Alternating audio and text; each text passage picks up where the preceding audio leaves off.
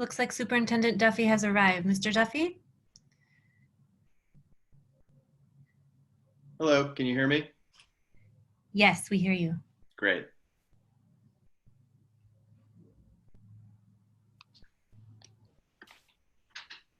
Thank you, everybody. So let's get started while we wait for Trustee Cuevas and Trustee Phillips to arrive. So welcome everybody to the West Contra Costa Unified School District Board of Education, April 22nd, 2020 board meeting.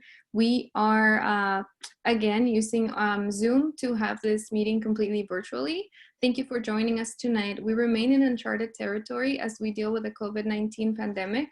And I would like to thank our employees, our families, and the entire WCCUSD community for how you have continued to support each other during this crisis. I would like to start as well with some basic instructions regarding how we are going to be using Zoom today and involving members of the public.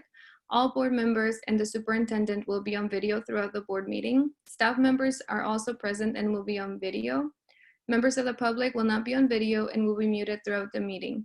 In an attempt to maximize participation and adhere to our values of respect, safety, and for the community, we're trying a new way to receive public comment for tonight's meeting. Staff will assess this after the meeting and bring forward any necessary changes.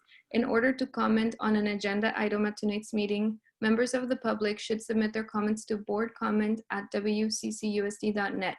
That is BOARDCOMMENT@wccusd.net or via the board comment form. The link to the form is available on the board agenda. When we get to the item, a member of the district staff will read your comment. Comments will be restricted to the amount of time allocated by board policy. Public comments need to be submitted before the first public comment is read on an agenda item. After the first comment is read, there will be no additional public comments accepted for reading. They will be submitted to the board and staff. Thank you, everybody. Is there any public comment for closed session?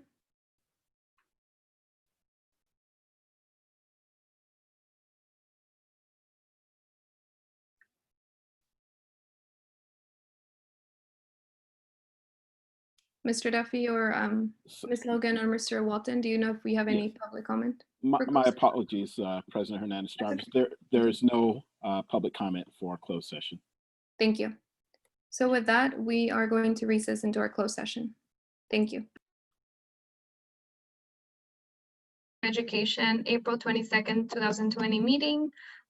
Thank you everybody for joining us tonight. We remain in uncharted territory as we deal with the COVID-19 pandemic, and I would like to thank our employees, our families, and the entire WCCUSD community for how you have continued to support each other during this crisis. I would like to start with some basic instructions regarding how we are going to be using Zoom today and involving members of the public. All board members and the superintendent will be on video throughout the board meeting. Staff members are also present and will be on video. Members of the public will not be on video and will be muted throughout the meeting. In an attempt to maximize participation and adhere to our values of respect and safety for the community, we are trying a new way to receive public comment for tonight's meeting. Staff will assess this after the meeting and bring forward any necessary changes. In order to comment on an agenda item at tonight's meeting, members of the public should submit their comments to boardcomment@wccusd.net. That is BOARDCOMMENT@wccusd.net or via the board comment form. The link to the form is available on the board agenda. When we get to the item, a member of the district staff will read your comment. Comments will be restricted to the amount of time allocated by board policy. Public comments need to be submitted before the first public comment is read on an agenda item. After the first comment is read, there will be no additional public comments accepted for reading. They will be submitted to the board and staff. Thank you, everyone, and welcome again. We just call our meeting to order after our recess to closed session. So if everybody can please join me in saying our Pledge of Allegiance.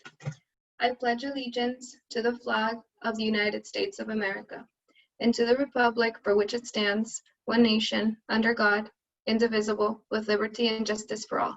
Thank you. Mr. Duffy, or Ms. Haney, can we please have roll call?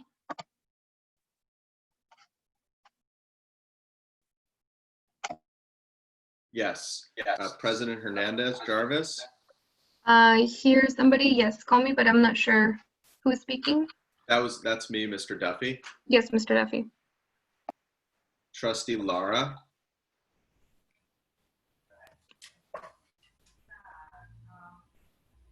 Okay, present. Trustee Cuevas,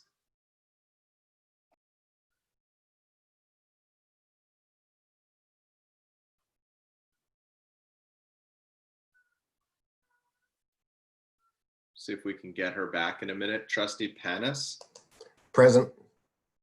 Trustee Phillips, Present. My video, for some reason, can't start. I'm clicking the button, but it is not starting. okay, thank you for letting us know that.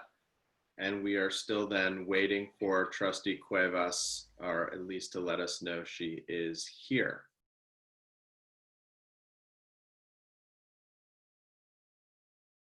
Thank you, Mr. Duffy. You're welcome. And sorry about the confusion. I thought I heard somebody else's, voice calling when when you started to take roll. So thank you for taking roll right now. And hopefully Trustee Cuevas will be able to join us soon. Mr. Duffy, do we have a report from closed session? This is Trustee Cuevas. Something crashed right now, but I'm back. Thank you, Trustee Cuevas. Great. And we will try to have tech services get in touch with Mr. Phillips to work on the video and screen issue. I do have a report out of closed session. Tonight in closed session, the board rejected a claim alleging personal injury, 3-0 with 1 abstention, Trustee Phillips abstaining, and Trustee Hernandez Jarvis absent. Additionally, the board voted unanimously 5-0 to authorize legal counsel to enter into a settlement agreement of $35,000 for litigation of a government code claim alleging personal injury, case number C18-00241, Superior Court of the State of California, County of Contra Costa. Those are the 2 items to report out tonight. Thank you, Superintendent Duffy. That leads us to the review of the number of requests to address the board for comment on individual items. Do we have speakers signed up or public comments submitted for any items on the agenda? We do, President Hernandez Jarvis. Currently, item E1 has 6 as of this time. Item B10 has 4, and item D2, our standing reports, have 2 comments submitted. Great, thank you, Mr. Walton. That leads us to our agenda review and adoption.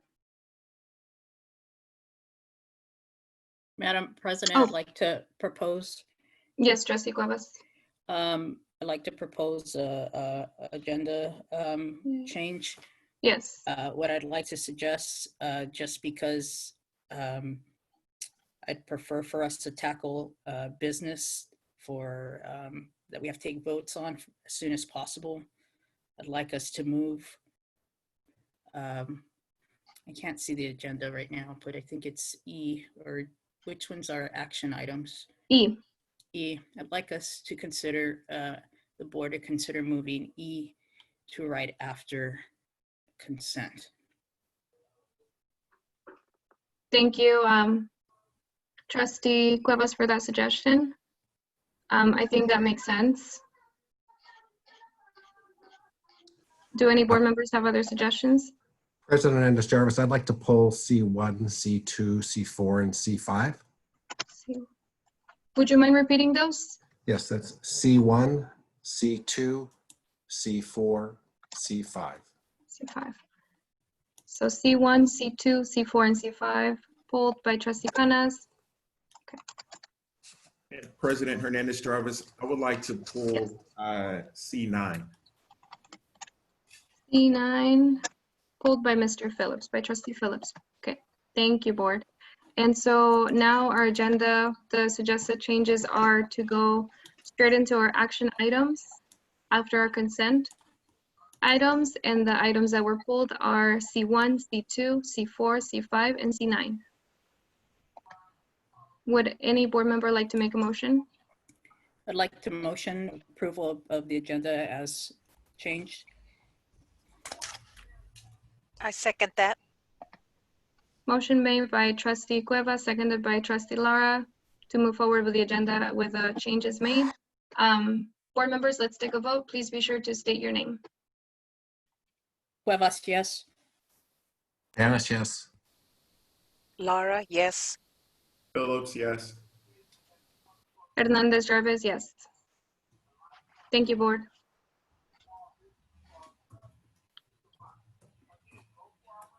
And now we move on to the approval of minutes for the meetings on April 1st, 2020, the regular meeting that day, then the emergency meeting on April 1st, 2020 as well, and then the regular meeting on April 8th, 2020.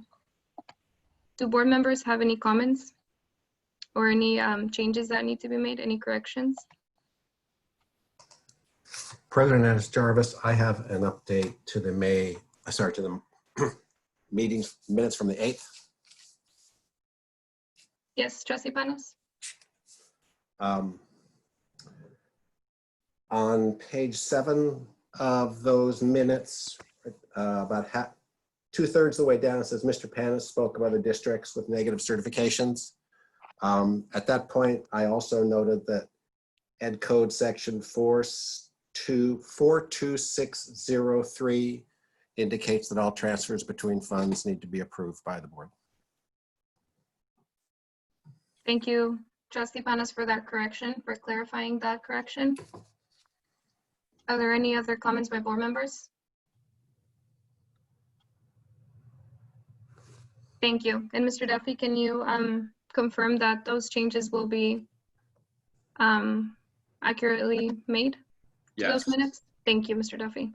Thank you, Trustee Panas. Is there a motion to approve the minutes from the April 1st regular meeting, April 1st emergency meeting, and April 8th regular meeting with the changes made by Trustee Panas? Panis, so moved. Cuevas, second. Thank you. Trustee Panas made the motion. Trustee Cueva seconded. Let's take a vote, board. Please state your name. Cuevas, yes. Panis, Lara. yes. Laura, yes. Phillips, yes. Hernandez Jarvis, yes. Thank you, trustees. Our next item is B8, and that's our first resolution, resolution number 79-1920, Adult Education Week. Mr. Madam Walker? Chair. Yes, Trustee Madam Cuevas? Chair, I'd like us to consider continuing our COVID-19 approach to our resolutions. If we could move them to approval without reading them, that would be great. Got it. Thank you. Would a board member like to make a motion to approve the resolution for Adult Education Week? I'd like to move resolution 791920 Adult Education Week. I'd like And to a second. second. Who got the second? I heard two. Yeah, Mr. Panis. Trustee Penna seconded. Motion made by Trustee Cuevas to approve Adult Education Week, resolution number 79-1920. Let's take a vote, board. Please state your name. Cuevas, Panis, yes. Laura, yes. Hernandez Jarvis, yes. And Trustee Phillips? Is Trustee Phillips here, or looks like he's not connected anymore. Mr. Duffy, could you look into that to see if we can help to get him connected to the meeting again? Yes. Thank you. Motion passes 4-0-0-1 with Trustee Phillips absent. Thank you, board. And our next item is B9, resolution number 80-1920, Public Schools Volunteer Week. Is there a motion Madam Chair, I'd like Panis. to move this item. Thank you. Trustee Cuevas made the motion. Is there a second? Panis, I'll second that. Seconded by Trustee Panas. Let's take a vote. Please state your name. Cuevas, Panis, yes. Lara, yes. Panis, Hernandez, yes. Hernandez Jarvis, yes. Looks like Trustee Phillips is back. Trustee Phillips, Yes, which resolution is this? I had to log off and log back on. yes, no worries. Yes, we're in the second resolution, item B9, resolution number 80-1920, Public Schools Volunteer Week. And we're voting right now on it. Yes, we are, we didn't read the resolution. We're doing the approach that we had at the last two meetings to name the resolution and then to have board members make a motion, second and vote. Did you have any comments that you wanted to add? I just wanted to say thank you to everybody who's been volunteering in a myriad of places, but particularly with the food distribution for our schools. This is 1 week where we know volunteers, they matter every week, but they definitely have mattered big time. So my vote is yes. Yeah, great. Thank you. Thank you so much, board. Motion passes unanimously for Public Schools Volunteer Week. Our next item is WCCUSD public comment. And do we have more comments at this point, or do we still have 4? At this point, we still have 4, President Hernandez Jarvis. Thank you, Mr. Walton. And would you be reading them today? Yes, I will be reading them, and so will staff. So give me a moment and I will bring it up and we will begin the process. Thank you. And if I may remind everybody and ask if we're not having a turn speaking, make sure that we mute ourselves so that we create less background noise. Thank you so much. And I see that almost everybody is. And welcome also to our student trustees, Vasquez Wamala and Raidel. Great to see you. Thank you. Okay, if you're ready for us to begin, Trustee Hernandez Jarvis. President Hernandez. Yes, Mr. Walton, Okay. thank you. The first public comment is from Don Gosney. Not everyone has an opportunity to watch these meetings live, especially now that you have moved up the start time, so those people that still go to work may not yet have returned home. I appreciate that links to the Zoom site are posted several days after the meeting, but we need to post the actual video where it can be downloaded and archived. Like the regular board meetings, which are broadcast using Granicus, we can't download the video or save it. We have to go to Pinole TV or KCRT and pay for a download. With the well-documented security concerns with Zoom, a lot of people refuse to sign in or use Zoom. Without that video, they're out in the dark. The city of Richmond just last Friday hosted a town hall meeting broadcast on Zoom, and in just 2 business days later, they disseminated the YouTube link of the broadcast. Surely, if Richmond can do it, the WCCUSD should be able to do the same. All it takes is the wherewithal and direction from a board and staff that wants to be as transparent as possible. He had 2 items for B10. And item number 2, in the off chance you might think I spend my waking moments devoted to being the bane of this Board of Education, over the weekend, I felt compelled to forward some comments to the San Francisco Board of Education. The content isn't important to this board. Trying to find their contact info, I went to their website and found something amazing. For each board member, they didn't have a small thumbnail headshot photo of each board member. They had large format, high resolution photos that were of exceptional quality. Viewers could then click on the names to take them to a very nice bio of each board member so the public might know about them, their background, and what makes them qualified to serve on the board. This was followed by even more contact info, phone numbers, email addresses, Twitter handles, websites, Instagram, and all of the rest of the modern means of communicating. They had something similar for senior staff. When I first saw this on Saturday, the photos were all in color, but I noticed that today they're black and white. Unlike in the past, it actually costs money to convert those to black and white. Not everyone in the district is devoting 24/7 to solving our financial crisis, so maybe someone can do something similar here. That is the end of the comments from Mr. Gosney. Thank you, Mr. Walton and Mr. Gosney for submitting the comment. Next, we will move on to the next public comments.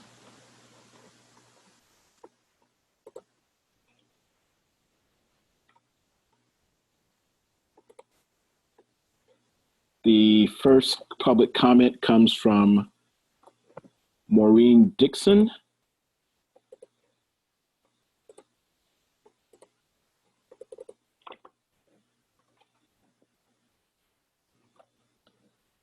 The comment is as follows. Good evening, board members, Superintendent Duffy, staff, and all who are listening. We hope you and your families are well and are safe. My name is Maureen Dixon. I am the board chair at the nonprofit Writer Coach Connection. I want to let you know that we are here for the district students, even while we have suspended our in-person coaching programs. Thanks to the extraordinary support of our volunteers and staff, we have taken our proven award-winning coaching program online with the safety and security of our students and coaches top of mind. We are already coaching online at Korematsu and Crespi schools. The early feedback from teachers, students, and coaches is very positive. We are making this program available at no charge to all 7th, 8th, and high school classrooms through September 30, 2020. We'll be coaching classrooms daily through the end of the school year and are planning summer programs. Our ask, if you know a middle school or high school teacher or principal who is interested in having individualized online writing coaching for their students, please contact our executive director, Beverly Roberts Charles, at beverly@writercoachconnection.org. We are also conducting teacher orientations so they can understand the program in greater detail. That is the end of the comment from Ms. Dixon. The next public comment is,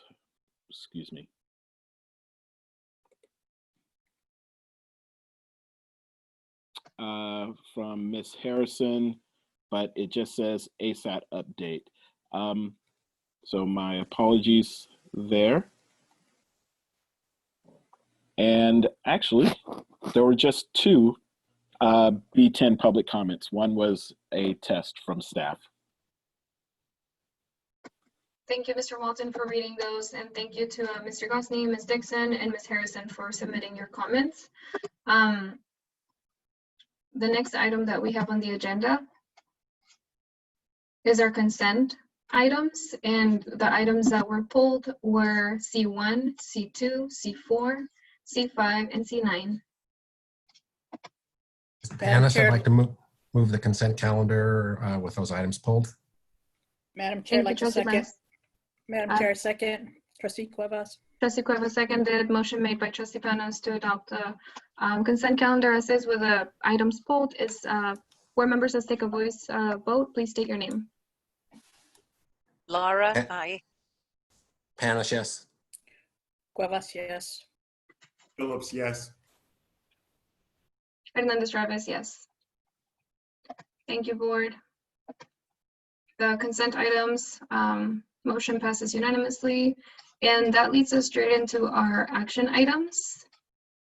We're going to go to E1, approve resolution number 86/1920, notice of layoff classified employees, reduction in force due to lack of funds and or lack of work. Madam Chair, do we not have our clock available at all anymore? Mr. Berger, thank you, Trustee Cuevas. There it is. Thank you. If we could just run it so we know when we hit that 20 minutes adjusted time, so the board is well aware once we've gotten over our allotted time per the agenda committee. That's a great suggestion for that 20-minute mark that we want to hit. Thank you, Trustee Cuevas, and thank you, Mr. Berger, for putting the clock with the 20 minutes on it.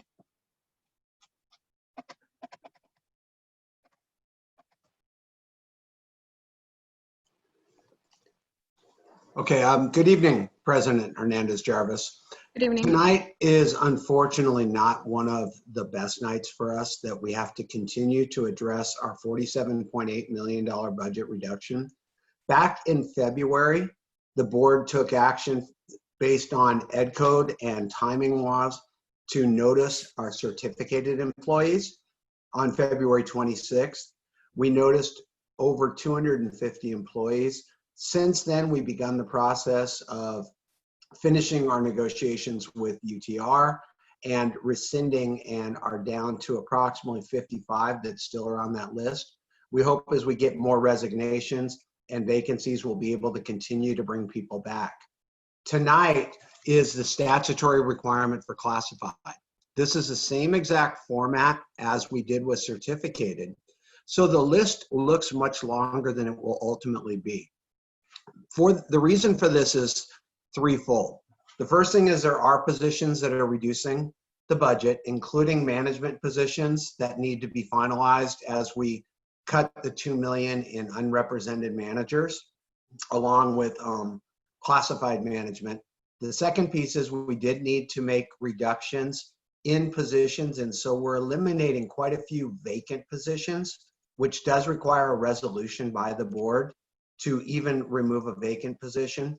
Many of the classifications, we have vacancies in similar positions that will be able to move the employee to and offer them that position. I'll give an example. One of the classifications on this resolution is aides for the TK program. Those individuals would be offered the opportunity to be special ed vacant aides at pretty much the same pay and rate.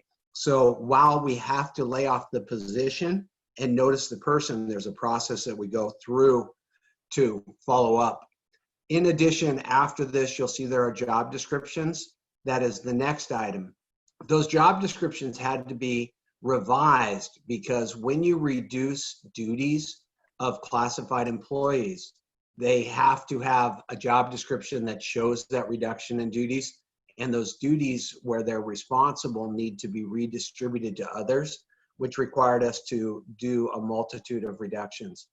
In this resolution, the board will have finalized all of the reductions that we had planned to do. We're still negotiating with the Teachers Association to try to finalize some additional reductions. They know that that is still their responsibility. If we don't finish them in this year, we will finish them in next year. It stays on theirs. But the board will have met the goal that we set in September of being able to bring forward reductions for next year as we move. This resolution does require the board to approve in totality. Any changes from it would potentially affect our negotiations with each groups. The difference between certificated and classified is that the classified unions don't approve through an MOU the actual layoffs. What they bargain is the impact of the layoffs. And so the third item you'll see tonight after this is that we do have an MOU with Teamsters that talks about the bargaining that we will offer Teamsters that are qualified vacant positions. We will fill all remaining vacant positions and not do an additional layoff towards the $47.8 million with Teamsters. SSA agreed with us on the job descriptions as the impact for their layoff. In both cases, the district is imposing layoffs, but each party was part of the negotiations process to go through and negotiate the impact. We believe this is the best solution in a bad situation to ensuring the district's fiscal solvency as we move forward until we get more guidance from the state on what the budget will be for next year. With that, we'll take any questions. Thank you, Dr. Wald. And Mr. Watson, we still have 6 public comments for this item. Yes, we do. Thank you. Dr. Guerrero, can we start with your public comment in Spanish? Yes, let me get right to it. Had to unmute myself. Yes, so this public comment comes from Mariela Cuellar, and so I'm going to read it in Spanish. So do you want me to translate right after that? Marcus, I forgot to ask. You know, that's the, okay, yes, so please, Dr. Guerrero, if you could do that. Okay, I'm going to do my best. I haven't translated in public for a while, so here we go. So in Spanish it reads, Buenas noches, miembros de la Junta del WCCUSD. Me llamo Mariela Cuellar. Hoy estoy aquí como empleada de WCCUSD. Soy una asistente de instrucción bilingüe calificada de tiempo parcial para el aula de kinder transicional en la escuela primaria Ford. He estado trabajando con la señora Maloney desde el 23 de septiembre del 2019 en su maravillosa y asombrosa aula programada. Mi posición es esencial en el salón de TK para los estudiantes, las familias y la maestra. La calidad que reciben los niños de tener una maestra extraordinaria y la oportunidad de tener un asistente bilingüe que se parece a la mayoría de ellos y habla su idioma no tiene precio. Soy una necesidad en el aula de TK. Las posiciones esenciales que ustedes, los miembros de la mesa directiva y los superiores, están tratando de eliminar de izquierda y derecha sin ser transparentes con nosotros, los empleados y el público del condado del oeste, es muy incorrecto y no es justo, especialmente para los estudiantes y sus familias. No indiquen que falta de fondos o falta de trabajo. Sabemos que la mayoría de las escuelas en WCCUSD son título 1, reciben títulos 2 y 3, etcétera, que son fondos federales. No hay falta de trabajo. Ayudantes de instrucción bilingües y muchos puestos importantes son necesarios y son esenciales. Insto a no aprobar la resolución número 86 1920, aviso de despido, empleados clasificados, reducción de la fuerza por falta de fondos y o falta de trabajo. Gracias por su apoyo. Atentamente, Mariela Cuellar. Okay, so I'm gonna... Dr. Guerrero, excuse me, my apologies. Ms. Cuellar actually sent in her comment in English as well, so I can go ahead and read that. So Yay. My apologies for not seeing that at first. Good evening, WCCUSD board members. My name is Mariela Cuellar. I am here today as a WCCUSD employee. I'm a part-time qualified bilingual instructional aide for the TK classroom at Ford Elementary School. I have been working with Mrs. Maloney since September 23, 2019 in her staggering scheduled classroom. My position is essential in the TK classroom for the students, families, and the teachers. The quality that children receive from having an extraordinary teacher and the opportunity to have a bilingual aide that looks like most of them and speaks their language has no price. I am a need and must have in the TK classroom.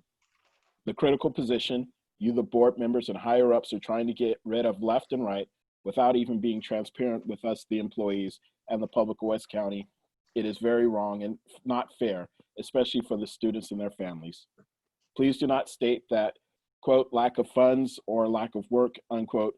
We know that the majority of schools in WCCUSD are Title I, receiving Titles II and III, etc., which are federal funds.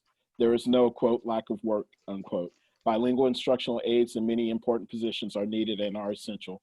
I urge you not to approve resolution number 86-1920, notice of layoff, classified employees, reduction in force due to lack of funds and or lack of work.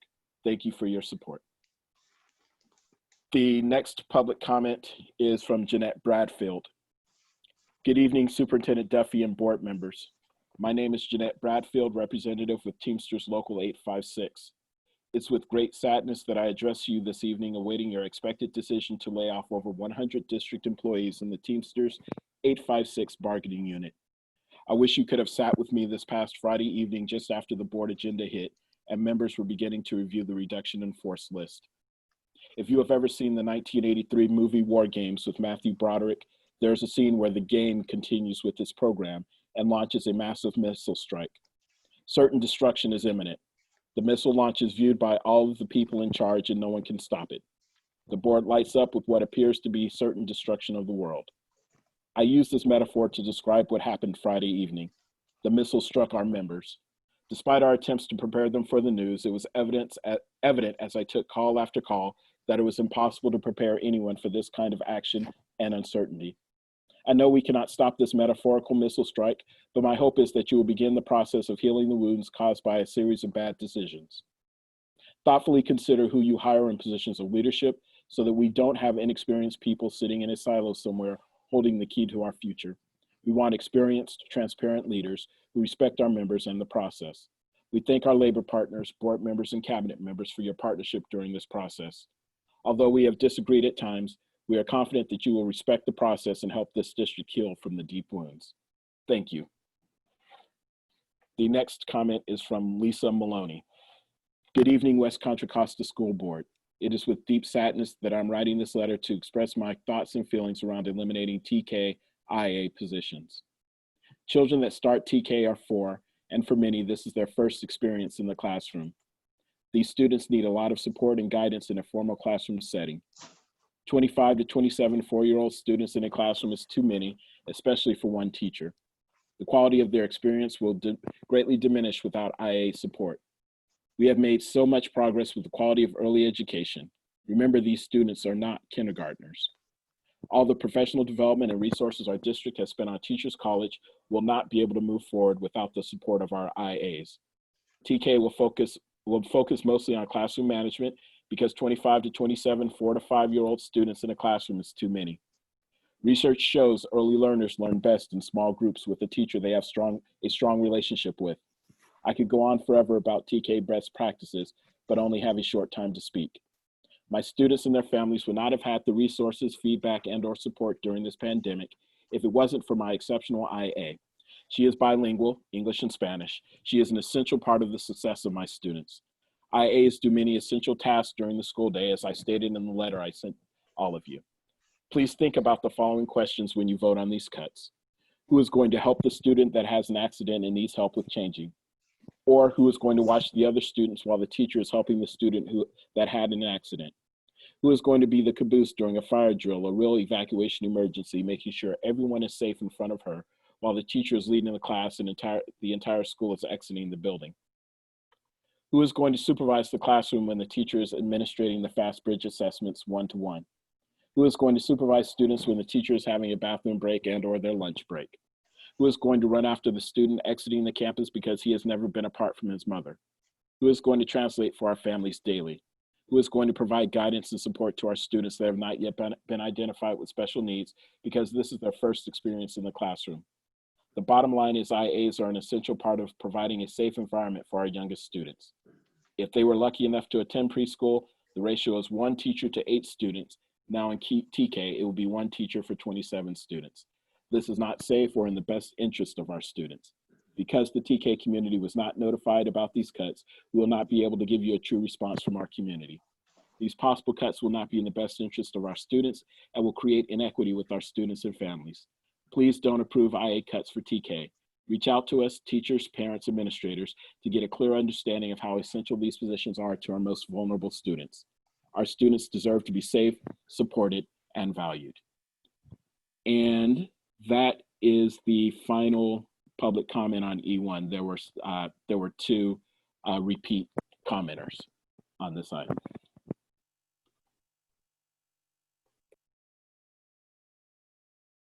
Thank you, Mr. Walton and Dr. Guerrero, for reading the public comments, and thank you as well to our community and school members, Ms. Cuellar, Ms. Bradfield, and Ms. Maloney, for submitting your public comments.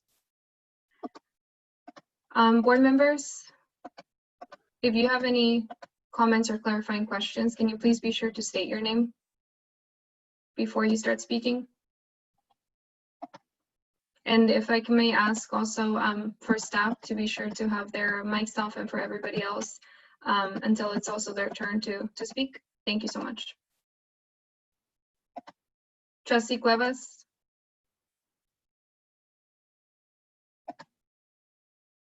I don't have any comments at this or questions at this time. Thank you.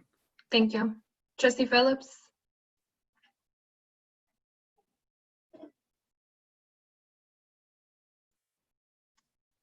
Yes.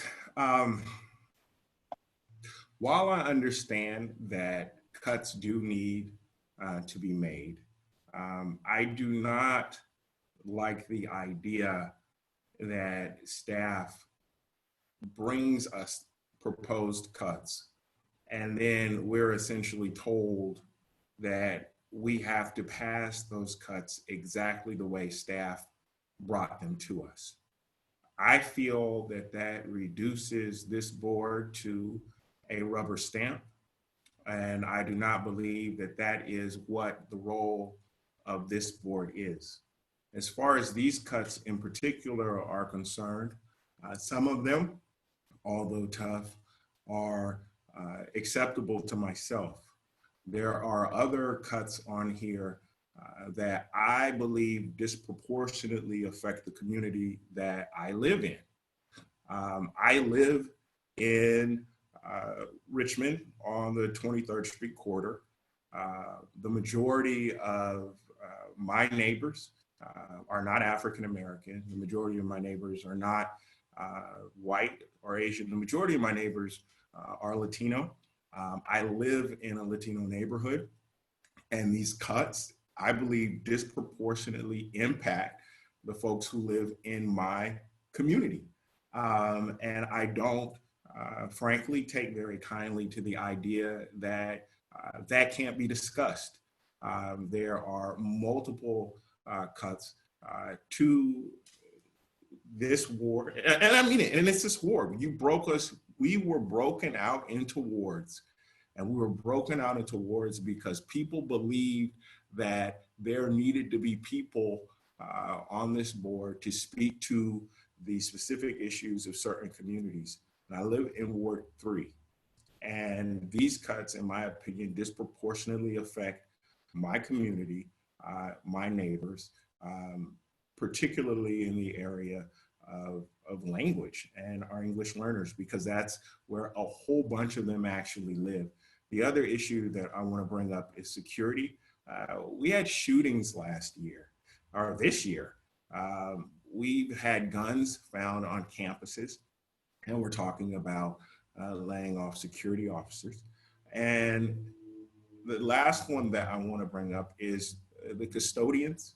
I noticed that there are a bunch of cuts related to, and I know that there are managers, but there are a bunch of cuts related to custodians at a time when the custodial crews were already working on skeleton crews, and at a time where, frankly, we need to be cleaner than we have been in the past, because there are viruses that are literally killing people floating around. And I don't think that this is a time to be reducing people in the custodial department. So those three areas are my main concerns with these cuts. I do understand that we have to make cuts, but I believe that custodial services is not the time for that, for what's going on in the world with coronavirus. Security, it's definitely not the time when we have people being shot outside and shot at near our campuses. And finally, I believe that these cuts, particularly with bilingual education, disproportionately affect the community that I live in. And I don't think that that's fair. President Hernandez-Jarvis. Thank you, Trustee Phillips. Yes, Dr. Wold. So just a couple of responses on there. There are no reductions in custodial positions. What you'll see on the resolution is we are reducing the number of management SSA positions within maintenance and custodial. We are posting new positions that there will be fewer of. So there may be some bumping that occurs. And so unfortunately, when you do a resolution, you have to list every possible bumping. We can have Marcy Williams talk about the bumping process, but we are not reducing any custodial or maintenance working positions whatsoever as part of this resolution. There may be some people shifted due to bumping. Secondly, on the CSOs, we're reducing a vacant position and another position that were categorically funded. A big portion of this resolution is what's called soft money.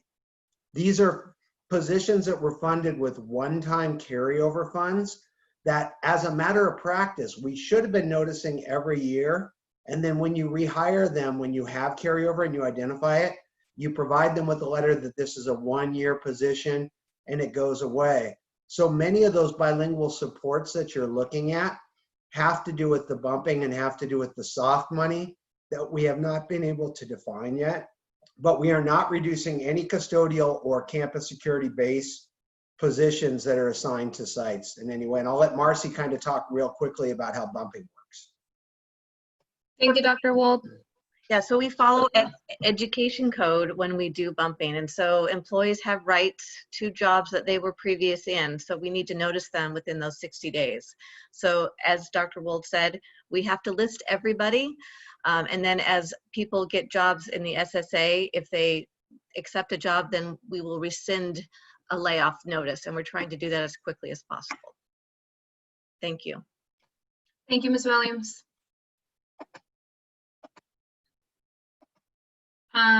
Trustee Panas? Thank you, Trustee President Hernandez Jarvis. This is a horrible moment in my time on the board, as it was when we did a similar kind of thing for our certificated employees. I don't know that we have a lot of choices here. I'd like to thank Dr. Wold for pointing out that part of this problem comes because we have never been clear in the past, and we certainly saw this with our certificated employees, like which positions were funded with one-time money and which weren't. So in essence, this process in theory has sort of been going on in the background for a number of years, and we need to do better on that. I really want to apologize to all the people who are impacted by this, which is a lot, and there's going to be bumping and job changes, and that's really sad. I'd just like to thank everybody for doing their best, working for our district and sticking with us. And this is a very unpalatable thing, but in my mind, we need to do this. Thank you. Thank you, Trustee Panas. Trustee Lara? Yes, Dr. Wold, it says the district has met with both the Teamsters and SSA and completed negotiations regarding the impact of the notices within this resolution. So that means that they are in communication with the employees who are aware of these negotiations. Is that what that means? Correct, and that's what Jeanette Bradfield's letter was talking about. When the resolution came out, they give guidance to each of the employees of their rights. In addition, cabinet members met with those that are in our divisions so that they were informed prior as well. For example, there's quite a few positions in the business services division on this resolution. So I had a personal meeting, well, Zoom, but same concept with all of the people, and then had many individual conversations as we go through, because for every position, there's a human being behind it. And so we are trying to really communicate the options. And that's where our negotiations with the associations was to find as many possible ways to find options for people to find a different position if their position's eliminated, to try to mitigate the impact on the human beings as we still balance the budget. Thank you. Yeah, I recognize this is a very difficult thing to have to go through, a difficult process, but thank you, Dr. Wold.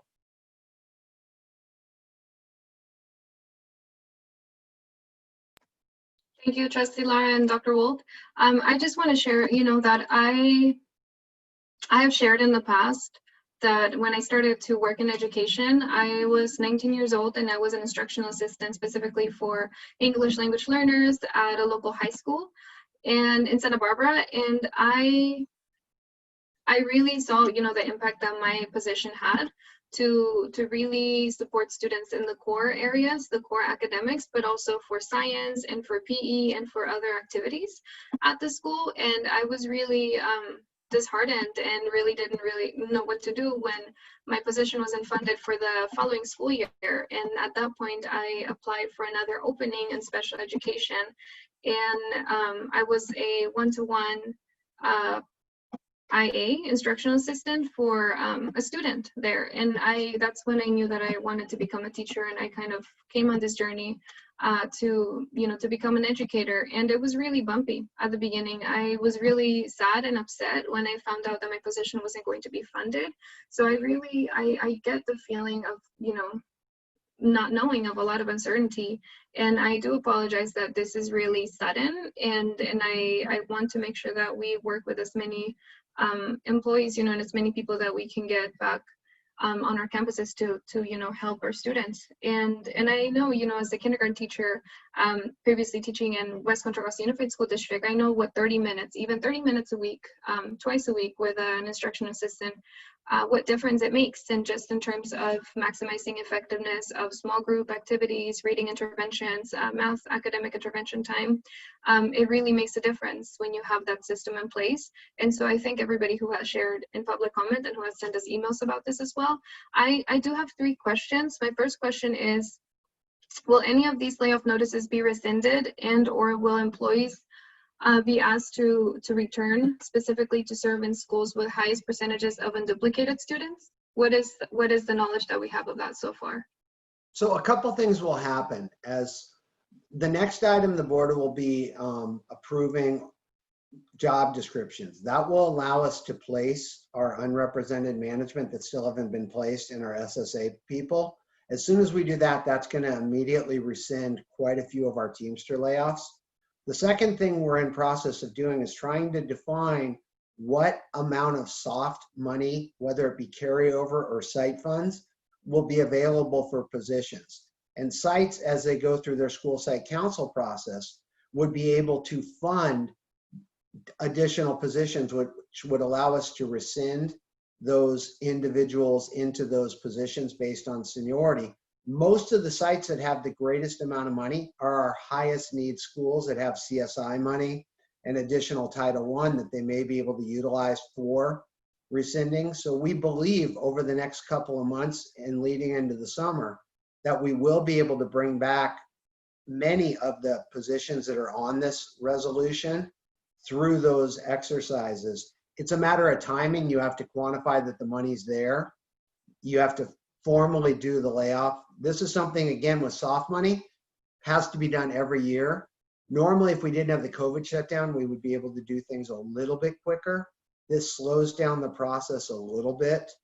And we're also undoing multiple years of not doing the process correctly. As Trustee Panis talked about, we haven't been completely transparent with that for many years. And so that's something that we're doing a better job of. But certificated, we're down to 55 from the 250, which is about 25, 30% of the total list. We're hoping to get a similar percentage when it's all said and done on this list. Thank you for clarifying that, Dr. Wold. And I think I'm still not 100% clear on the unduplicated students on how we're going to equitably make sure that, you know, with the funds that they're going to lose because we're going to have less money overall, what they're actually going to be able to afford. You know, if they need an instructional aid for a TK class with a high percentage of English language learners, what that's going to look like. So I would just appreciate, you know, if we can have some kind of follow-up on that, because I think it's not 100% clear to Certainly. me. But yeah, and we'll get more budget information to the board as we move forward. Thank you. I have 2 more questions about this. What was the reasoning for the high number of 19 TK instructional assistant layoff notices? Because I saw in that chart, and please correct me if I'm wrong, but that looks like it's the highest number of positions on the list. That is the entire classification. That's the total number of positions that are in the district. We know that for those individuals, that did save the district's general fund. And because we know that we have instructional assistant special ed vacancies, while we're having to shift their responsibility, we could get the savings but still maintain the employee. So that was ultimately an area that we found was the best of the worst situations in being able to get a cut. Thank you for clarifying that. So if I got it correctly, then an employee would be able to technically or potentially apply for that, but it would be for a position within the special education department, not as an instruction assistant for English language learners. Correct. They will remain on the 39-month reemployment list. If an ELTK assistant position comes up again, based on seniority, to be reinstated, but we're going to offer all of them that are qualified, and they all should be qualified, a special education position. That's our plan based on seniority to try to move them over. So they won't even need to apply. Okay, so thank you for clarifying that. And then what is a follow-up plan to mitigate the effect of that action essentially for the TK classes? Because I know that you mentioned that there's going to be sites that are going to choose to bring some of those positions back and fund them, but then also since now we're going to have TK classes still full, but we're not going to have assistants there, they're not going to be in those classes. So is there a plan to help schools mitigate that effect? I think that this is an area that we're going to be discussing between now and the fall, principals, teachers, and administration, as we land on what is our true staffing and what is the supports we can offer and what's available budget-wise. We're going to have to look at all the academic impacts of reductions and then come back with a better plan. There isn't a written plan today, unfortunately, but it's an area that we'll be working with our stakeholders to look at what is the best course of action moving forward. And I Thank make you. a- Yes, Mr. Duffy? Yeah, I just wanted to add that as Dr. Wold said, the TK is the entire classification of TK aids. So the L that you see there is for elementary. It's not an Got English it. learner TK. So we don't have TK aids specifically for English learner TK classes. So I just wanted to clarify that. So that is one of the hardest cuts here. It's the one position across the board we will be living without if sites choose to use their money, or if there's some categorical dollars we're able to use to bring something back, we will definitely do that. And as folks have said, we haven't finished the budgeting with Title I, Title II, Title III, Title IV, all that we're still working through. But just to be clear, and that is the hardest, one, because it's the largest and it's, support for our youngest learners. So just to be clear, it's elementary, not EL.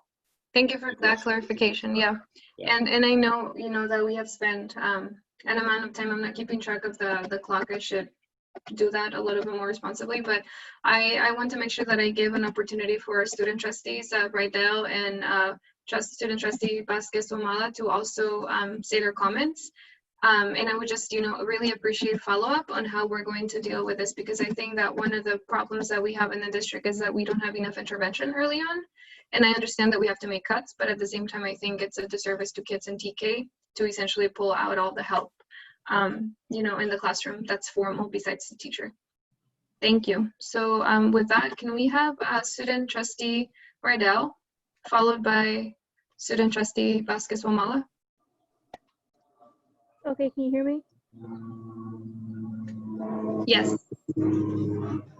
I just want to make the comment that even though we have to make cuts, it'll still be disappointing because we are in a bad time economically for people to lose their jobs. And even though the government has said there is a stimulus package, this doesn't make up for the amount of money that they have to earn to save for their families, because they have families too. So I just want to ask if there's any other way that we can. Really, what I'm asking is there any other way that we can not make these cuts? Because if there is a way that we do not have to make these cuts, like it's not a necessity, then what can we do? That's the question I'm asking. Thank you, Carson. For sure, right now, we think it is a necessity. We know it is a necessity. If we could do anything different, we certainly will. We're really hustling to try to see what we can bring back.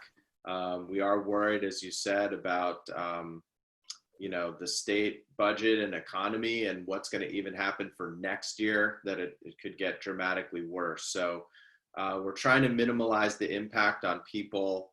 Like was said earlier, some of the TK aid positions, we know that those staff will be able to find other positions within our aid landscape, but it will definitely be harder on the TK teachers. And I have one last question, and that was about the special education. Will they have to be cut as well, or do they stay the same? We're not making any cuts to anything regarding special education for next year. Okay. Thank you, student trustee Rydell, and thank you, Mr. Duffy. Up next, we have trustee Somala Vasquez. Vasquez Somala, my apologies. And after that, board members, we will get going to our following item after we have a motion and a vote, because we are past our 20-minute time limit. Thank you. So student trustee Vasquez Somala. Can you hear me? Hello? Yes. Hello. Hello, board. Hello. Hello, everybody in the community. Um, this is so sad. Like it's heartbreaking. And just and I'm not affected directly by that, but it's just so hard to hear that people in our community are struggling with this right now. But I also understand that like we cannot make too much cut from one certain area. That's gonna hurt more than anything else if we take from one area. And me personally, I trust the people who are in control of this and who are making these cuts to the point where I think they also understand that they're doing this for a reason and that they're not picking just random places. I know everybody here is here for the community, and is here for our district to help it. So I don't think any of them would try and do anything where they're gonna hurt it somehow. So I have faith in the community and the people who are in charge of this. So I support this, and even though it's sad, it has to happen. Like we have to take this money out, make these cuts somehow, and so I support it. That doesn't help anyway. Thank you, Student Trustee Vasquez Wamala. Board members, would any of you like to make a motion at this point? Yeah, Madam Chair, as difficult as it is, feel I have to move this item simply because it is part of our long-term plan to address our budget issues that we discussed over many months, and does incorporate discussion and feedback the number of our stakeholders. And we all know that we've discussed what the painful impact is. And it's an issue of if we could not do it, I don't think there's anybody here who would still move forward. So again, the bottom line is I think we have to move this forward. Trustee Panis, I'll second that. Thank you. Motion made by Trustee Cueva, seconded by Trustee Panas. President Hernandez Jarvis, I Yes, just have Trustee Phillips. a 15-second comment that I'd like to make. And it is in response to something that Dr. Wold said earlier. I looked at the cut list. I'm looking at it again. There is an assistant custodial supervisor on there. There's a custodial supervisor on there. And there's a custodial supervisor high school on there. Those are positions on that cut list. So I hear him saying that there's no impact on custodial staff, but there are 3 positions there. That's all. Thank you, Trustee Phillips. Board members, we need to take a vote on this item. Motion by Trustee Cuevas, seconded by Trustee Panas. Please state your name before. Thank you. Cuevas, yes. Panis, yes. Laura, yes. Phillips, no. Hernandez Jarvis, yes. And our student trustees? Dawit, yes. Carson Riddell, unfortunately, yes. Thank you, student trustees. Motion passes with student trustees voting yes and board members voting 4 yes, 1 no. Trustee Phillips voting no, 0-0. Thank you, everybody. Now we're moving on to item E2. Approved new and revised job descriptions and updated salary schedules as part of the actions necessary to complete the required budget reductions for the 2020-2021 school year. And that one, let's set the clock to 15 minutes, please. Mr. Berger.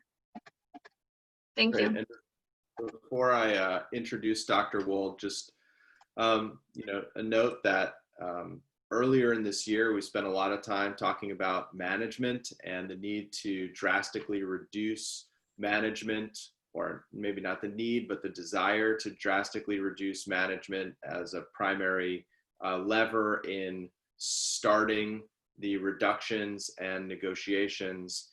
And so in thinking about how we will support the district from a management perspective next year, we have brought to the table a set of new positions as different jobs have been eliminated and we need other folks to pick up new work, and how we think about that. So Dr. Wold can give some more detail here, but this also sort of completes work that's been started a long time ago in terms of management, and this is the result of a significant amount of management reductions across the district, including unrepresented and represented. Thank you, Superintendent Duffy. And Superintendent Duffy is exactly correct. In the February 26th resolution, we eliminated the classification of certificated executive director and the unrepresented management. And tonight's resolution eliminated the classified version of that position. As well, we also reduced the number of SSA supervisory positions significantly by noticing all of them in the operations division there, and we're going to be bringing back new jobs that have greater duties but fewer jobs, which ultimately brings the savings that the board is needing towards the 47.8 million. So the net result is there are quite a few job descriptions on this list, and it seems almost counterintuitive when you're making cuts to have new positions brought forward. But this is about one of the questions the board had asked, how are you going to do the work? And so I'll single out a couple examples.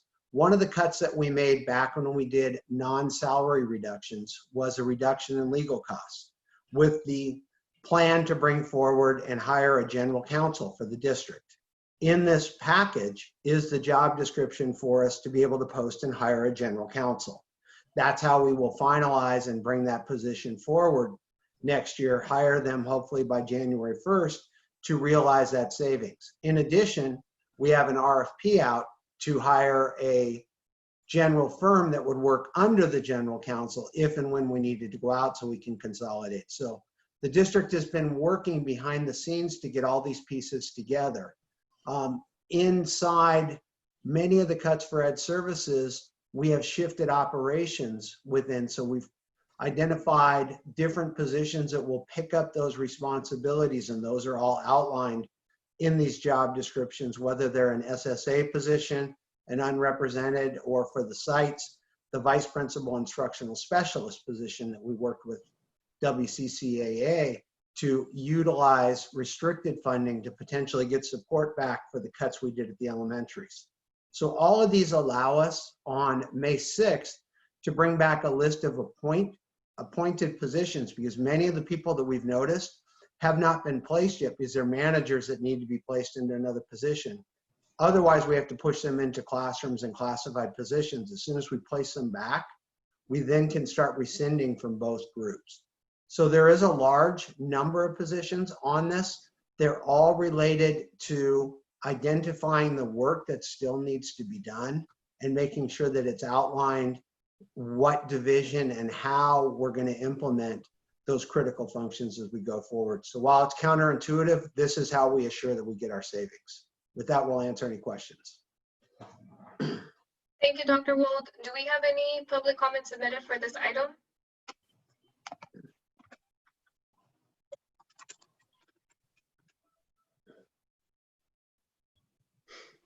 There is no public comment for this item, President Hernandez-Jarvis. Thank you. So we will begin right now with our student trustees, student trustee Riddell, and then student trustee Vasquez-Wamala. And then it will be trustee Cuevas, trustee Phillips, trustee Lara, and trustee Panas. Okay, the question I have is, are there any guarantees that you can give the board that you guys will be able to meet the deadline?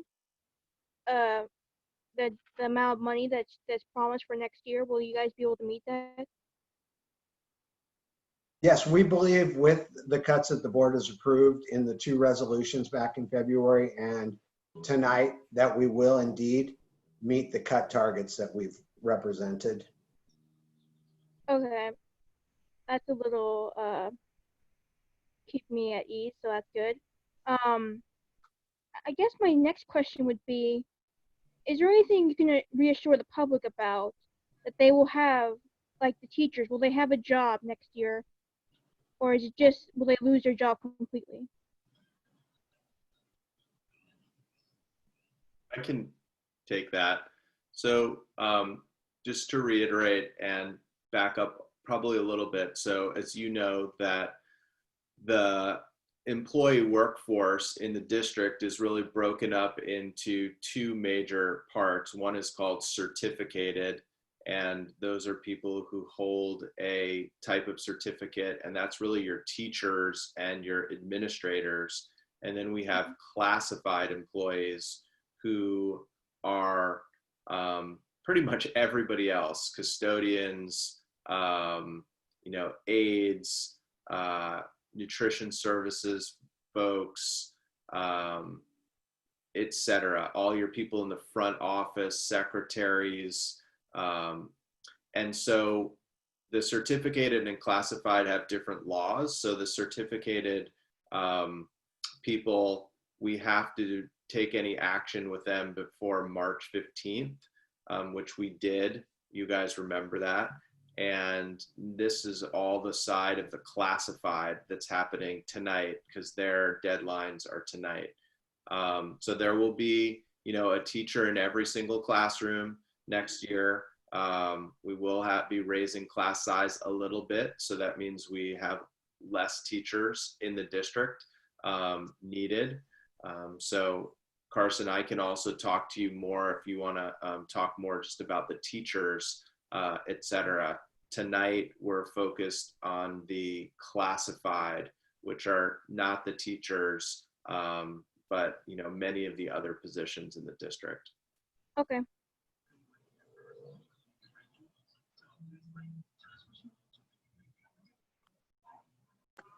Thank you, Mr. Duffy and Student Trustee Rydell. Student Trustee Vasquez-Wamala? I have nothing to say at this time, if that's okay. Thank you, Student Trustee Vasquez-Wamala. Trustee Cuevas? I don't have any comments at this time other than I do know that this is in fact a work in progress, because the reality is that, again, it is not our preference to not have enough resources to be able to have enough staff. But the bottom line is the work continues, and that needs to be defined, because children still need to be served, whether we have enough money or not. And so I think that's the biggest, for me, reason why I think this is important to move forward. Everybody knows that it's going to be very difficult. It already was, as far as how people are going to have to step up. But I do think it's important to move this piece forward. Thank you, Trustee Cuevas. Trustee Phillips? Were these job descriptions bargained? The ones that were SSA were indeed bargained. There was only one for WCCAA, the Vice Principal Instructional Specialist, and we also bargained that one. So the ones that are represented were bargained. I'd like to add, I should have added earlier, President Hernandez-Jarvis, is it okay if I add in response to Trustee Phillips' question? Yes, Mr. Duffy. I was going to say this in my superintendent's report, which would have originally been before this, that we did receive a grant. Many of the board members know we've been working with the Hewlett Foundation over the past year, developing a partnership as they look to support our district. And they've generously donated $1.2 million to the district, either directly to the district or through our ed fund. And part of that proposal was 2 positions. Those will be unrepresented. We only have the money for 1 year, so we don't know how far it will last, but I want to just be really transparent about that. There's 2 positions there. One is a director of research partnerships, and the other is a coordinator, facilitator of deeper learning. So those are grant funded. So just to be clear, although we've had to lose some positions, we're fortunate that we've been aggressive in building those partnerships, and we'll do a bigger announcement of all the things they're going to support, which will be very helpful to our district. But just to be transparent about those 2 as well, they're not part of a bargaining unit for the 1 year. So some folks at WCAA are saying that they didn't bargain the positions. Say that again? Some folks at WCAA are saying that the positions were not bargained. So there was a position that they were concerned about that we do not have on this description in tonight's packet. There was another position, a coordinator principal, that we did not finalize bargaining with. And that was the position that WCCAA had sent a note to all the board about not including in this packet. That position is not in this packet because we did not finalize. WCCAA and the district did meet on the vice principal instructional specialist position that is in the packet, and we did come to an agreement on that one. That's the only one that is in this packet that's represented by WCCAA. And then all of the ones that are represented by SSA that are in the packet were agreed to in bargaining with SSA. So you are correct that there was one that they had a concern about, and that is not in tonight's packet. Next question is, concern that has been brought to me is that these positions are taking, these new positions are taking work out of bargaining units and putting it in other bargaining units. Is that correct? No, there is no position, no work has been taken from WCCAA and sent to another. There is one position where we have a retirement in ed services as it pertains to charter, where part of the job is going to be now held in the operations side of the district, but that was unrepresented, so that's not taking from a bargaining unit. It's actually bringing some work into a bargaining unit, SSA. How much money is all of this? Because these are, I get it that we just eliminated some positions, but how much money are we talking about adding back? Because that is what happened last time we did cuts before you got here. We eliminated positions and then had to turn around and add back. So what's the cost of what you are now proposing to add back? So none of this is an add back. The way we did this is we took what we were spending today and we are going to spend more than $3 million less next year in total for management, whether it's SSA. Actually, when you include the WCCAA portions, even more there. So it's not an increase at all. It's actually a decrease. And this is how we get the 2 million in unrepresented reductions, because we end up with a 25% reduction in the number of positions in unrepresented. No, I'm not saying that overall that there's not a decrease in spending, but what I'm saying is there are a certain amount of cuts that are made, right?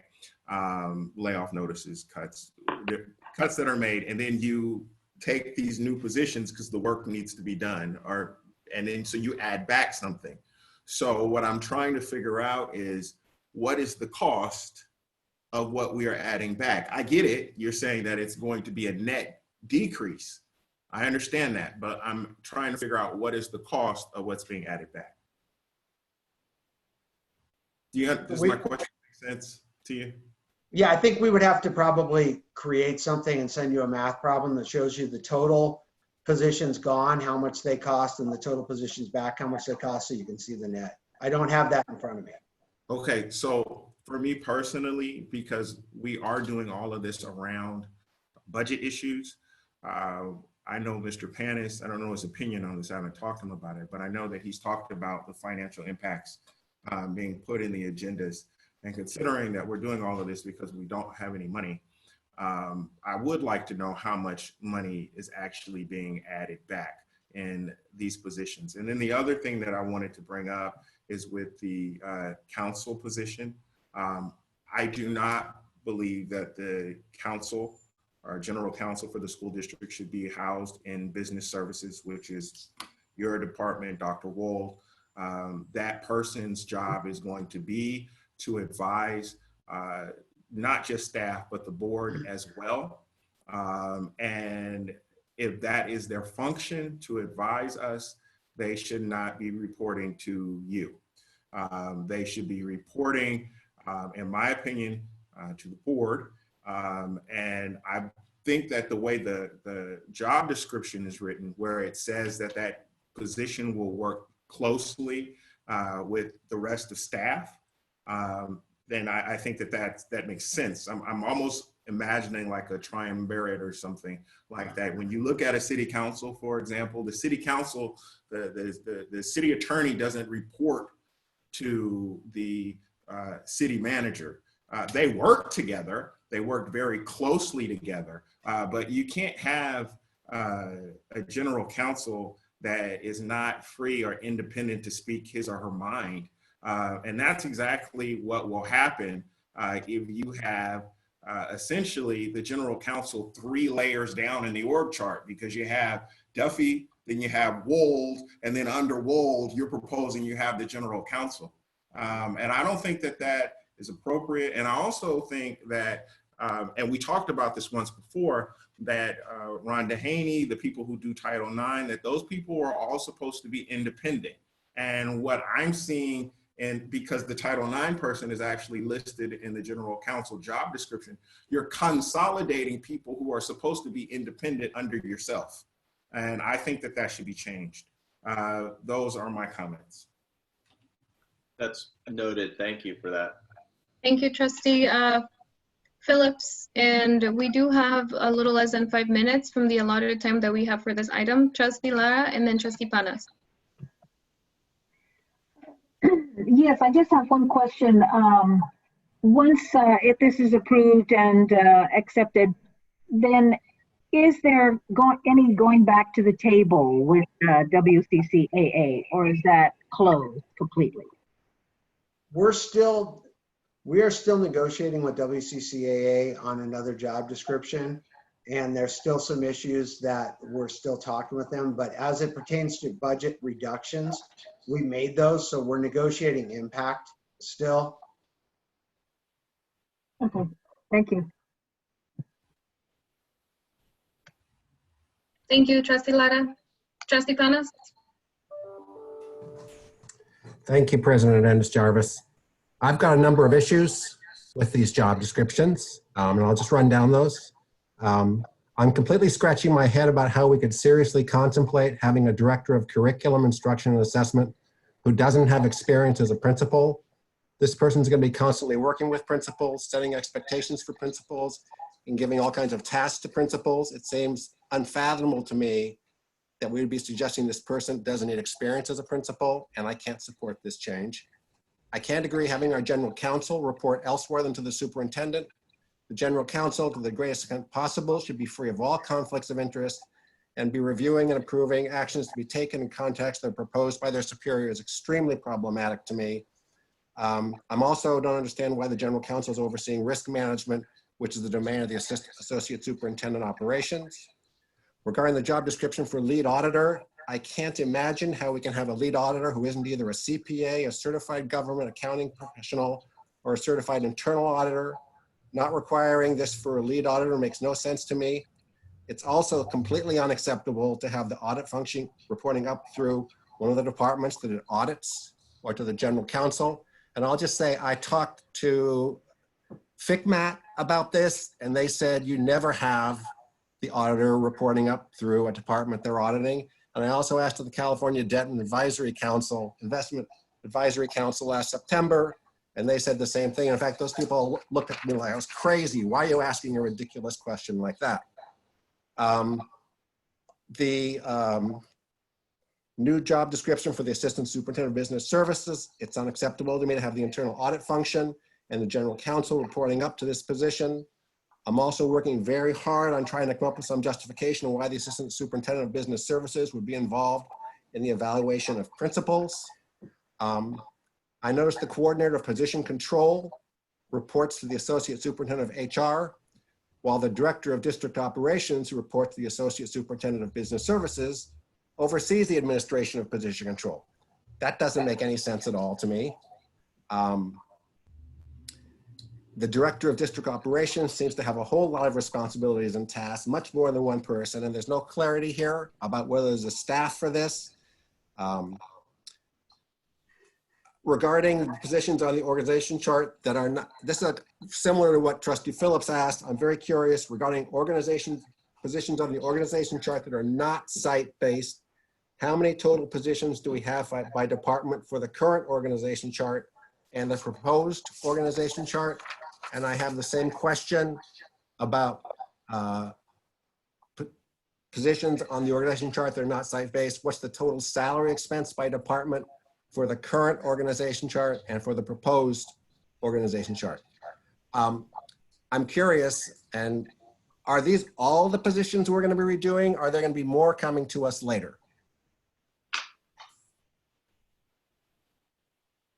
Can I? Mr. Duffy, can you answer that? Yeah, okay. Yes, Mr. Duffy. So let me take a shot at answering a few of Mr. Panis's questions or comments. So there may be a few other positions coming back if we can afford them through categorical dollars only.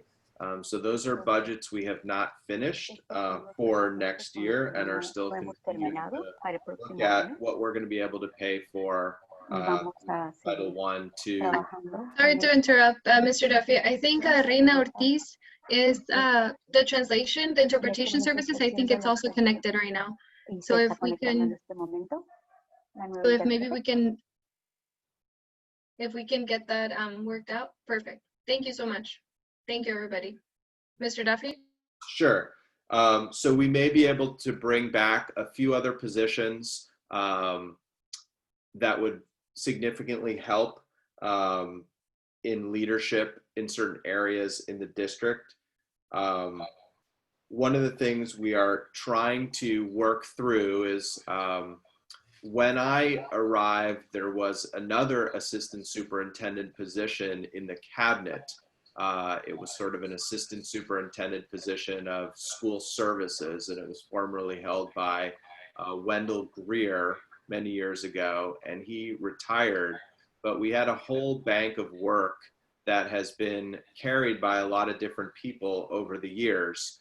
And right now, Dr. Guerrero holds the bulk of that work. And a lot of my thinking has been how to free her up more to do the academic work, because she's responsible for many, many parts of this district, not just the academic work. So some of the operations pieces will go under operations. That might be security or athletics, things that are not strictly curriculum and instruction.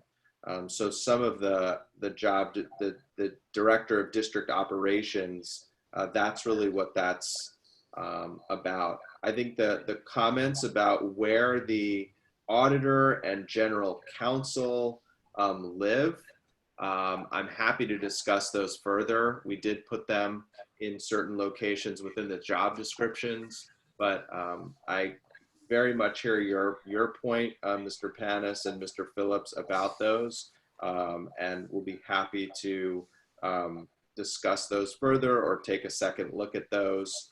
And then I don't have it in front of me, but we're happy to provide you with the totals of the management positions overall this year versus next. It's a very significant reduction.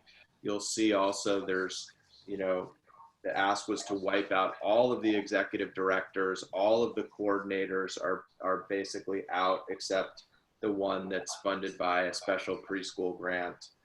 So figuring out how we were going to do some of the work is how things got added back.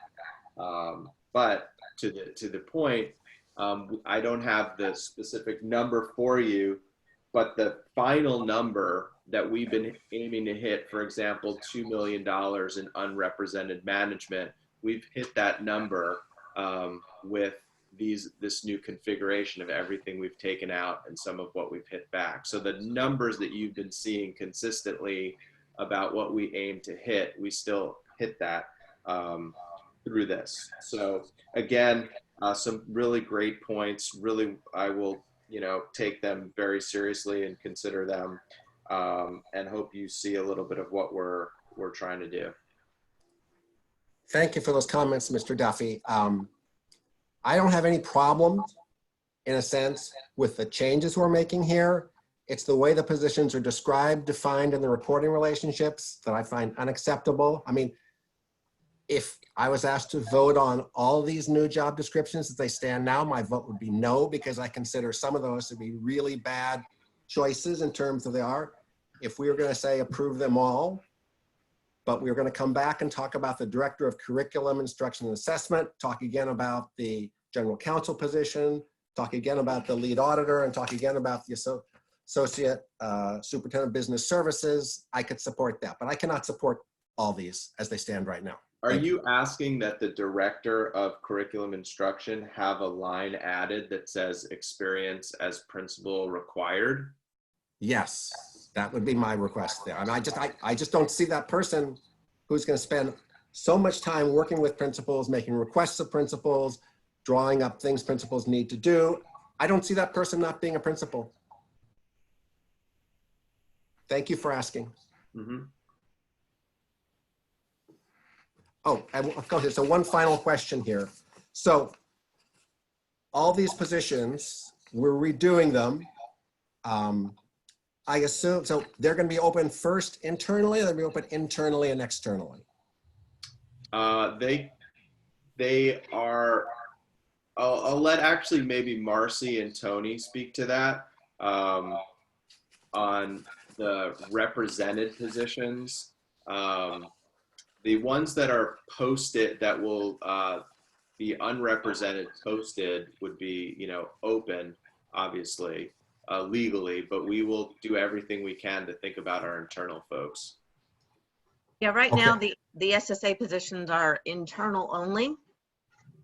And we will go through that process to look internally first for sure. And that's a priority. Okay. And then for So the unrepresented, there is a ruling called Tucker versus Grossmont that plays in when you do reductions. And so the majority of the unrepresented positions would be filled through appointment for people that have Tucker rights to them based on the work that they've been doing right now. So nothing other than general counsel would be an outside post. There, Okay. the rest would be coming from internal candidates. okay, so since these are all new positions with new roles and functions, I'm assuming they'll be open for application by all current staff members who feel they're qualified. Is that correct? No, that is not correct. Because there's Tucker rights, many of them would be appointments on the 6th. There's people that have Tucker rights to those positions, and Marcy can explain that a little more. Well, that's okay. So to me, that just makes it more important. I guess that means I don't want to, in a sense, I'm proposing that we have changes to some of these job descriptions. You're telling me like the job description has to have the requirements in it right now. It's like, I can't support this package because it's just like, no. Well, Too I many would say, mistakes. I would say,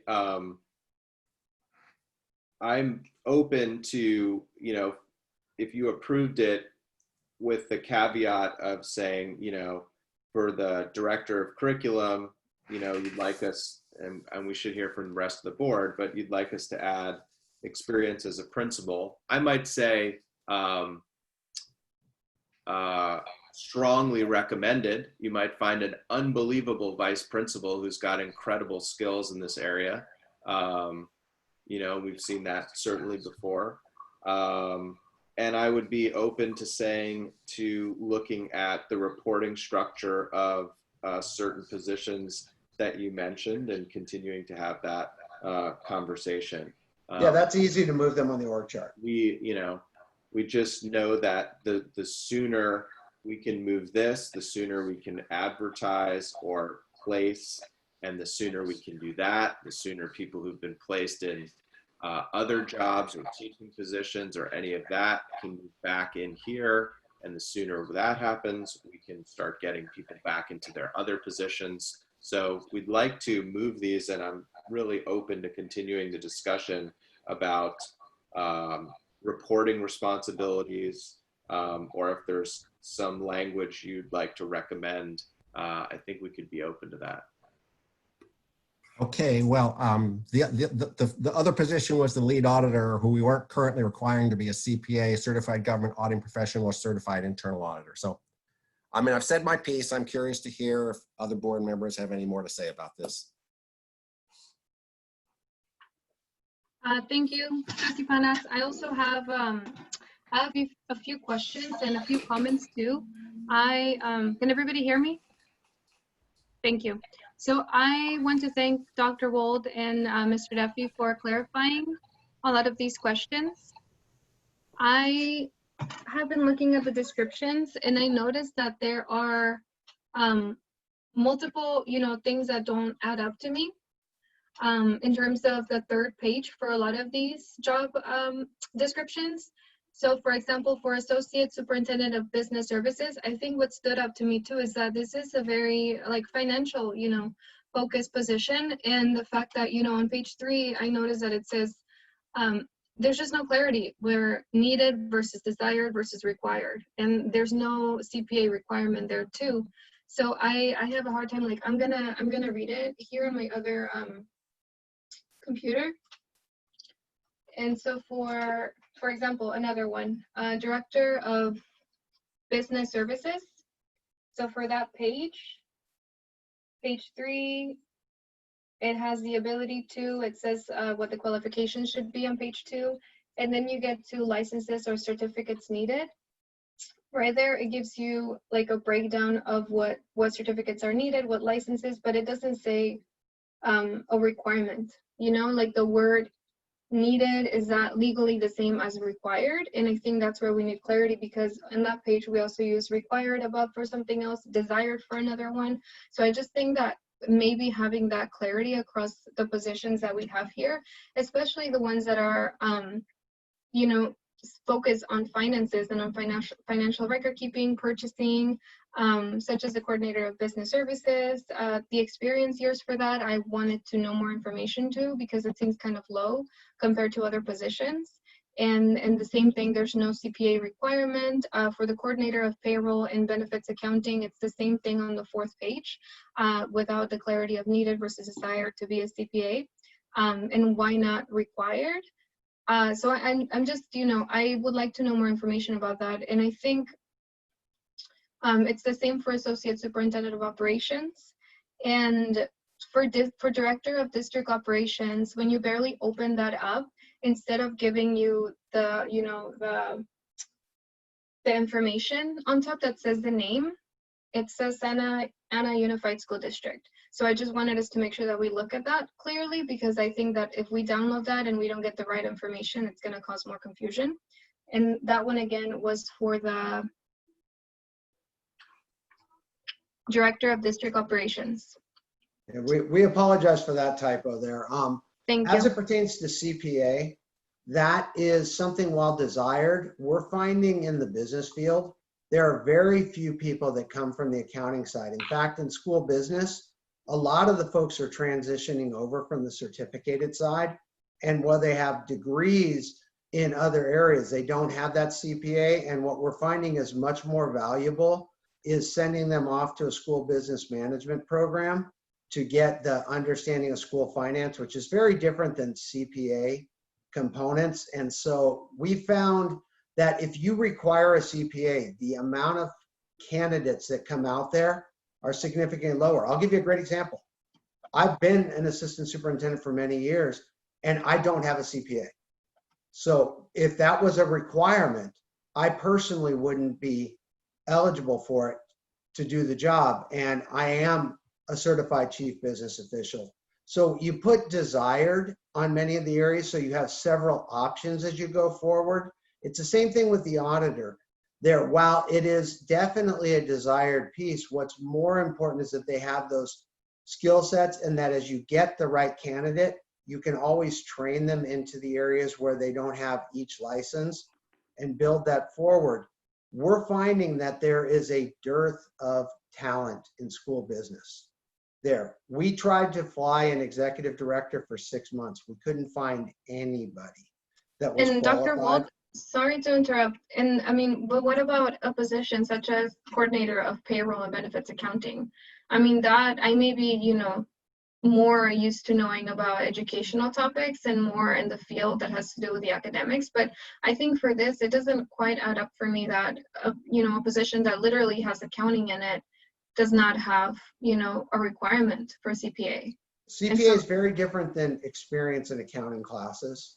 Mhm. There, CPA is a very different license with very specific expectations. I think that to me, and sorry to interrupt again, I just think that when these job descriptions don't have, you know, like, I feel like I'm getting the context of it now in a different way that I understood it before.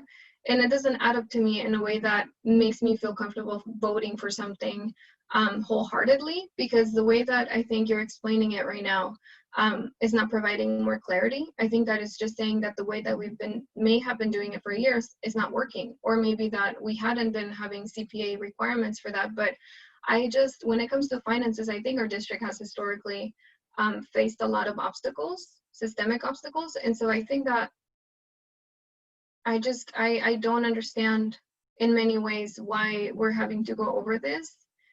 I think that if there needed to be more clarity and that was perceived as something that the board needed to have more clarity on, I think that it should have been sent in a Friday memo, because it doesn't add up to me that a lot of these don't have that. And I think that to me also, like, the coordinator of business services, I believe it says 4 years are required, and then 2 years, but it doesn't say if it's 2 years within those 4 years of work related to that position. And yet for academics, it's like 7 years or 5 years and more. So I would like more clarity on that so that I can take a really informed vote. And I think that, in all honesty, like, I also share some of the feelings and sentiments that were shared by Trustee Phillips and Trustee Panas in regards to general counsel and about, the lead auditor and who that lead auditor should report to as well. And in terms of the English learner achievement and the director of curriculum instruction and assessment, I think those two positions too, I needed more clarity around the same point that Trustee Panas brought up, where it says that, it's preferred to have someone who was a site administrator, like a principal, but it's not required. So to me, I think that when I think of those positions, I don't know if Mr. Duffy also wants to chime in for a response to this question, but why wouldn't we add that in the first place to begin? Like, why do we have, essentially, like, did we have a blind spot to not add it, or was it purposefully not put there? So you raised a lot of questions. I'll try. My last question, I think, would be worthwhile right now, since Can you we say are that one more time? Yes, so since the Director of English Learner Achievement and the Director of Curriculum Instruction and Assessment positions have a preferred versus required description for site administrator, like having a principal, apply for that position with that type of site-based experience. So, like, why, like, was it a blind spot in typing those descriptions? So was it purposefully not included? And then what's the reasoning for that?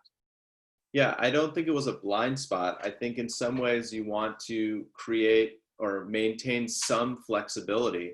You could have an amazing EL teacher who was an incredible teacher, and then maybe they became a TOSA and worked their way through a TOSA, and then they became a coordinator and did an amazing job as a coordinator, and you decide you want to hire them as a director, and they're really talented.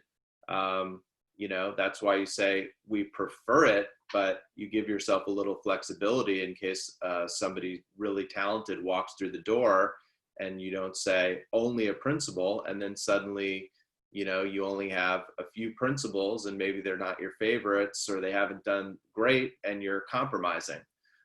So I don't think there was a blind spot there at all. I think,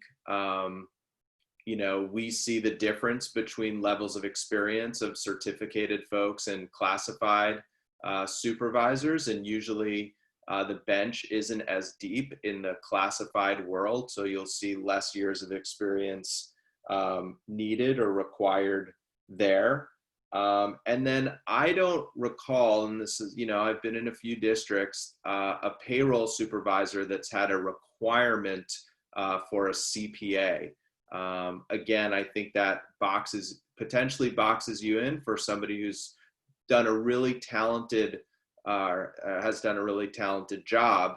So you have one thing where you're understanding the payroll system, you're also leading a team, you're managing people. So that's not, I'm I just haven't seen that in other payroll supervisor jobs. I'm happy to look more. I could be mistaken there. So, you know, I think Ms. Williams, myself, Dr. Guerrero, Dr. Wold, you know, along with our bargaining partners, you know, really were very thoughtful about this to try to create new positions that we think will be effective. And I think many of your comments, especially the reporting, are really valid, and, you know, happy to take a look at that. And so to answer, we can make adjustments on those reporting. We can make the reporting adjustments. The issue on timing is if we pull some of the jobs, which the board certainly can do to have them brought back, it will slow down the ability for us to place individuals, because we still have all of those managers that have been noticed on February 26th and tonight that have to be placed in a position. If we don't have a management position for them to drop into that they're qualified for, they then bump a classified or a certificated person out, and we can't rescind a RIF. So we can absolutely change the org chart without having to change the job descriptions to address the auditor placement and address the council placement. The job description, we didn't hear any concerns about the council. It was the placement. There, the others, as Mr. Duffy said, it's about flexibility. If the board is saying that your first choice is hire somebody with the CPA, that'll always be our first choice, but we want to have the flexibility. If nobody with the CPA applies, then we have the ability to get the best possible candidate. And I can defer to Ms. Williams on that. Thank you for that explanation.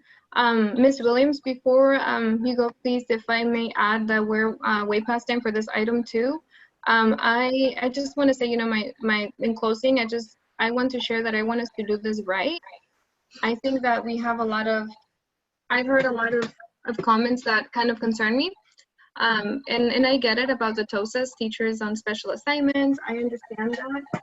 But at the same time, I want us to make sure that we're very strategic, that we're not saying we're closing in the box too small and people can't apply, but we're also saying like we're opening it enough and we want people with these skills and these experiences and these like close-knit experiences and sites recently, you know, like to be leading this work. Because I think when we have, you know, people leading this work, we need to make sure that they do have administrative experience like at the sites.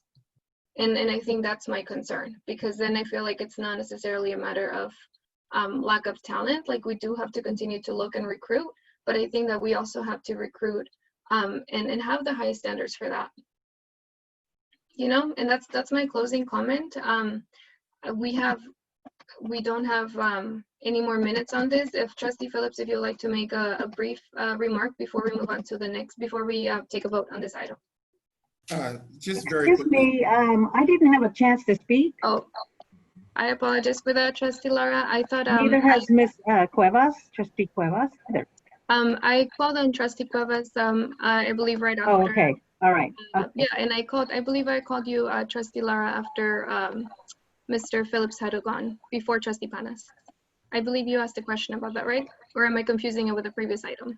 Maybe I did ask a question, but a lot of stuff has happened since then. So I have to say I disagree with a lot of these demands about putting all of these requirements and limitations on these. I think they were very well thought out, and I found them to be very appropriate, and especially for the needs that we have in this district. So the word I kept writing down over and over again is that flexibility. You can get people that look good on paper, and then you find out they're not really qualified, and you know, and the reverse. But you know, to put all of these restrictions, I think is not. It doesn't help. It doesn't help things, and I think you really want to find the best person. And just nitpicking on how we put what word where, I think is does not help. It's not helpful. It's not needed. So we need to be realistic about this, and I'm fine with these the way they are, and I would like to see us move forward on approving all of these. So thank you. Thank you. And Trustee Phillips, I think you did get a chance to talk as well. Did you have something, a brief remark you wanted to make as well? Yeah, thank you. I used to negotiate job descriptions. You can't pass a bunch of job descriptions and then go back and change them because the superintendent says he'll consider it.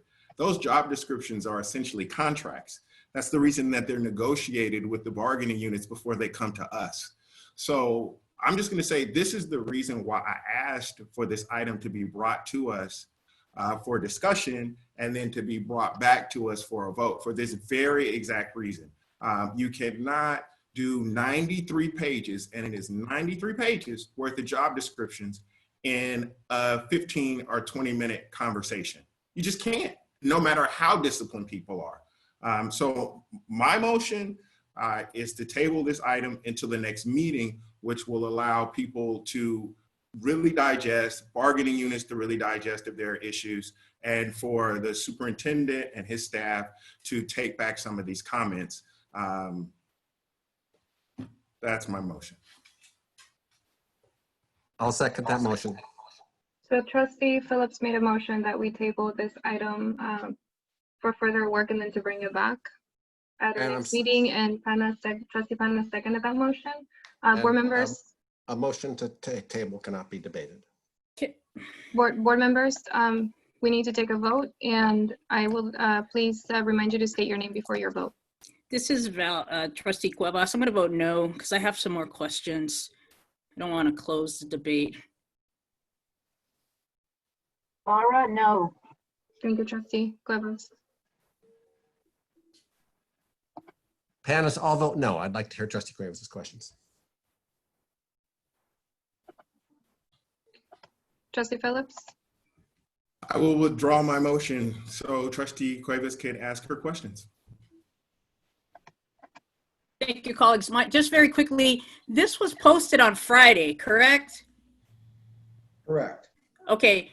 Superintendent, have you heard any of this feedback between now and today, Friday and today? No, I have not. I have heard in the past, we have talked about where an auditor should report to. That is a question that's come before us before. So I would say that's not a new one, and that would be fair. But no, I didn't hear about these. So, I mean, that's my question is, I get it. People want to have their say, but it's incumbent upon us to actually, if we care that much about it, to reach out to the superintendent and negotiate that before we come here, because we had that opportunity. So that's why I'm not in favor of tabling this. If you had, that's how we are with all our stuff for some reason. We don't try to negotiate it before it comes for an actual vote when we should be, because there's nothing, and I know people know how to use email, and when they care about something, they email people beforehand, before stuff comes to the board. So again, this is for me an issue of, I don't necessarily think we're going to find perfection with these, because this is a reflection of management positions that our bargaining units asked us to take the heavy cuts in. And so what we're trying to do is create a job description that manages to find a way to still meet all those needs that we have. So if you want to keep going specific, I think there are some generalizations that are good feedback, board. I absolutely believe it. But I also think it's got to be balanced with the urgency and whether we used our voice at the right time. And because even if it wasn't brought for discussion, we had 5 days. We're sheltering in place. There's nowhere else to go. We could email people. So for me, I'm going to keep that balance in mind, because this is, again, not going to be perfect, because these are a bunch of positions that people asked us to keep away from the classroom. And I'm ready to move it forward. If you guys want to put another motion for tabling, feel free. Excuse me, President Hernandez. Thank you, Trustee. Thank you, Trustee Cuevas. Yes, is that It's Mr. Walton. There is one public comment that somehow got stuck in the email. So if at some point, if you let me know, I can read that public comment into the record. Okay, why don't you read it right now? That way we can move on to the vote right after. Okay, thank you. Thank you. And my apologies. This is from Eric Wagner. With all due respect to the board, your role as trustees is to set policy, not micromanage the district's day-to-day operations. You need to respect staff to run district operations. These board meetings are, quite frankly, out of control and reflect poorly on you all with regard to your role of policy and oversight. It continues to be a major disservice to the district and the community, it says commute, which elected you. Again, from Eric Wagner. Thank you so much for that public comment. So, board members, would somebody like to make a motion? Trustee Panis, I'll move we table this. I second the motion. Trustee Panas has moved to table this item, seconded by Trustee Phillips. Please, board members, state your name before you vote. Trustee Cuevas, no. Lara, no. Panis, yes. Phillips, yes. Hernandez Jarvis, yes. Motion passes 3-2 with Trustee Cuevas and Trustee Lara voting no. 0-0. And student trustees?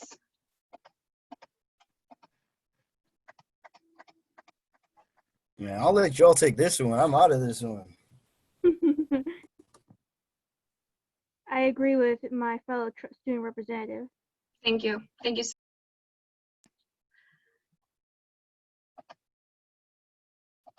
So this item has been, oops, sorry, my screen just reset. Item E2, approve new and revised job descriptions, has been tabled for the next meeting. Thank you, board. Our next item is E3, ratification of MOU with Teamsters Local 856 related to 2020-2021 budget reductions.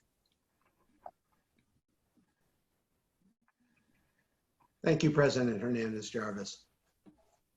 So as part of our work in negotiating with the Teamsters, we implemented and placed the resolution that the board passed earlier tonight.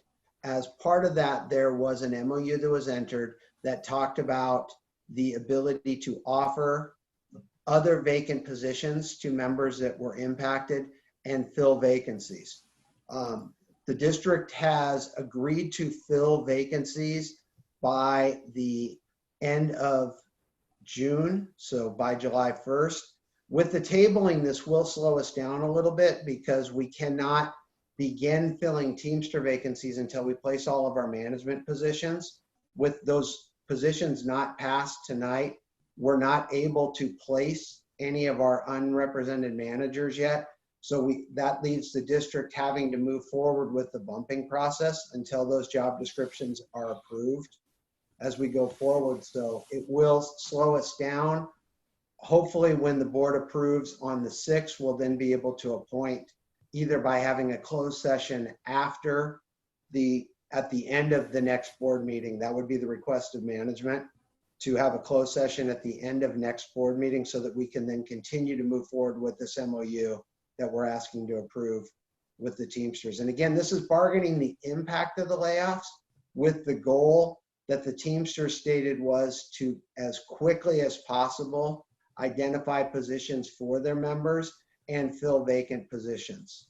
And so we're asking the board to approve this memorandum as written there, and then we would ask that we potentially agendize a closed session at the end of next board meeting so that we can address the job descriptions and placements at the next meeting to stay on the same timelines.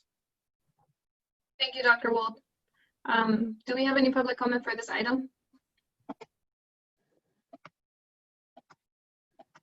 There is no public comment for this item at this time.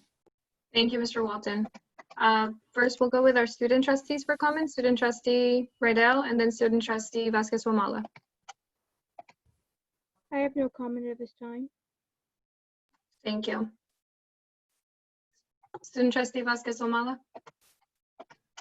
Yeah, would it be okay if I went after you guys? That's okay. Thank you. Trustee Cuevas? Just that again, I will be in favor of moving this forward. Thank you. Thank you, Trustee Cuevas. Trustee Phillips? No comments. Thank you. Trustee Phillips. Trustee Lara? Yes, I'm in favor of moving this forward. Thank you, Trustee Lara. Trustee Panas?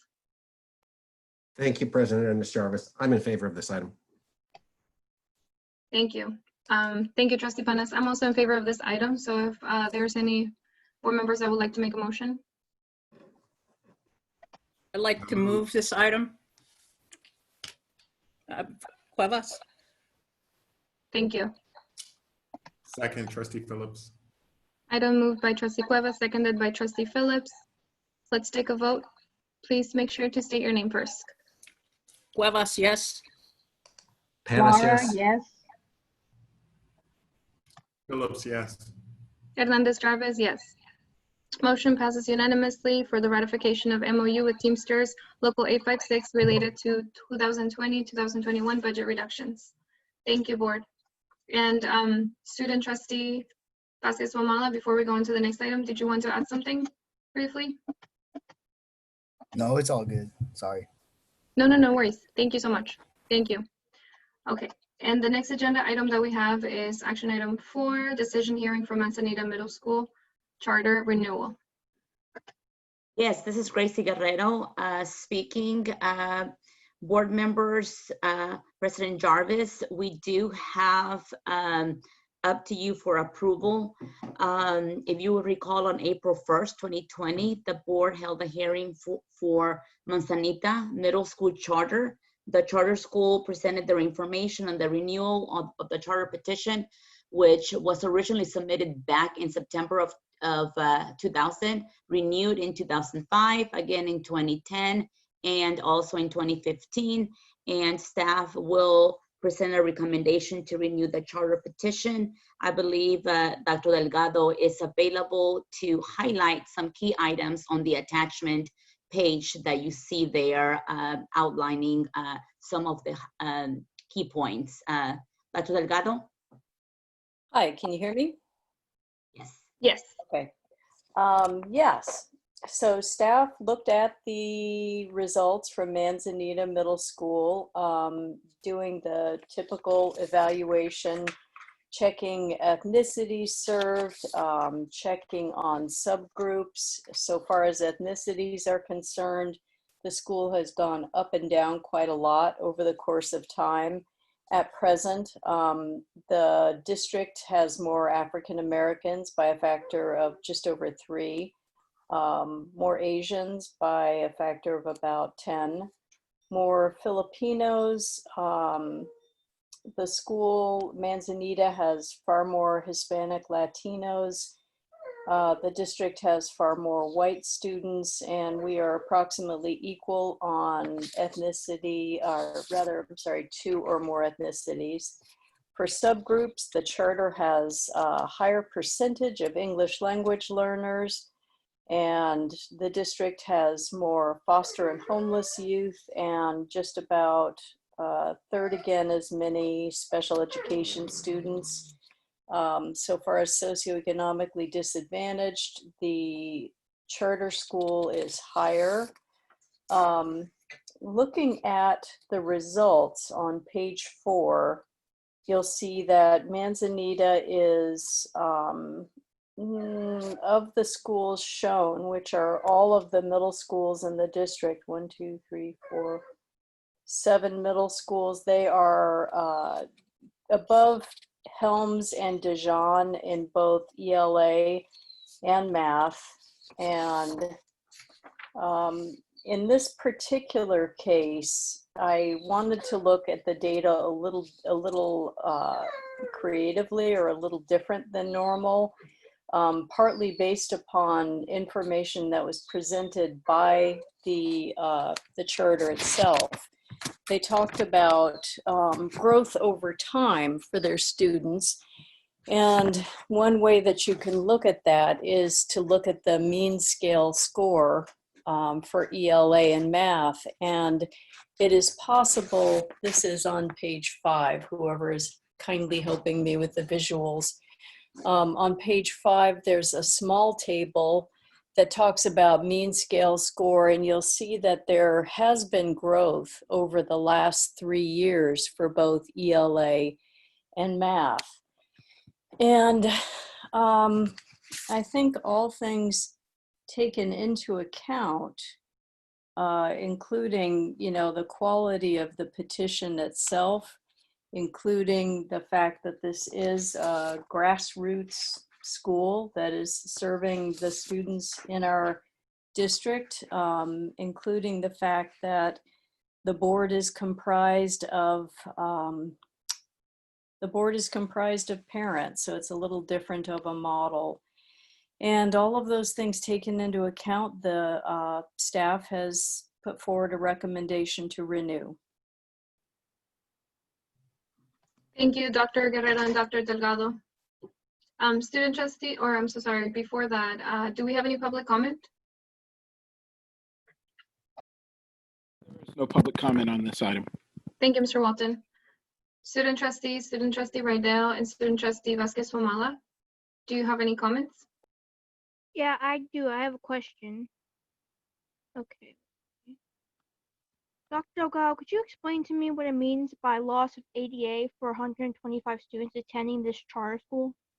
I would be happy to, Ms. Rydell, and it's nice to see you again. Loss of ADA, for every student who attends a district school, the district receives a payment of something, I think Mr. Wold could answer, but I use a figure of between $10,000 and $14,000 a year. The district or charter school receives payment, of course, for the education of students. And with Manzanita, well, with all charter schools, there is a loss to the district. And it's, something that is somewhat debated in the education world, but I think we have come to agreement that there is certainly some loss for every student who attends a charter school. Okay. And at this point in time, the law does not, well, actually the law has just changed. Up until recently, we were not allowed to take that into account for charter schools, and now we are able to take that into account under certain circumstances, but in this case, it's not germane. Okay. Another question I have is, where is it? Looking at the chart with the other schools, does that mean that they're not doing as well as the other schools?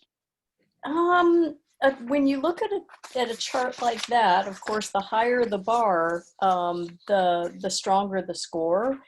And whenever I do an analysis of a charter school, I look at a couple of different things. I look at the most importantly, the subgroups, which you'll see there is data on subgroups, because to compare one school to another, it's first important to look at the subgroups.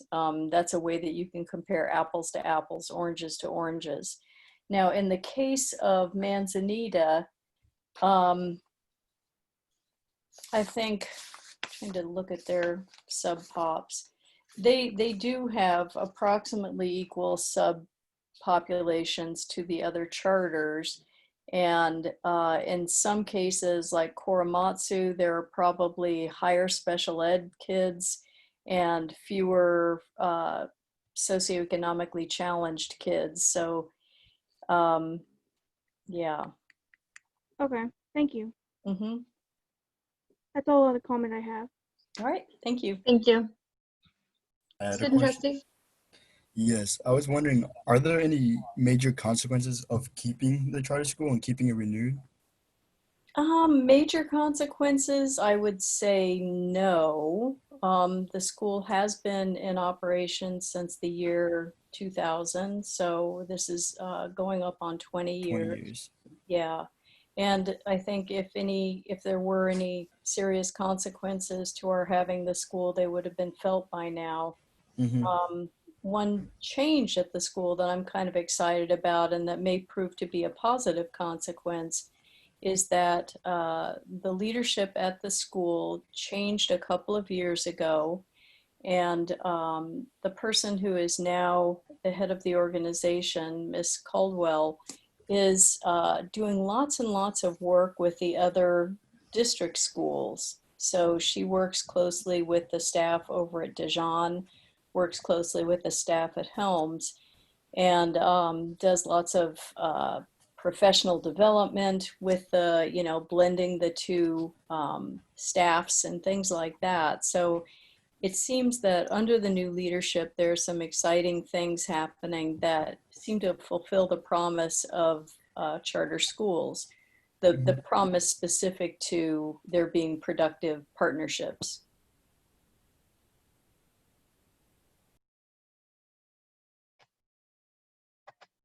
Thank you. Dr. Delgado and student trustee Vasquez Omala, did you conclude your question? Was that it? I think, if I may say so, in my opinion, I like this, and I think it's a good school. I don't see any reason why not to renew it. So, yeah. Thank you. And now we have Trustee Cuevas. Just very quickly, Dr. Delgado, I want to go over the data again real fast. I think there's a lot of positives in terms of their governance structure, but the governance structure, I want to make sure is in fact yielding the results that we need. I mean, I'm probably making the argument that government structures are kind of disconnected from the results. It's the actual folks doing the work day to day who lead that. But just wondering in terms of, I noticed you said renewal criteria. It says criteria 1, and it references academic performance index. We don't use API anymore. Is that correct? That is absolutely correct. And if you read down at the bottom of page 1, it says due to the suspension of API. Okay. Yeah, I'm. So then, yeah, for the ulterior information as far as the data, tell me again where their strong spots are with the data again, because I'm confused a little with your charts.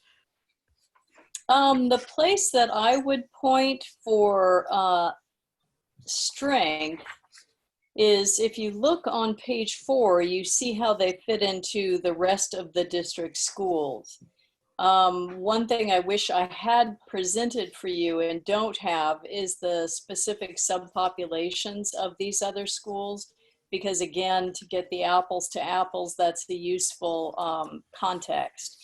Right. But going on to page 5, the table at the very top, which talks about mean scale score, it's just hoving into view here. You see that in grade 6, 2016 and 17, the mean scale score was 2496.3. As you go, as the students, this is like a cohort review, as the students go from one grade to the next, the mean scale scores rise. And what that indicates is there is growth at the school. The longer that the kids are in the school, the higher the scores go. If it were flat across from the left-hand column, grade 6, all the way over to the right-hand column, grade 8, if the numbers were the same, that would be an issue. But what you see in each of these cases is growth for every year. So, okay. Yeah. Remind me again, though, in terms of if we're measuring growth as well as proficiency, where does 2496 fit in the proficiency scale? That's a great question. And I'm afraid I can't answer that off the top. It could be that Ms. Caldwell can. She's very steeped in data. But if you did return to number 4, these tables, page 4, So whoever's operating the magical screen, if we could go back, thank you, to page 4, you see these two tables are the ones Right. that show proficiency. All right. So what you have is Manzanita has got a proficiency that's higher than Dijon or Helms, lower than Pinole, Crespi, Hercules, and Korematsu. Okay. In other words, though, even our highest performing school, there's still 40% of the students that are not meeting standard. But I see your point about growth over time. But when I place Manzanita in relation to our lowest performing school, Dijon, this school actually is located very close to Dijon. How many students do they pull from Dijon? Ms. Caldwell, are you on the phone? Yeah, it broke up on the last part of that question. Would you please repeat it? I'm just wondering how many of your students live are in walking or neighborhood school type for your own walking distance from their homes to your campus? I use the Walnut Creek address finder on the district website and searched every student that we have. And what I came up with using that was 75% of our students would be attending Dijon, 15% Helms, and 10% other. Got it. Okay, that's all my questions. I really struggle with this one simply because I've come to the point where I'm not in favor of approving any more charters in our district. We passed a moratorium for a reason. And I want to know, for me, what are the implications that those 100 students, or 75 students, if they were going to Dijon, how much higher would the scores at Dijon be? And people might want to say, well, maybe they'd be lower because you want to say the environment at Dijon might actually have a negative influence with them. But for me, we're talking about a small number of students. We don't have the indication of where the evidence is necessarily of strong academic performance. And I know that I've got a neighborhood school that needs as many students to support it as possible, when in reality, we're looking at 75 students maybe performing higher than what's at Dijon. And maybe they're not all performing higher because it looks like less than 50% might be. So I'm going to make my final deliberation once I hear the rest of the board, but this one is not a slam dunk for me. Thank you. Thank you, Trustee Cuevas. Trustee Phillips? Thank you very much. I'm going to ask a question. I'm going to start with a question, and it's for transparency only. Dr. Delgado, you were actually the co-founder of the school that you are recommending, correct? Yes, that is true. Okay. Now I want to ask a question about the report or the recommendation that you gave us. On page 2, it says, note, as charter schools are schools of choice and students from throughout the district enroll. I think that's supposed to say in it, if reasonable, it's reasonable to consider the scores of all district schools when making comparisons rather than those within a close proximity. Yes, and that's why I did that. Okay. I agree with that statement. And I agree with that statement for another reason. We're an open enrollment district. The kids have an opportunity to go to elementary, junior high schools all across this district if they just ask. For example, Crespi, which is rated higher than Manzanita, they could go there if they wanted to. They have space. And so that's another reason that you can't just limit it to the schools that are nearby, because we're actually an open enrollment district and the kids are not actually required to go to Dijon or Helms.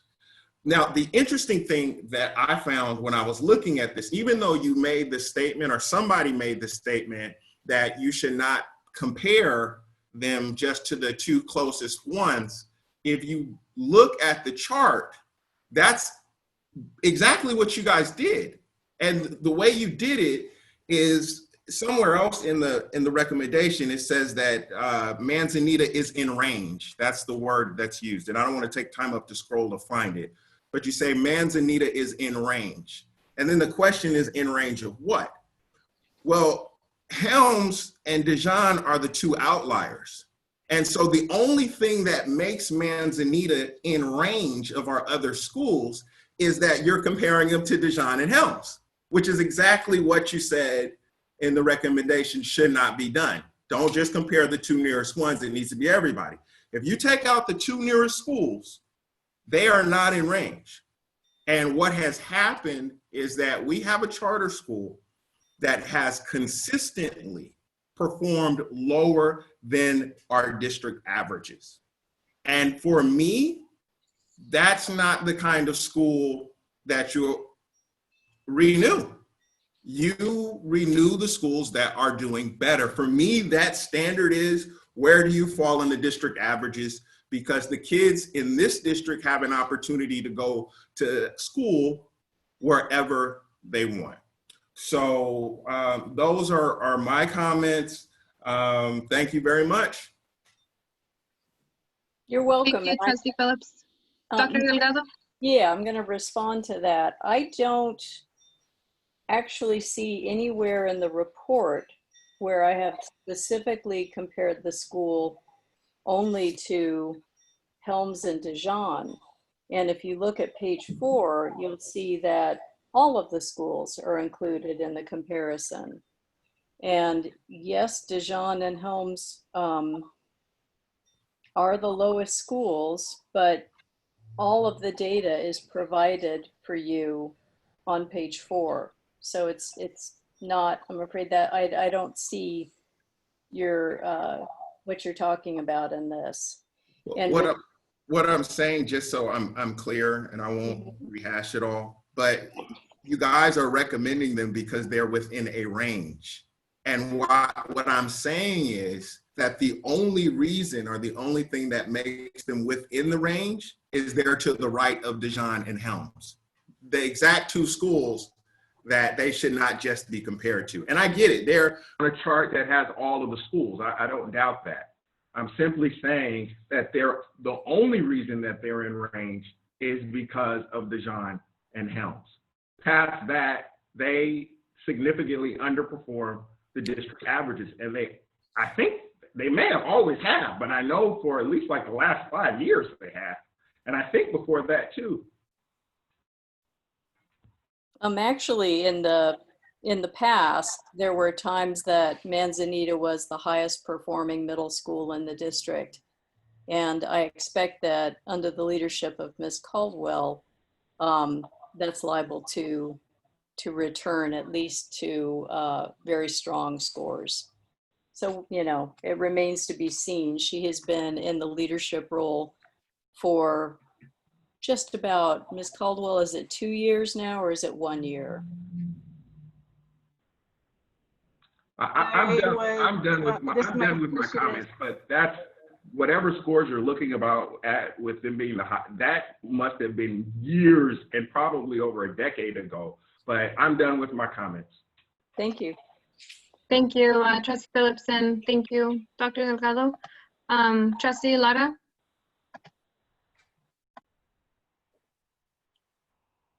It's up there. Okay, there. Thank you. I don't know. Is Chantel, is she on the line anywhere? No? Okay. Yes, I'm here. I'm here. Oh, there you are. Okay. Hi. I'm so glad that you're here.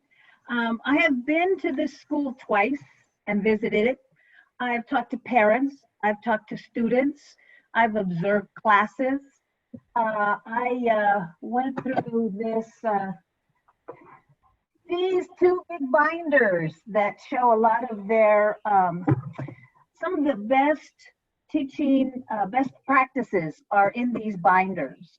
I want to talk about the social emotional impact of this school on the children, on the parents, and on that community. I mean, the staff, small as it is, they are dedicated. They have created a family here. There's some special need kids there. There's English learners. I mean, when you have students that, you know, they're not going to hit that performance mark that everybody needs to have, that standardized test. You didn't meet it. But there's so much more to this school than just that. And It's been around for 20 years. It's a small school, 120 kids. They take all kids. They're inclusive. And they're not interested in expanding and growing. They want teachers to stay. They don't want teachers there for just 2 years and then leave. They really want to build their staff and their school. They do a lot of collaboration. And I just realized when I was talking to Chantel that I did when I was at Helms, we did a collaboration on Project Read together. And I remember this was some years back, and we went to up to Cal State Hayward, etc. This is a very hard-working staff, and they, I feel, have some things to teach us. So, and then the fact that it's a governing board of parents elected by parents. Where do you see that? We don't have that. No other charter schools have that. That makes this a very unique environment. What else can I say about this? They work very closely, talking about social emotional well-being. They work closely with Familias Unidas. And I was just very impressed, and I'm very pleased with what's going on there. You know, when I was teaching at Helms, I had to work really hard. Kids come in, and I could maybe do 2 years in 1 year and get their scores up, get their reading level up. But guess what? They're still behind. You know why? Because they came in 4 levels below grade level. So you need to look at growth. You need to take, especially when you are dealing with very high need students. That's what you look at. And this is an amazing school. I just love it. I think it's awesome. Most of their kids leave there and go to leadership, and they go to middle college. So I don't see any reason not to renew. And I'm just, you know, I just think it's a great school. Congratulations for such a wonderful school. And I think, you know, I just can't say enough positive about it. I really think it's doing a great job. And it's a really great charter school. So I hope we will renew this. And, you know, can't go take a look at it now, but we did receive these. You could take a look at those to find some of the best practices that they're using. So I want to thank you, and that's my, those are my comments. Thank you. Thank you, Trustee Lana. Trustee Panas?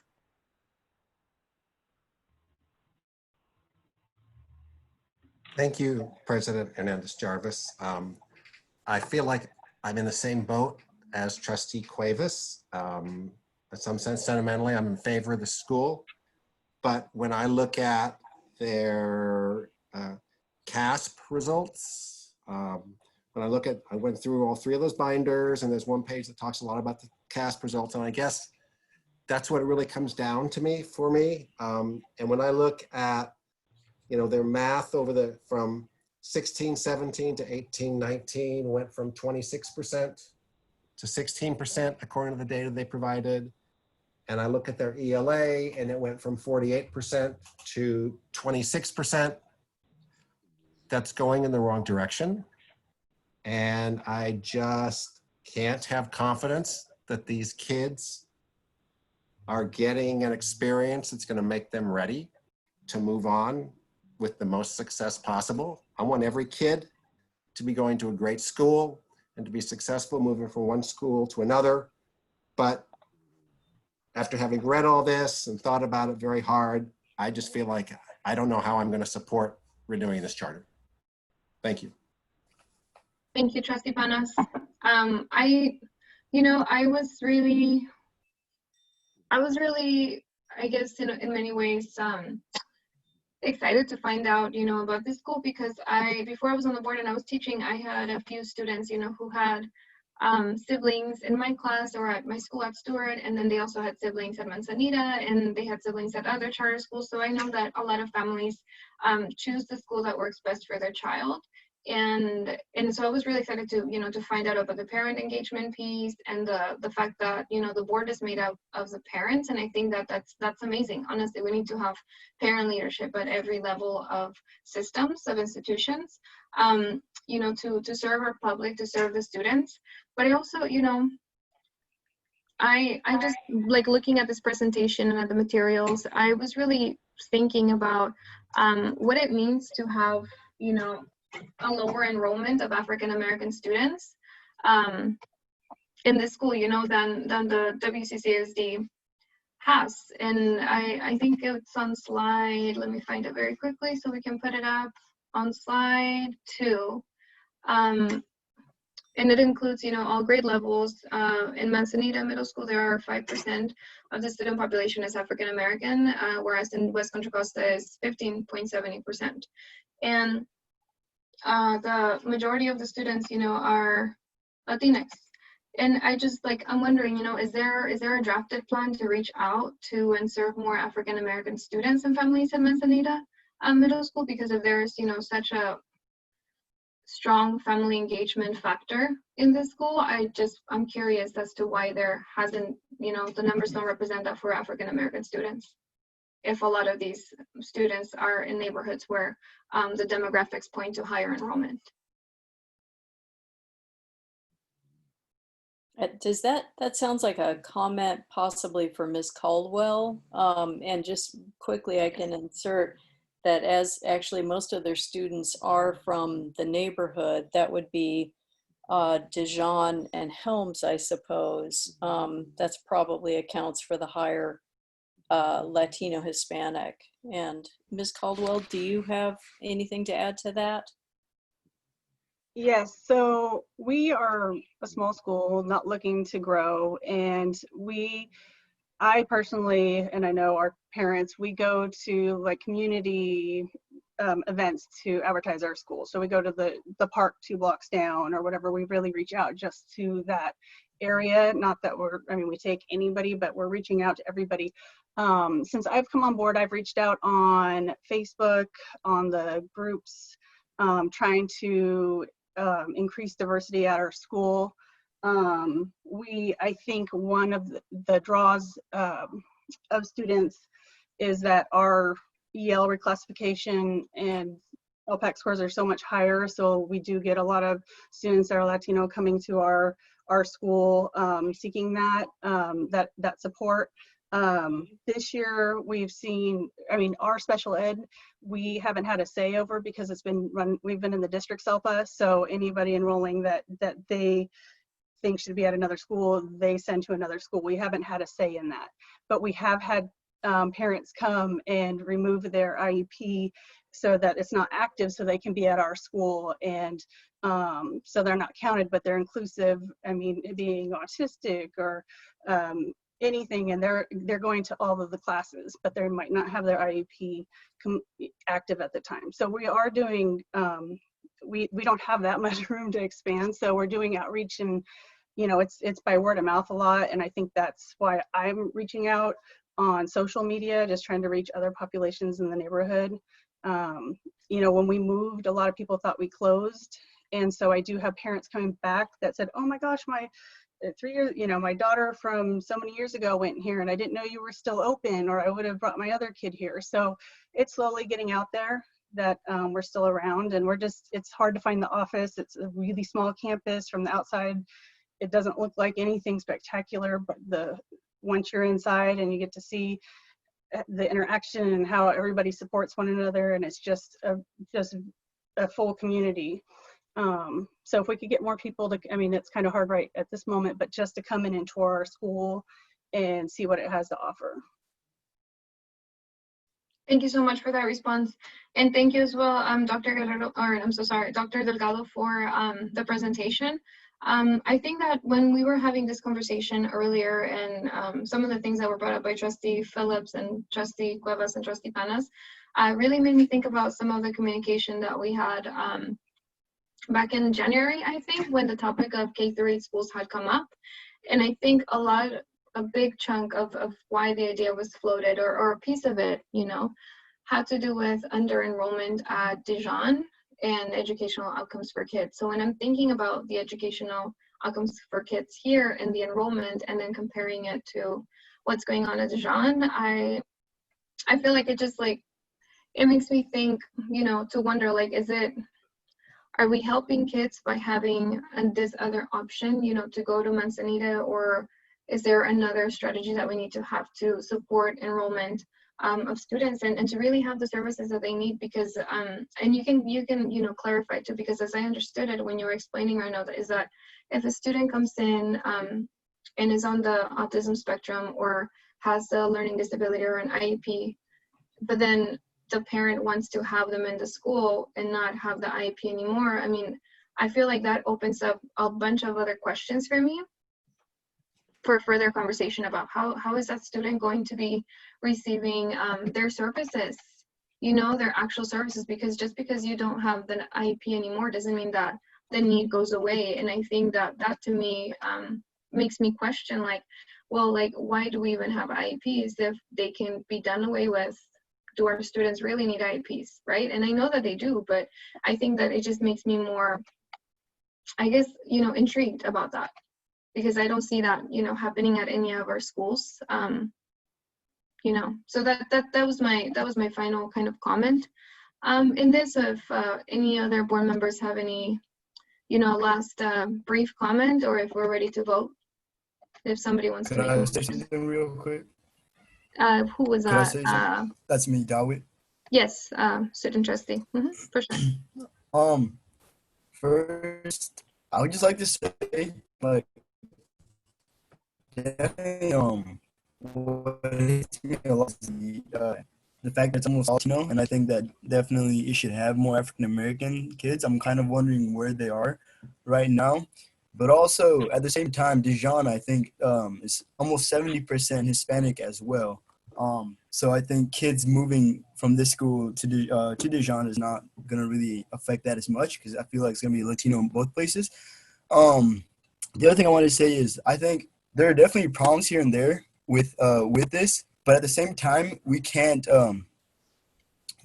make sure, and we won't know for sure, that closing the school will make sure that the kids that leave it have better education or go somewhere else where their education, would be better. We can't guarantee that that's going to happen.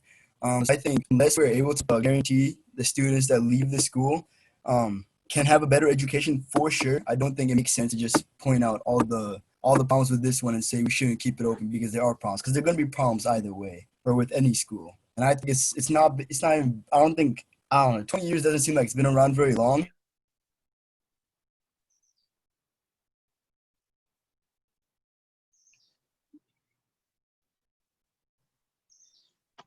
Student trustee Vasquez Humala, we can't hear your microphone anymore.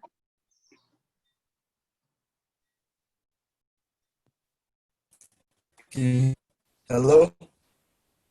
Yes. No? Your break. I can't hear you. Sorry, can you hear me now? Now, yes. How much did I guys hear? Sorry. I'm sorry, student trustee Vasquez Humala. It seems like we're losing you again. Hello?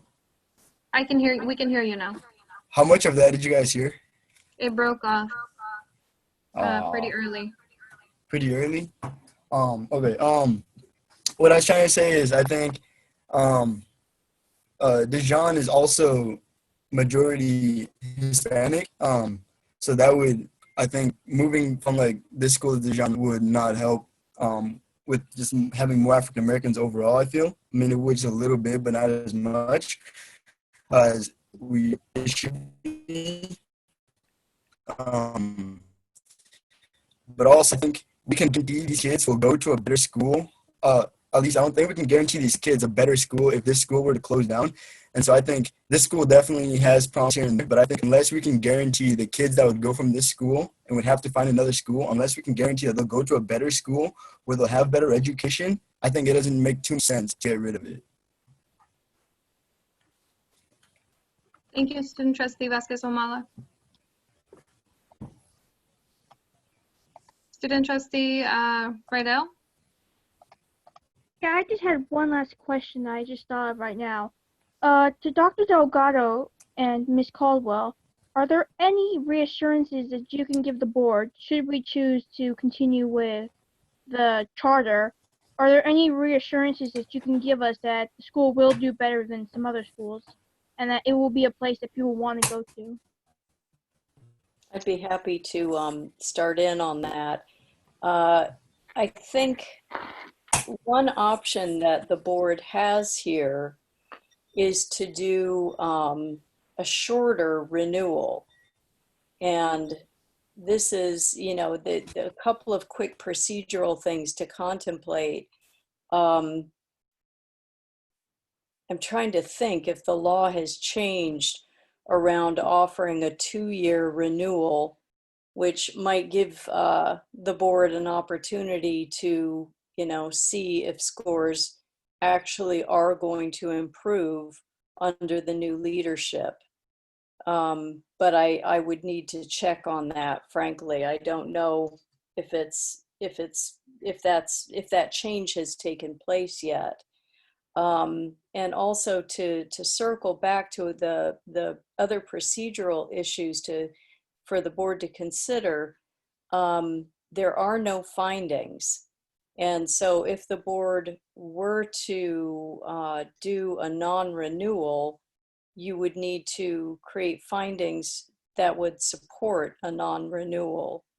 So far as the legal benchmark is concerned, the school has passed it.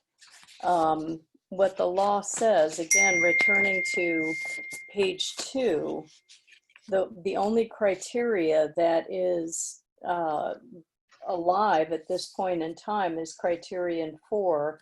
The entity that granted the charter determines that the academic performance of the charter school is at least equal to the academic performance of the public schools that the charter school pupils would otherwise have been required to attend, as well as the academic performance of the schools in the district in which the charter school is located, taking into account the composition of the pupil population served. So that says that it has to be, that the scores need to be within the scores of the rest of the district. And as we see on page 4, they certainly are. I understand the concerns that the board has, and frankly, I think had the leadership at the school not changed, I myself would not be recommending a renewal. But I have a great deal of confidence in the new leadership, and that's part of the reason. And you have heard me in the past when talking about renewals, talk about issues such as governance, the provision of special education, the provision of EL, the quality of the programs put forth. And in each of the case, in the case of Manzanita and their petition, it is a very strong petition. And in the case of Manzanita, there have been no notices of violation, no big concerns that weren't resolved with a phone call. So, you know, you have heard me argue both sides, and I will say straight up and straight out, I do have a place in my heart for Manzanita. I was one of the founders of the school. I worked there for 8 years, and I think if nothing else, that proved to me that there is great potential in the school. And again, I have a great deal of confidence in the folks who are currently running the school, and I think they deserve an opportunity. And furthermore, I think the law supports that because they are within the range of the district schools. Thank you. Did you need any other clarification? Thank you, Dr. Delgado. No. Thank you, Student Trustee Rydell. And thank you, Ms. Caldwell, as well. Thank you, everybody. Are we ready to make a motion?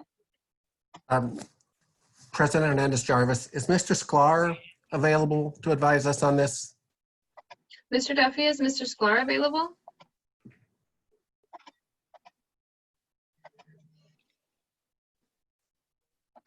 He can be available. I'm also, as I've heard sort of where this conversation is going, I have texted him with a couple of questions that I hear being raised on this.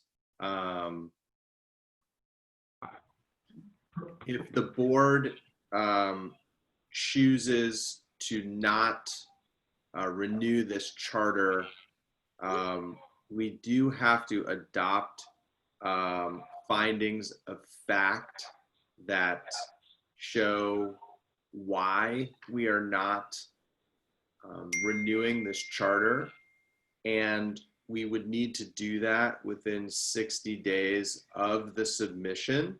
So we would have to look at the calendar to see if we would need to set up a special meeting for that, which we can do. And we are not able to offer a renewal of shorter than 5 years. So it is 5 years or no renewal. So I also just want to make that clear.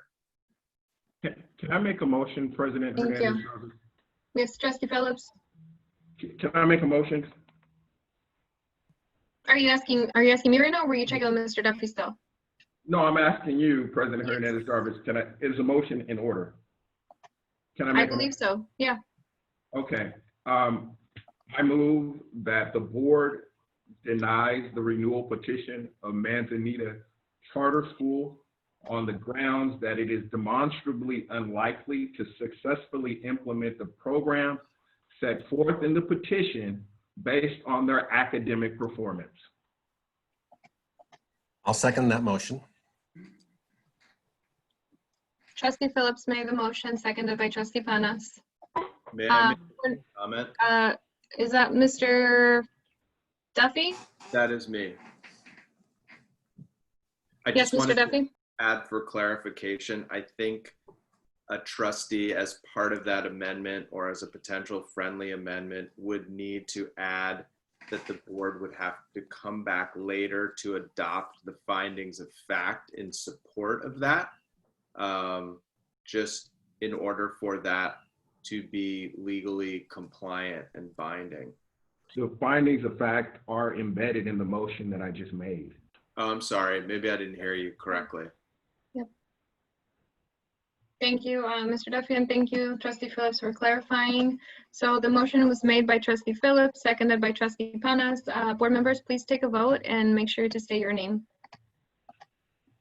Cuevas, yes. Panas, yes. I'm sorry. Could you state the motion again? Trustee Phillips, would you mind repeating the original motion that you made, please? Thank you.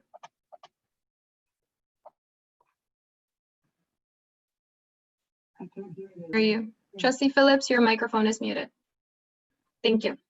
Sorry. The motion is that the board deny the renewal petition of Manzanita Charter School on the grounds that it is demonstrably unlikely to successfully implement the program set forth in the petition based on its academic performance. Thank you. Thank you. Thank you. And Trustee Lara, were you going to vote? Yeah. No, I wrote no. Okay, thank you. Phillips, yes. Did Trustee Panas vote as well? Panas, yes. Hernandez-Jarvis, yes. Motion passes to deny the renewal of Manzanita Middle School Charter, and that we move forward with adopting the findings of fact. And that was a 4 yes, 1 no, with Trustee Lara voting no for the motion, and 0-0. And student trustees, what were your votes? My vote was no. My vote was also no. Thank you, Student Trustee Rydell and Student Trustee Vasquez Wamala. President Hernandez, may I add something? Is Mr. Duffy? Yes. So I just want to let the board know I am going to share that motion with legal counsel to make sure that it will stand up legally and that other findings of fact or justifications behind the finding of facts as just stated may need to be further evidenced and documented. So I just want to let you know that I'm going to do that just to make sure the action taken tonight can be legally binding. And if there is a different recommendation, I will let you know. Thank you, Superintendent Duffy. Thank you, board. Our next item is agenda, and thank you as well to Dr. Delgado and Ms. Caldwell. Thank you. Is that I heard somebody. That was me. Trying to speak. Just saying thank you. Thank you. Dr. Delgado, thank you. Our next item is action item 5, Next Generation Science, Standard Science Instructional Materials Adoption, 6th through 8th grade. Yes, just a second, please. I lost my bearing here. Here it is. Yes, President Hernandez Jarvis, Board of Trustees, Superintendent Duffy, we have in front of you for approval the grade 6 through 8 NGS Science Instructional Materials adoption. The committee is recommending the adoption of Amplify Science for a 6-year adoption cycle that starts this next school year and it goes all the way to 2025-2026. It was field tested and you're able to see on the precies the different folks that were part of the committee and also the schools where it was field tested. We have actually been working on this adoption for almost a year. And so we're bringing this, it was originally on the board agenda, I believe right before the school closures. So we're bringing it to you with a recommendation that the vendor that was agreed upon by the committee members and field tested is approved by the board. And you're able to see there the total cost, which includes the staff development component that is required to train our teachers. I do have available to go over the highlights of the implementation. I have Dr. Sarah Breed and also John Uwawaki to be able to highlight just what the adoption process looked like and to answer any particular questions that board members may have. Dr. Breed? Thank you. Good evening. This is Sarah Breed. Can you all see me and hear me? Thumbs up? Yes. Great. Yes, please advance to the next slide. We are excited tonight to bring to the board and the trustees and the community our recommendation for the adoption of the science materials. I'd like to start just by noting that our last adoption of K-6 science materials was in 2008, and our last adoption of grades 6 through 8 materials was also in 2008. So our current science adopted materials are published by Pearson, and there's Scott Forsman. We began this process of our own instructional materials review committee back in the fall of November 2018. That was when California released the approved programs. We formed 3 WCCUSD committees. Those committees really looked at the choice of the conceptual model for science instruction, the program review, and recommendations for field testing. Our committee came together and recommended what's called the preferred integrated model for instruction, and later Mr. Iwawaki will take you through what that means. And then the committee first convened in February of 2019 to set the district lens, determine the criteria for review, and review and rate 5 research-based programs. In March of last year, they recommended that we field test, amplify, and inspire materials. And we began that process and found that by May, they recommended an extension of the pilot, as Dr. Guerrero mentioned. And we started up again this year with a final pilot of TCI materials and repiloting Inspire and Amplify. And now finally, we're here with you tonight with a recommendation. Please go to the next slide. You'll see here the members of our Instructional Materials Committee. It was very well selected insofar as we had representatives from K-6 schools, our K-8 schools, and also 7th and 8th grade. Next slide. One of our first steps is really establishing a district lens so that we're thinking about who our students are and also what their learning needs are. This slide looks at our overall district enrollment and the percentage of English learners and socioeconomically disadvantaged youth and our students with disabilities. The next slide outlines specifically who our students are in grades 6, 7, and 8. We do want to be clear that this recommended adoption is for students in grades 6, 7, and 8. We have 1,594 sixth graders in K-6 schools, and we have 281 currently based on this data of the fall in K-8 schools. We know our K-8 schools are expanding.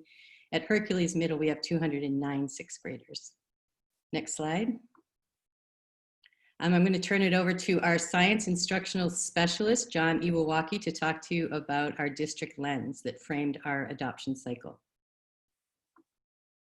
Good evening, everyone, board members and everyone listening at home. I'm excited to be here tonight and be talking about this, but we did take into account who our students are. We have a really diverse set of students and really a diverse set of teachers as well. And so with that in mind, we wanted to be able to provide our students with a learning experience that really got them into what NGSS is all about. And we also wanted to support our teachers with what NGSS is all about. It's a huge shift that we're asking really all of our teachers and students to make. So we wanted a program that would support both with that as well. So we really wanted a program that would be phenomena-based. We don't just want a bunch of content and text and students here read this and answer these questions. That's really not what we want science to be about anymore. We want them to be figuring out why things are happening. We're calling that phenomena-based instruction. So we wanted a program that would really get our students thinking about science and not just remembering facts about science. And you can go to the next slide. So California offered 2 models for instruction. So right now we have earth science in 6th grade, life science in 7th grade, physical science in 8th grade.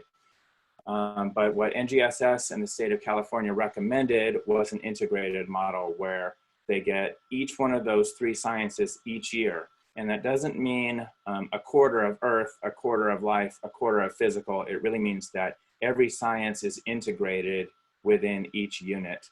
So our first committee decided on that recommended preferred integrated model versus the alternate discipline specific model as well. You can go to the next slide.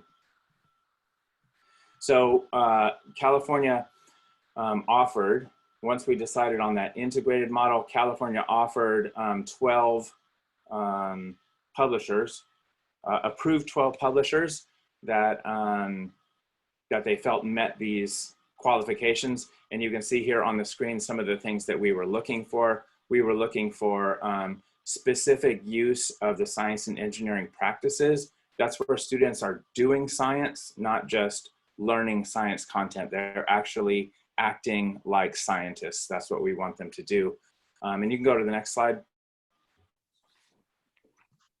So here were the 12 integrated programs. And from there, we had a small group that selected 5, which are on the next slide. Those 5 came to present to our committee. And from those 5, we selected the next 3 to field test. And so our field test criteria came down to these 4, and these were recommended by, from the California Toolkit. These were the 4 sort of criteria that we were looking at: what students learn, how students are assessed, and how our teachers supported. And then we also decided as a committee to double weight technology integration, because we're a one-to-one district, and also to double weight. You can go to the next slide there as well. This is the time score sheet, but we also double weighted how the program was adapted to special populations like English learners, advanced learners, and special ed. You can go to the next slide. So we did start out with 2 programs. We started out with Amplify and Inspire, and the committee really felt rushed and hurried, and so they wanted to take a little more time and repilot Amplify and Inspire. And TCI had finished in a very close 3rd place, and so we decided to add them as well. And so just this past fall, we had in earnest 5 weeks of each of these programs. And then we came back together. You can go to the next slide. And this was our final meeting. We essentially, you can see in the photos there, we essentially came down to TCI versus Amplify. Inspire just didn't quite measure up to our committee members. We had another discussion and finally settled on Amplify, and had a really strong consensus toward Amplify. So our recommendation to you tonight, you can go to the next slide, is Amplify, and we really feel great about it. It is expensive, but we really feel like it's really great. You can see in the link there what's included, but it includes textbooks and workbooks. It includes PD. These are coming from restricted lottery funds, so as I understand it, can't be spent on other things. Amplify is really a great program. It's known for being phenomena-based. It has some great digital simulations where kids can use their tablets to manipulate variables and change settings on simulations and really learn science the way that real scientists do. They're going to be analyzing data. They're going to be figuring out problems. And so I'm really excited to bring this to you tonight. Happy to answer any questions you have. Thank you, Dr. Breed, and Thank you so much. Uwawaki. So if the board has any questions, we surely would entertain them at this time. Thank you so much for the presentation. Do we have student trustee Vasquez Omala here? Yes, I see him. And then student trustee Rydell. I don't have any questions at the moment. Thank you. And I forgot to ask, Mr. Walton, do we have any public comment for this item? We do have public comment, and if you give me one moment, I will call it up and read it. One moment. Yeah, before we move on to comments from the board. Thank you, Mr. Walton.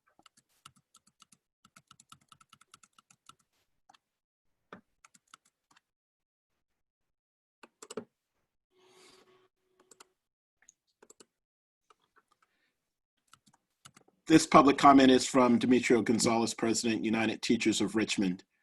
Good evening, trustees. UTR is in support of this adoption and would like to thank all the educators who supported the process, as well as district staff. We encourage you to adopt these instructional materials tonight. That is the end of the comment. Thank you, Mr. Walton, for reading Mr. Gonzalez's public comment. So now, student trustee Rydell, do you have any comments or questions? No, I think it's pretty straightforward that this is something that could be used to benefit our students and it could benefit our children. And I just think that if we adopt this, then it'll be I think it'll be a huge success, because I think it'll challenge students in science and it'll get them interested in careers in STEM. So I just think that this sounds really cool. Great. Thank you, student trustee Rydell. Trustee Cuevas? No questions or comments at this time. Thank you. Thank you. Trustee Phillips? I want to thank everyone who worked on this adoption recommendation. I appreciate your time. Thank you, Trustee Phillips. Trustee Lara? Yeah, I think this is a great presentation. Thank you very much. And I definitely will support this curriculum.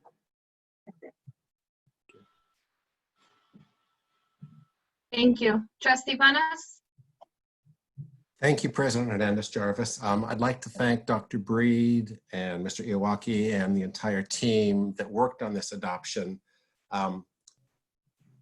We actually got it. I don't know if everyone saw, we actually got a letter from the entire staff, science staff at Helms Middle School recommending this. You know, I've talked to people at Korematsu and some of our K-6s where they've been tinkering with it, and the reviews have been uniformly very high.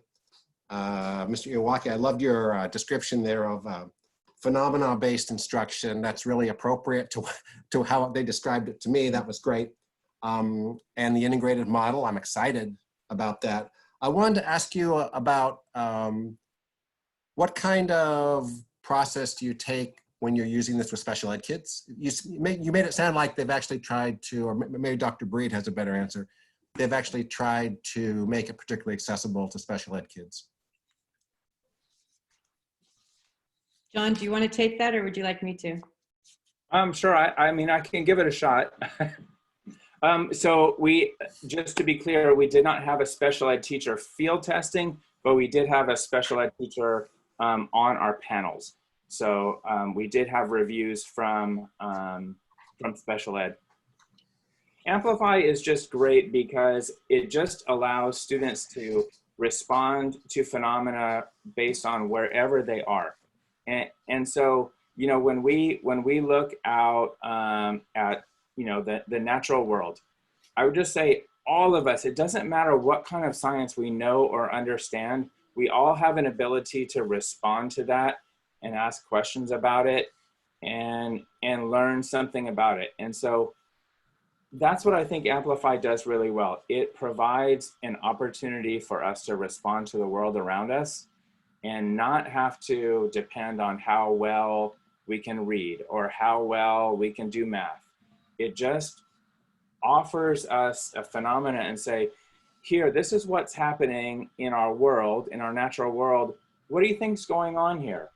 And I just think that's what I want the kids of our district to experience, to be able to look around and learn about what's going on around them. And so I guess that's what I would say. That's why I think it's great for special ed. And that's why I think phenomena-based instruction is great for special ed, because it just meets students where they are and it gives them an opportunity to respond and reflect and learn at whatever level they are. And I think Amplify does that. I'll just add in there one other quick piece is that the authors of Amplify are UC Berkeley Lawrence Hall of Science. And part of the conceptual model and the research base behind this program is based on a model of do, as John mentioned, do, talk, read, write, and visualize. And we'll be sure to share the research base with all of you, because another piece of this is that in districts where this was field tested with English learner populations and students with disabilities, they've seen great impact on the learning for students. So we will share that with all of you as well.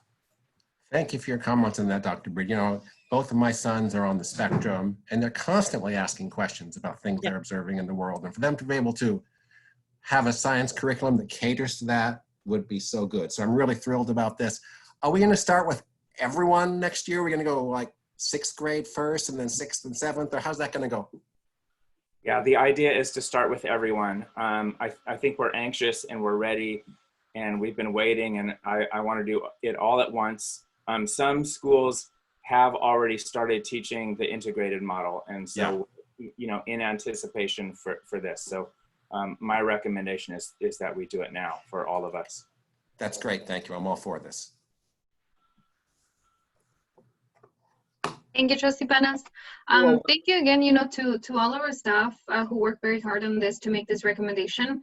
I really wish that science was seen as a designated core subject, that is 100% of the time available and taught to our students, because I think a lot of times we focus on math and English or language arts very heavily. And science sometimes can become like an afterthought or something that is additional or seen as optional or elective. And I think that this recommendation really reminds me and makes me really happy about the fact that we're updating the curriculum, that we're going to get kids to do hands-on activities, that we're going to get them to construct, like to be little scientists, little explorers in many ways, and to help them develop and nurture them into, adult scientists. And I think that it actually really gets us closer to our efforts to close the opportunity gap in science for little girls and for people of color. I think that our youngest students can really use a lot of support so that they see themselves in those careers when they grow up, and so that they continue to have that natural, ability to be curious and to investigate and to carry out experiments and to make, daily observations that are going to help them thrive in other core subjects as well. And so, yeah, I'm all for this. When I was studying my undergraduate, I worked as a part-time instructor it was a science STEAM position that I took on because I wanted to learn more about the sciences, since I had been focusing on special education and language for a while. And so I really learned a lot from kids. I think that it's just amazing how much one can learn from seeing kids have the right instruction, the curriculum, and the materials that they need to be hands-on and to grow into the scientists that they always have been and are meant to be. So yeah, I'm all for this as well. And if anybody would like to make a motion, I'll be happy, to second it.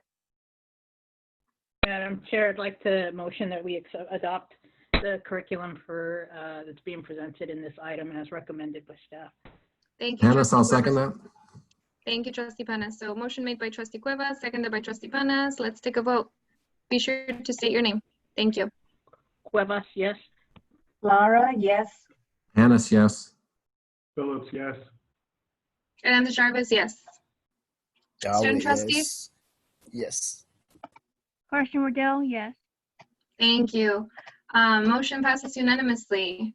Yay, thank you so much, everybody. Thank you, staff who worked on this, and thank you, board. The motion passes to adopt the next generation science standards, science instructional materials recommended for 6th through 8th grade. Thank you. Thank you. And that leads us, thank you so much. That leads us to our next agenda item, E6, approve revised school calendar for 2020-2021. Thank you. Thank you.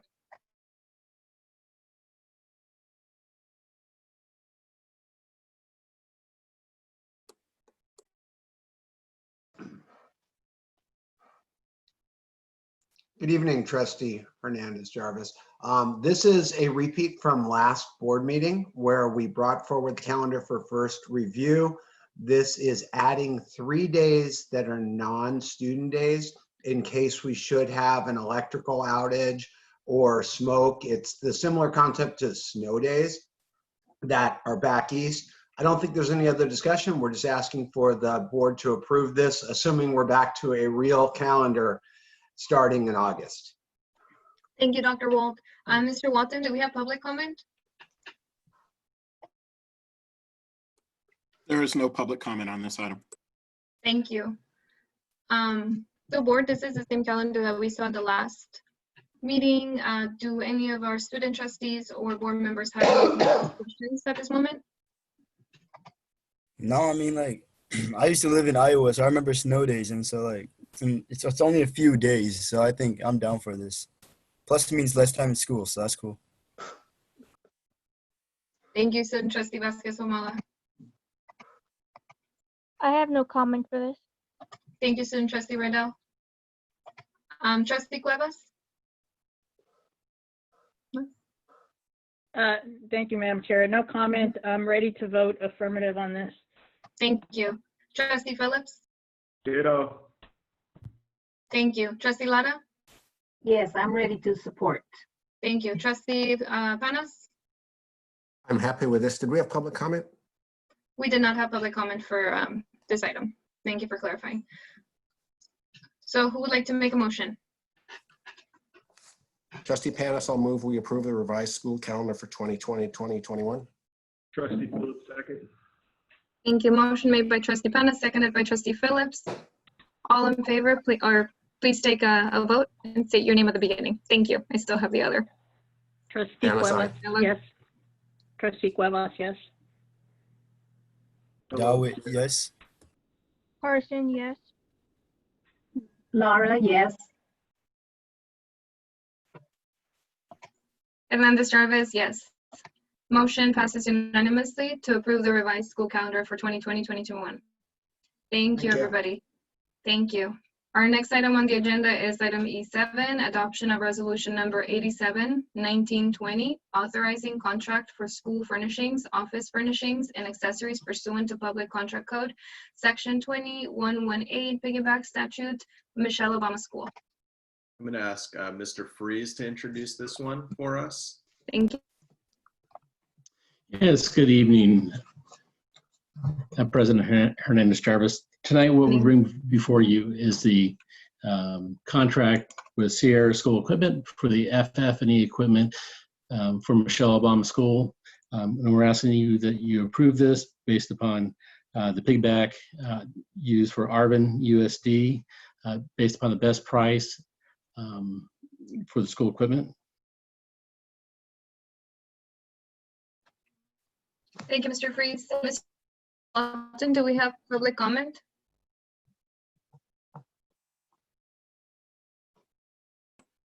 There is no public comment on this item. Thank you. Student trustees, do you have any questions? Yeah, I have a question. Will all the money that's used for this item, will that be used in next year's budget or this year's budget? It's currently in the project budget, which is a multi-year budget that's been approved by the board. So the expenditure has already been approved as part of the project budget. So it's a multi-year funding. Okay. Thank you, Student Trustee Riddle. Student Trustee Vasquez-Pomala. No comment at this time. Thank you. Trustee Cuevas. No comments, thank you. Thank you. Trustee Phillips. No comment. Thank you. Trustee Lara. No comment. Thank you. Trustee Panas.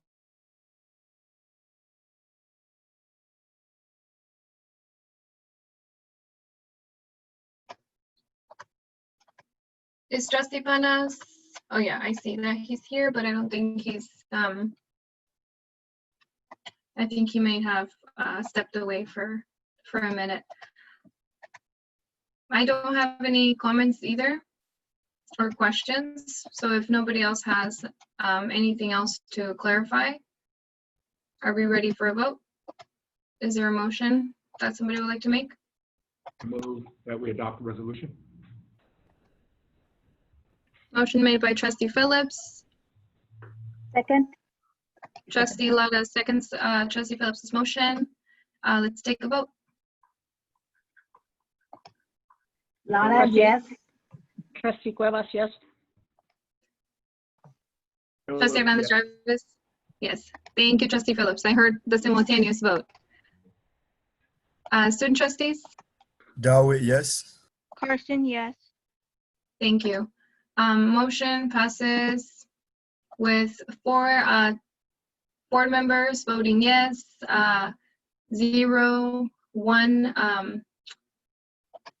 Does he, Mr. Duffy, can you clarify, since Trustee Panas is stepping away, he would count as an absent, right? Yes.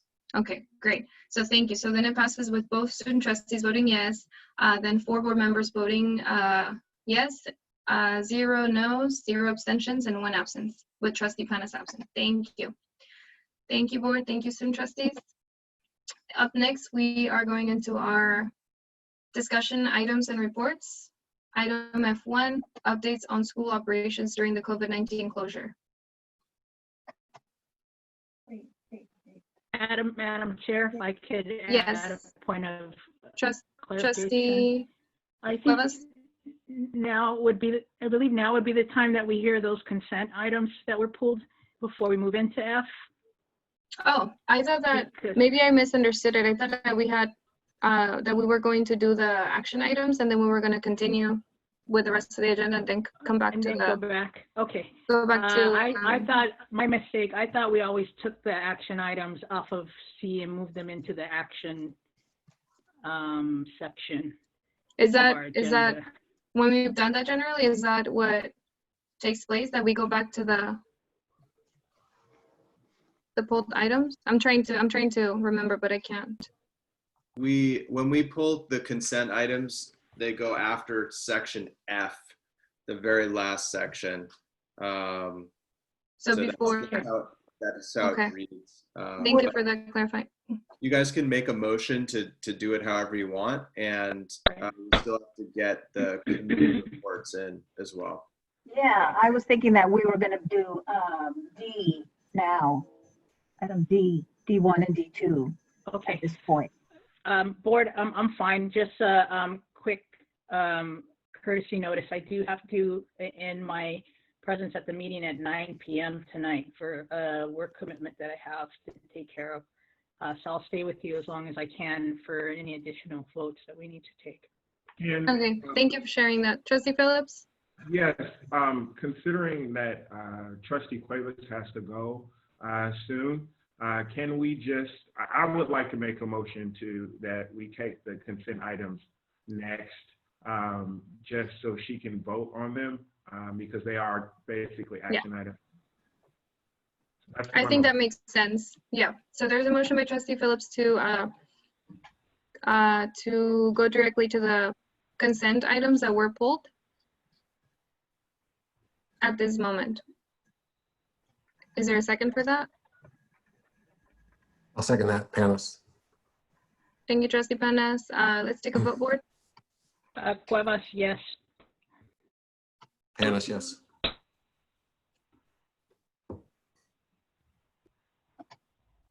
Hernandez Jarvis, yes. Trustee Lara and Trustee Phillips, I couldn't hear you if you voted. Phillips, yes. Lara, no. Thank you. Motion passes for 1 no with Trustee Lara voting no. And student trustees? Dawit, yes. Carson, yes. Thank you. Okay, so board, that means that we're going to look at the items that were pulled, and let me get that list over here. So it was item C1, C2, C4, C5, and C9.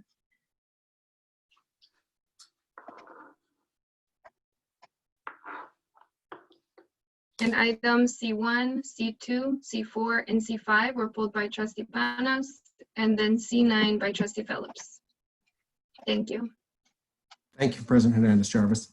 On C1, the summary of payroll and vendor warrants, the total of the vendor warrants reported in the detail provided for C1 differs by about 11 million from the total reported in the pricey. So I'd like to move that we table this, and maybe you can come back next time with the correct detail. Second. So can I ask a question really quick? Yes, is that Trustee Phillips? Yeah, if you table because these are paychecks, right? The vendor warrants are people's paychecks. What happens?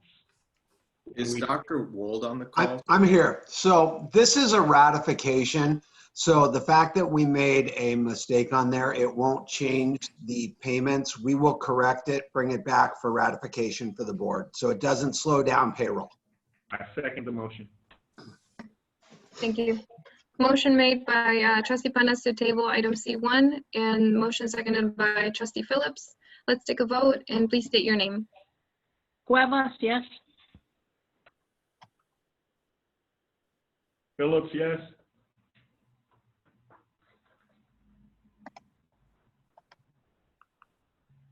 Trustee Lara, Trustee Panas, Panis, yes. Lara, no. student trustees, Dawit, yes. Carson, yes. Thank you. Student trustees vote yes. Motion passes 4-1 with trustee Lara voting no, 0-0. So item C1 has been tabled, and now we're on to C2. Thank you, President Hernandez-Jarvis. Sure.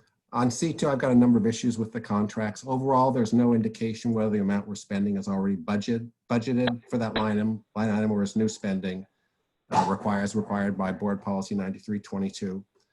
The $330,000 contract for BACR does not have annual measurable outcomes and metrics of success.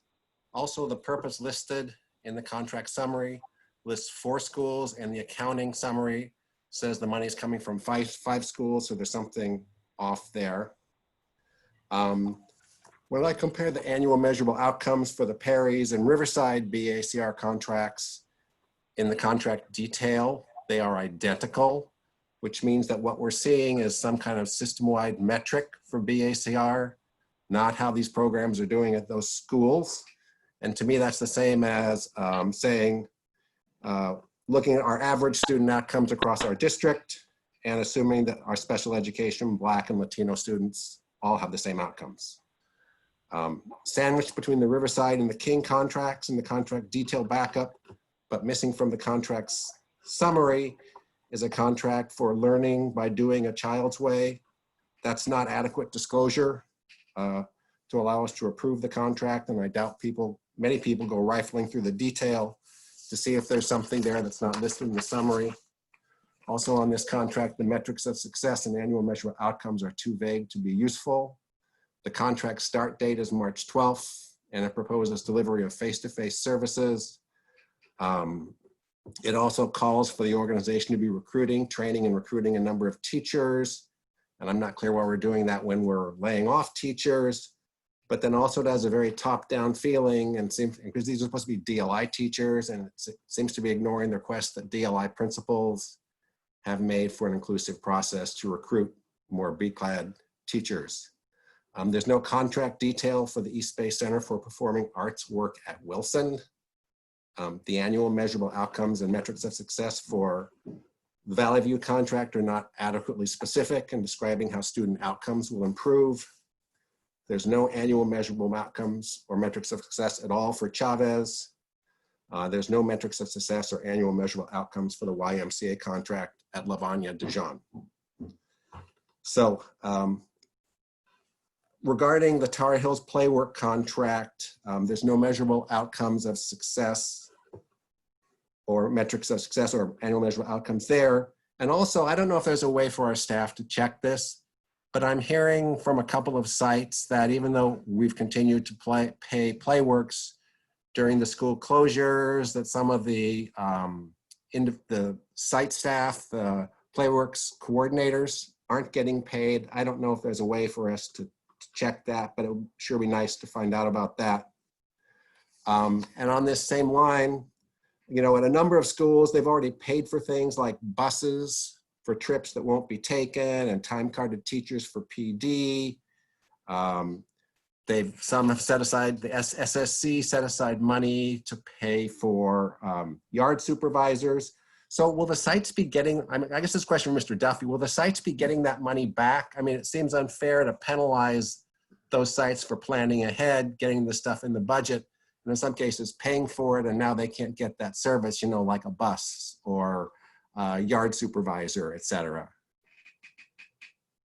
So I can respond to several of those if that'd be okay, President Hernandez-Jarvis. Yes, a lot of these contracts tonight are actually ratifications. If you look at the dates, a lot of the services had already begun. We begun the process of implementing the full board policy for contracts that had not already started.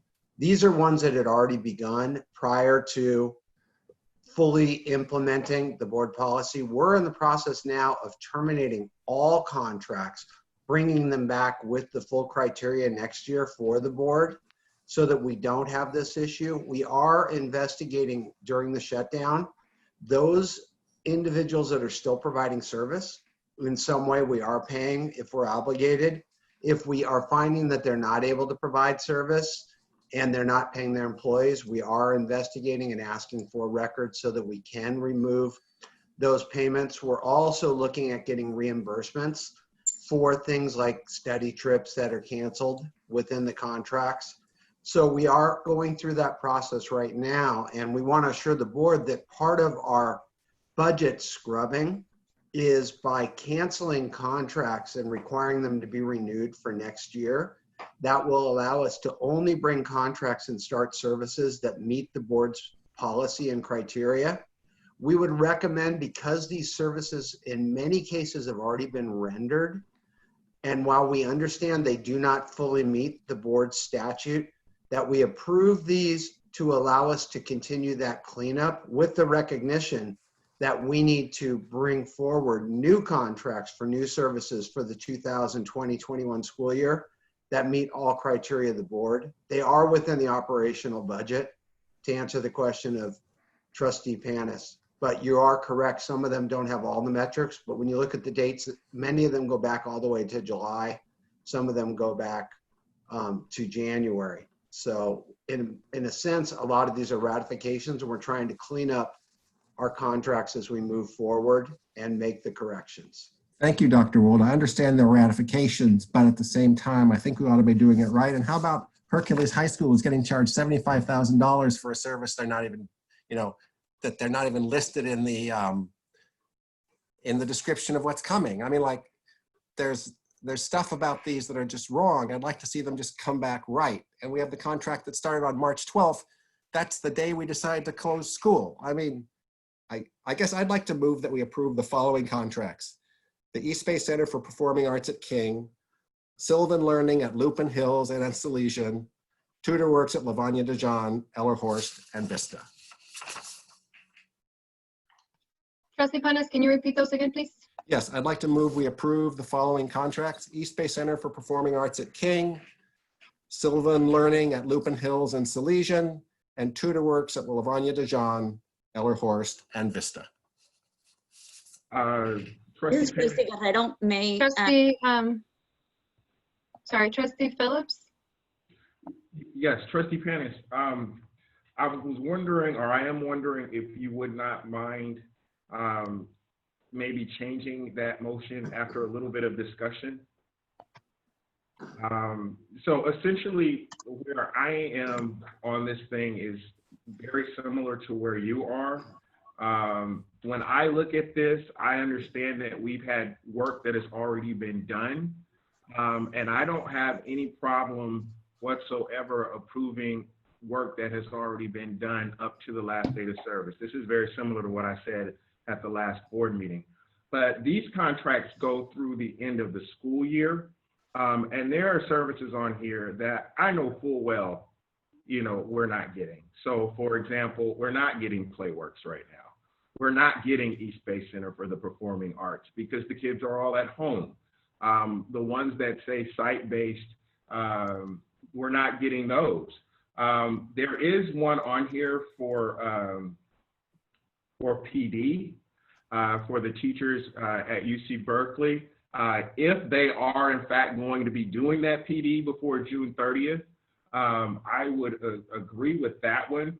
So for me, the only one I feel comfortable approving is the UC Regents, and that is with the caveat that the teachers are actually going to get the PD before the year is over. The rest of them, I think that they need to be brought back, and they need to be approved through the last date of service. That's what I would like to see happen. Is that a friendly amendment? Yes, sir. Okay, I'll accept that friendly amendment. Thank you, Trustee Phillips. And Trustee Panis, would you mind repeating the amendment? Because I have right now East Bay Center for the Performing Arts at King, and then Sylvan Learning at Salesian and Ellerhorst, and then I missed the one about the service at Lupine Hills. Can you repeat those again? Okay. So it's Trustee Phillips' amendment kind of eliminated all the ones I suggested. He suggested a second thing, which basically I accepted as a friendly amendment. So Trustee Phillips, could you restate that? There is one more part to it, and I forgot. The Salesians, there's a contract on there for Salesians where we're supposed to do the pass-through to Salesians. So that's technically not our money. So with the exception of the only ones that I would like to see go forward now are the one that deals with Salesians and the one that deals with the teacher PD at UC Berkeley, with the caveat that the teachers are actually going to do it. Okay, I'll accept that as a friendly amendment. So this is Dr. Will. Can I kind of tag on to that? Would it be acceptable to the board to approve the amendment that you're approving the contracts to the date of service ending rather than having to bring it back again? Because we can just amend each of these to end as of the March 12th. Because I think what happened was they just kept the end date as the end of the year on these ratifications rather than changing it to be March 12th or March 16th. We can make that change internally with the board's permission so that we don't have to bring the whole item back and can resolve the issue. You cannot. Trustee Phillips? You cannot, and this is very close to what I said earlier about these job descriptions. We don't approve job descriptions and then you go change them. These are contracts. We don't approve the contracts and then you go change them. That's not the way it works.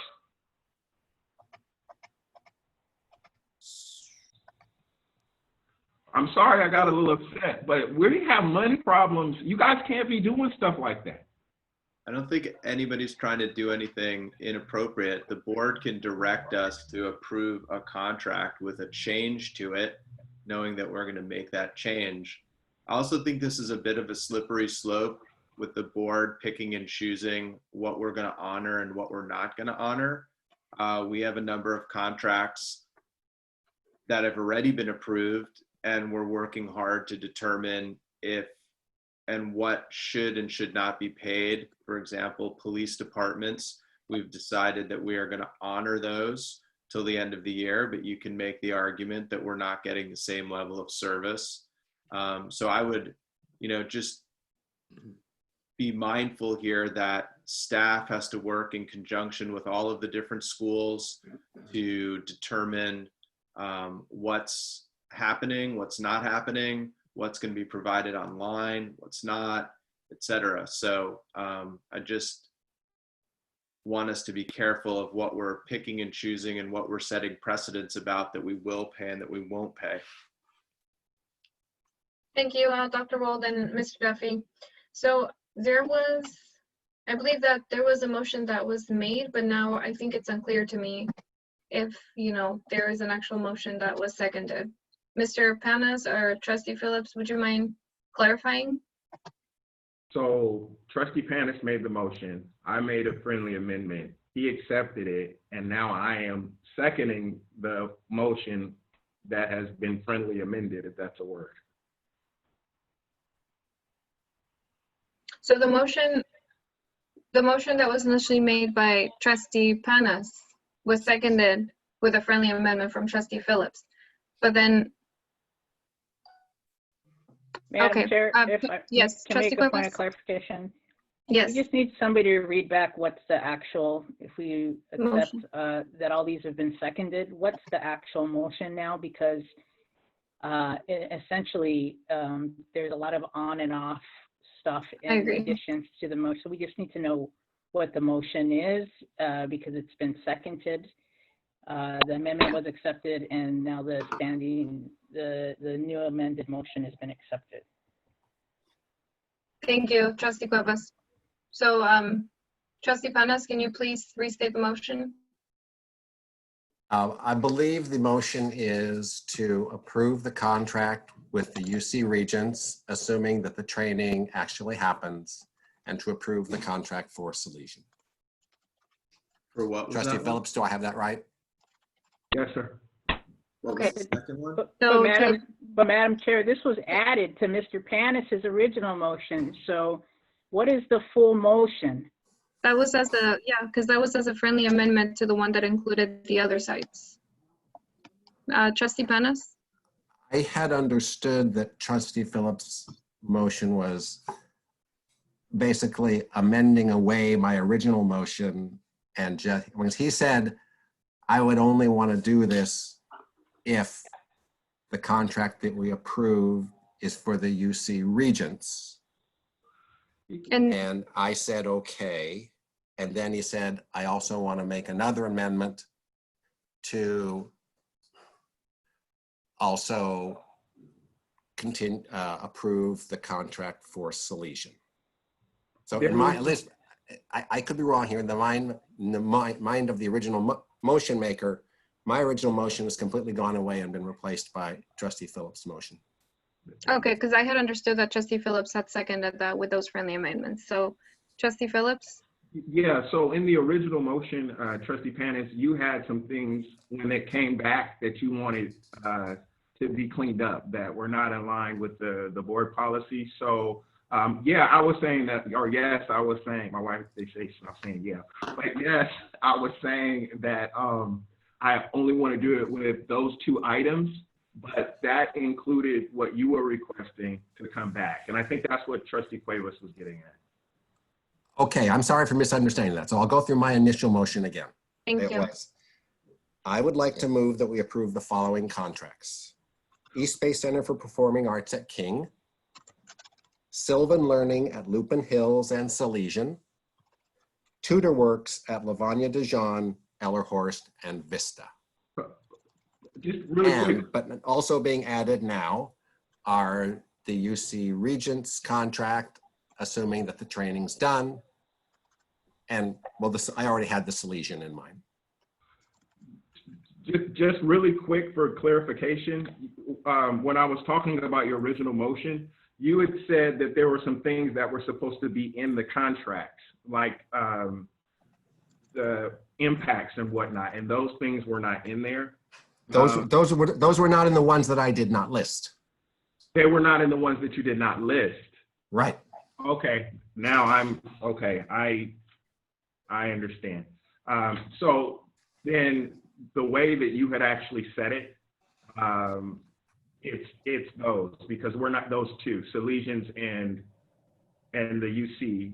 If it's actually going to happen, now we're getting it all straight. It was UC and Salesians if UC is going to actually happen, because all of the other ones are for services that we're not actually receiving, and we know that we're not receiving them. So why are we approving them? When they come back, I'm simply asking that they come back based on the last date of service, not the end of the school year. I'm sorry for the confusion. I got confused too. So then just to clarify, I want to reread what I wrote, what I understood from this motion. So the motion is to move to approve the East Bay Center for Performing Arts at King, Sylvan Learning at Lupine Hills and Salesian, Tutor Works at Dijon, Ellerhorst, and Vista, and approve the contract with UC Regents, assuming the training actually happens. Correct. Okay. Madam Chair, just because I'm not comfortable voting on that motion, I'd like to make a secondary motion to just accept this item as presented. Thank you, Trustee Cuevas.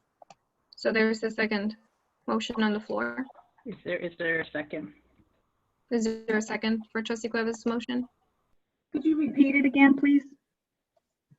The motion is just to approve this item as it's presented. I second that. So motion by Trustee Cuevas to approve the item as presented was seconded by Trustee Letta. And the other motion that Trustee Panas made. We would vote on that. We would get to that after this motion. Yeah. Got it. Thank you for that point, Trustee Cuevas. Okay, so board members, let's take a vote on the motion that Trustee Cuevas made to approve the item as presented, seconded by Trustee Letta. Please state your name. Cuevas, yes. Panis, no. Yes. Phillips, no. Hernandez Jarvis, no. Thank you. Thank you, board. Motion fails. 2 yes, 3 no. Trustee Phillips, Trustee Hernandez Jarvis, Trustee Panas voting no. And our So now you would go to the second motion, the other motion, the first motion on the floor.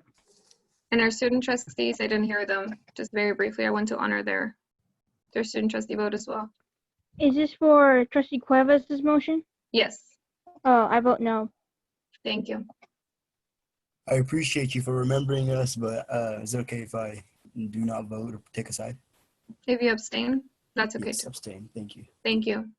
1 abstention from trustee Vasquez Famala, and no from student trustee Rydell. Thank you. So now the motion that we have now is by trustee Panas, and I believe trustee Phillips had, did you second that motion? I can't recall. It was mixed up. I did, but I think Trustee Panis and I were not actually on the same page. Or actually, he was. He got it because when you asked originally for the clarification, the way he said it was the right way. So he actually did get it as far as what his initial thoughts were around what my motion was. So okay. He got it right the first time. I was wrong trying to do my clarification. He was right. Okay, so I'm going to read it one more time just for clarity because trustee Panas said yes to it. And so trustee Phillips, I just want to understand if you second or you do not second that motion that trustee Panas made. So the motion, as I understand it, is that we are approving the contract for Salesians, and that we are approving the contract for the UC Regents with the caveat that the contract is actually fulfilled this school year, and that the rest of the contracts be brought back with the correct date of service on them, the last date of service. That is the motion that I was trying to friendly amend or make. Okay, so and that's slightly different than the one that I read aloud that trustee Panas had made, I believe. So then we don't have a second for that one, right? I'm gonna read it. How about I just make a motion now, and then if it gets a second, it gets a second. So I'm sorry, trustee Panis, because I think you were trying to do what I was trying to do. So the motion is that we move or accept that we adopt the contract for Salesians and the contract for the UC Regent teacher PD, provided the teachers are going to do that PD this year, and that the other contracts be brought back to us for approval with the last date of service on them. So the last date of service, for example, was March 16th. That is for service through March 16th. That's the motion. Am I allowed to comment here? Thank you, trustee Phillips. Yes, Mr. Duffy, let me just check with trustee Panas if he was on the same page as that motion.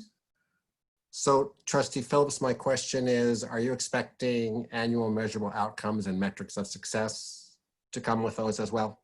If that's what you want, I mean, I thought that's what you wanted. Yes, yes, I am. That is part okay, fine. I'm fine with that.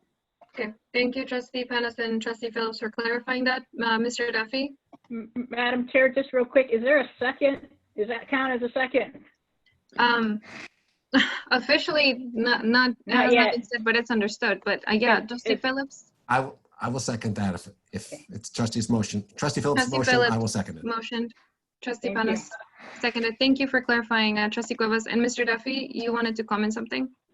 Yeah, I just wanted to make two comments. One is trustee Panas and I have had disagreements in the past about what constitutes an annual measurable objective.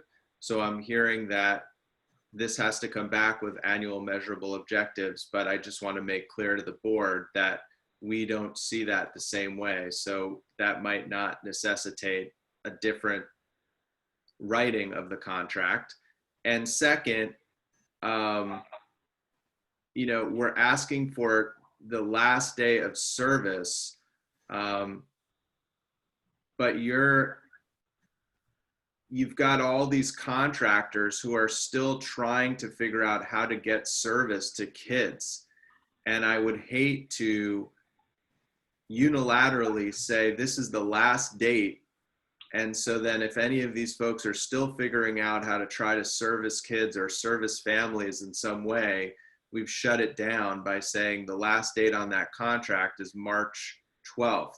So the other way to look at it is you approve them for the year like they're on here and let the staff work to determine which invoices to honor as they come in and who should be paid and who shouldn't be paid, allowing that flexibility. So for example, if you shut BACR down to the 12th, then there's absolutely no way, if they're able to continue services for kids or families, to honor an invoice past March 12th or whatever day. So there's some things to consider. Thank you, Mr. Duffy. Trustee Hernandez-Jarvis, may I speak? Yes, Trustee Panas. So Mr. Duffy, I very much sympathize with what you're saying.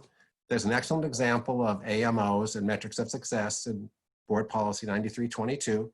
And if the staff, how long have I been doing this? 4 or 5 months? If the staff would bring us contracts that even got close to that, I wouldn't be doing this meeting after meeting. But the staff has chosen not to do that. And you can choose not to do that. It's just going to raise everybody's blood pressure. Thank you, Trustee Panas. Madam Chair, can we have a call to order unless somebody's dying? Let's have more debate. Thank you, Trustee Cuevas. So we have a motion made by Trustee Phillips, seconded by Trustee Panas, to approve the contracts for. I'm sorry, I'd like to call a question. Okay. So board, let's take a vote. Yeah. Phillips, yes. Trustee Panas, I think you muted yourself when you said it. Panas, yes. Cuevas, no. I just think this is the wrong time to push the issue. Lara, no. Hernandez-Jarvis, yes. Motion passes 3-2 with Trustee Cuevas, Trustee Lara voting no, 0-0, and our student trustees. Student Trustee Rydell? Yes. Thank you. Student Trustee Vasquez-Wamala? Yes. Thank you. Thank you, board. Our next item that was pulled is C4.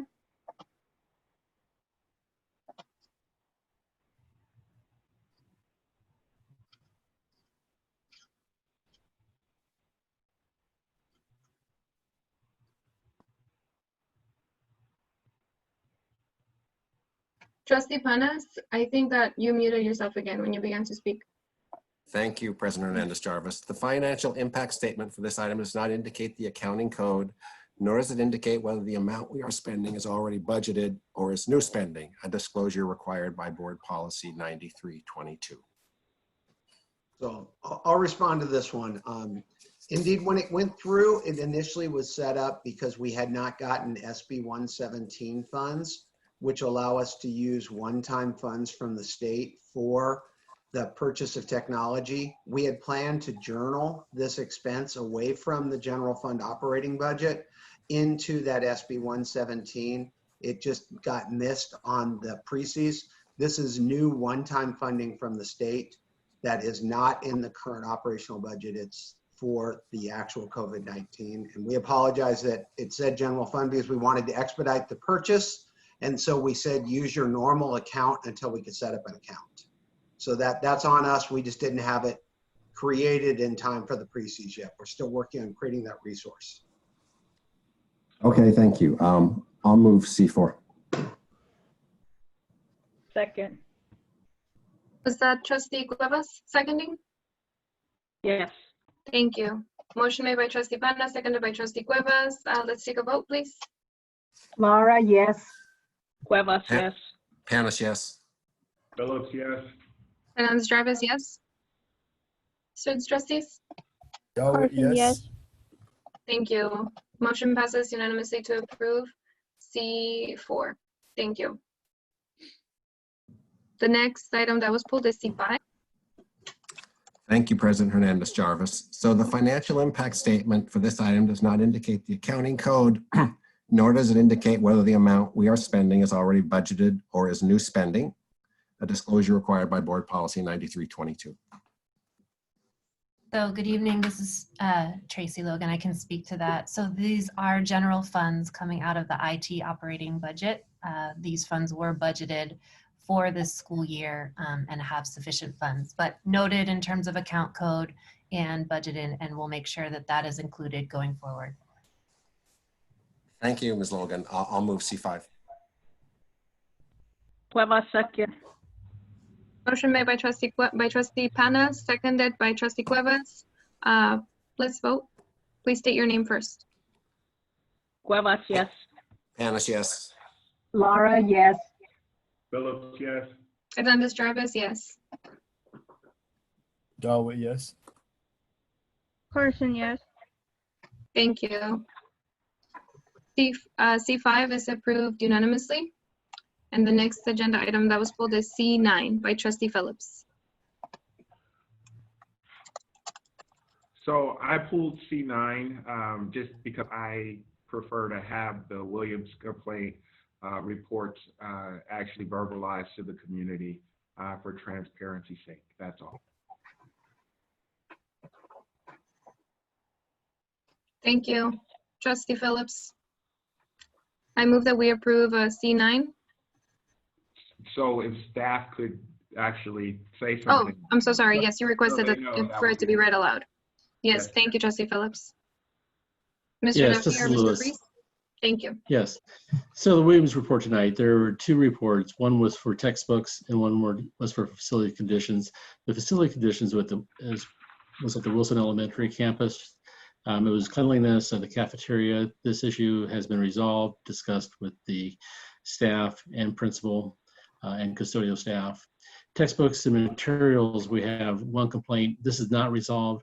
Yeah, it's unresolved only because of the COVID-19 situation. There was an investigation in process when the school shutdown came, and therefore this remains open. It cannot be resolved until staff returns. Thank you. Thank you, Mr. Priest. Trustee Phillips? I just said thank you for the report out. I moved the item. I second that item. So item C9, move for approval by Trustee Phillips, seconded by myself, Trustee Hernandez Jarvis. Let's take a vote and please state your name. Thank you. Panis, yes. Cuevas, yes. Lara, yes. Phillips, yes. Hernandez Jarvis, yes. Student trustees? Carson, yes. Sorry, Dawa, yes. Thank you. C9 is approved unanimously. Thank you, board. That leads us to committee communication, superintendent's report, D1. Madam Chair, just very quickly, I need to excuse myself. Wish everybody a good night, and I will look at the updated board meeting for reviewing the rest. Have a good night, everybody. Thank you very much, Trustee Trustee Cuevas. Cuevas. Thank you. Thank you, everybody. My report is very brief because we're doing a COVID report later. This is meant to just touch on a few items that are non-COVID related. We can move it forward. So again, full update on COVID and all the work that we're doing later tonight, or one of the next items. One of the biggest things we're doing right now is the budget and program planning for the 2021 school year. You saw a number of items here at this board meeting, but that is the work for us to continue to get the schools their budgets, help them plan for next year, get the staffing right, get everything in place for next year. I'm happy to announce we did receive the $1.2 million grant from the Hewlett Foundation, and I'll be sharing more detail around that, which is exciting. I also want to make sure to thank the Measure R committee, and I neglected to get that item on this board meeting, so I apologize, and we'll get it on at the next meeting, hopefully, just to thank everybody who was involved in that. And I think the timing, we couldn't be luckier with everything that's happened in the state economy that our community has decided to give to us to continue to build great facilities for our kids. One thing I wanted to note is the state just came out with some information that the LCAP timeline will be pushed back about 5 months, and potentially using the same template. There was supposed to be a new 3-year LCAP template coming into play. So we're still learning more about that, but we probably won't be adopting an LCAP at the end of June as we have historically. And, you know, we've had a number of our kids talk about their experiences, and on Tuesday, Alejandra Duarte from Richmond High was on KQED to talk a little bit about the interruption of his senior year. We can go to the next slide. So just briefly, we've got 2 board meetings in May, the 6th and the 20th. We continue to plan for end of the year events, at least virtually, and we'll talk a little bit about that in the COVID update. And again, just really pushing as hard and fast as we can to get staffing, budget development, hiring, and programming for next year done. So it's in a way like we do every year, getting everything done for the following year, but just doing it in a little bit of a different fashion. So that is my very brief report for this evening, and much more to come when we talk about COVID state of affairs.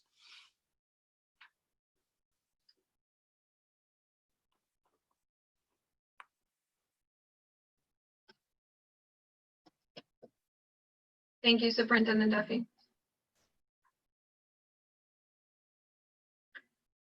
Did we have any public comment for this item for D1? There's none for D1, but our standing comments representatives are here and prepared to speak to their items.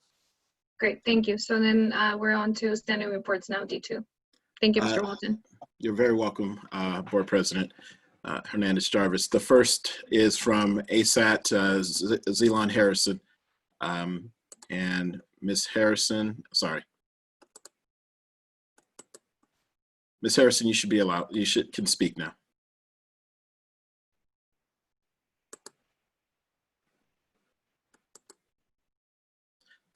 One moment. Ms. Harrison, you need to unmute yourself, I believe. Can you hear me now? Hello? Yes, we can. Yes, we can. Yes. Everybody, I can't hear you. Guys can't see me, but I can see you. Thank you guys for coming tonight and all that good stuff.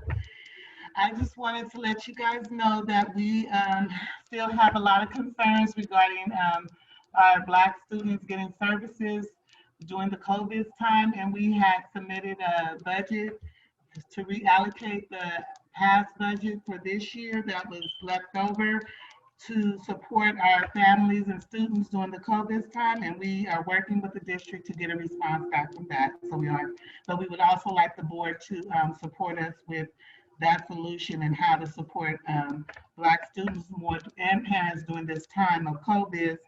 Also, one of our concerns when they brought us the budget for so we can see what was left to allocate for the rest of the school year, the budget has decreased $500,000, and ASSET has requested since 2017 to be part of the discussion of the allocation of the budget. And we have not had any conversation with the district and been sat down, and the budget is now $200,000. So that's a concern, because if they treat the parents like they treat our students, that's kind of probably why we have an achievement gap, because we've been asking, you guys have directed them, we have it in the resolution, and we need to be at that table. And we need to have some of those discussions when we're talking about programs and services that are going to help us close the achievement gap. And it seems to be a misfire every time that we're not at that table and the budget is getting spent and things are happening and parents are not being engaged and involved. Also, we sent a letter to Marcus for communication in the district to our families, to a letter of support. So you guys also should have received that letter today. And we want to make sure that our families know that ASSET is, here, and we're still meeting, and we're still wanting to encourage our parent leaders and give parent support and see what resources they need for their children during this time. I have a student with an IEP, and I know that it's like crazy. And I also know parents who have children who are seniors that are getting depressed. I'm totally involved with the things that the district is doing, and you guys are doing great in a lot of areas. But however, there is a whole population of people who are still not being able to get the results we need to make sure all our children are being educated. And so I'm the asset chair, and I'm asking and I am demanding that you guys make sure all children are educated and we have equity during this time. And so that's why we continue to come back to you guys, because we want to make sure that it's not something that's on the back table or the back burner or that's not relevant and current. We need our children educated, and we need our parents informed and supported just as everyone else. So when the resources are given and the opportunities are provided, we want to be at that table. So that's all I have for right now. Thank you. Thank you, Ms. Harrison. The next person to speak will be Don Gosney. Mr. Gosney, you can unmute yourself and begin speaking. And I am unmuted. Okay, since my last report to the board, the CBOC has been following the same regimen as the rest of this county. We've been sheltering in place. The safety of the CBOC members, district staff, and the community is of paramount concern for all of us. As reported before, we canceled our April CBOC meeting. Since that cancellation, though, the results of the March 3rd election have been certified, and we now have $575 million of Measure R funds to add to the remaining funds from previous bond measures. That's about $750 million. Just like the rest of the world, the CBOC has business to conduct, so we need to be judicious when we cancel our meetings. Our next CBOC meeting will be held during the daytime on Monday, May 11th. We're still trying to determine the best means of conducting this meeting where the CBOC staff and the public can all participate remotely. District staff is working out those details, and when we know more, you'll all know more. Of course, along with the public, we invite each of the board members to attend this remote meeting. While you are all discussing the new science books, facility staff and I finalized the start time for 2 p.m. Attending these meetings in person is arduous enough, but staring at your computer screen is even worse. Keeping that in mind, we're working to keep our CBOC meetings brief.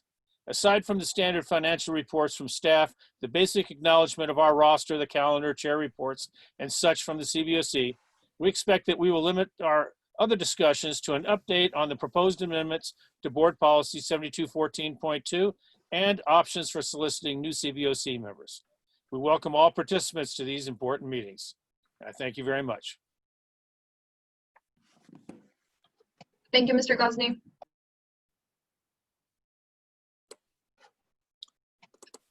Do we have further?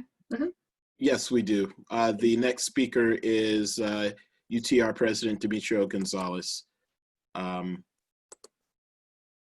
Gonzalez, if you unmute yourself, you can speak. All right, thank you. Can you hear me? Wonderful, Yes. Thank you. Good evening, school board members, student trustees, Superintendent Duffy, and community. It's a pleasure to be with you tonight as well. I want to start by just thanking district staff. It has been in the last few weeks, we have truly been collaborating. The most I think we have collaborated in the last few years.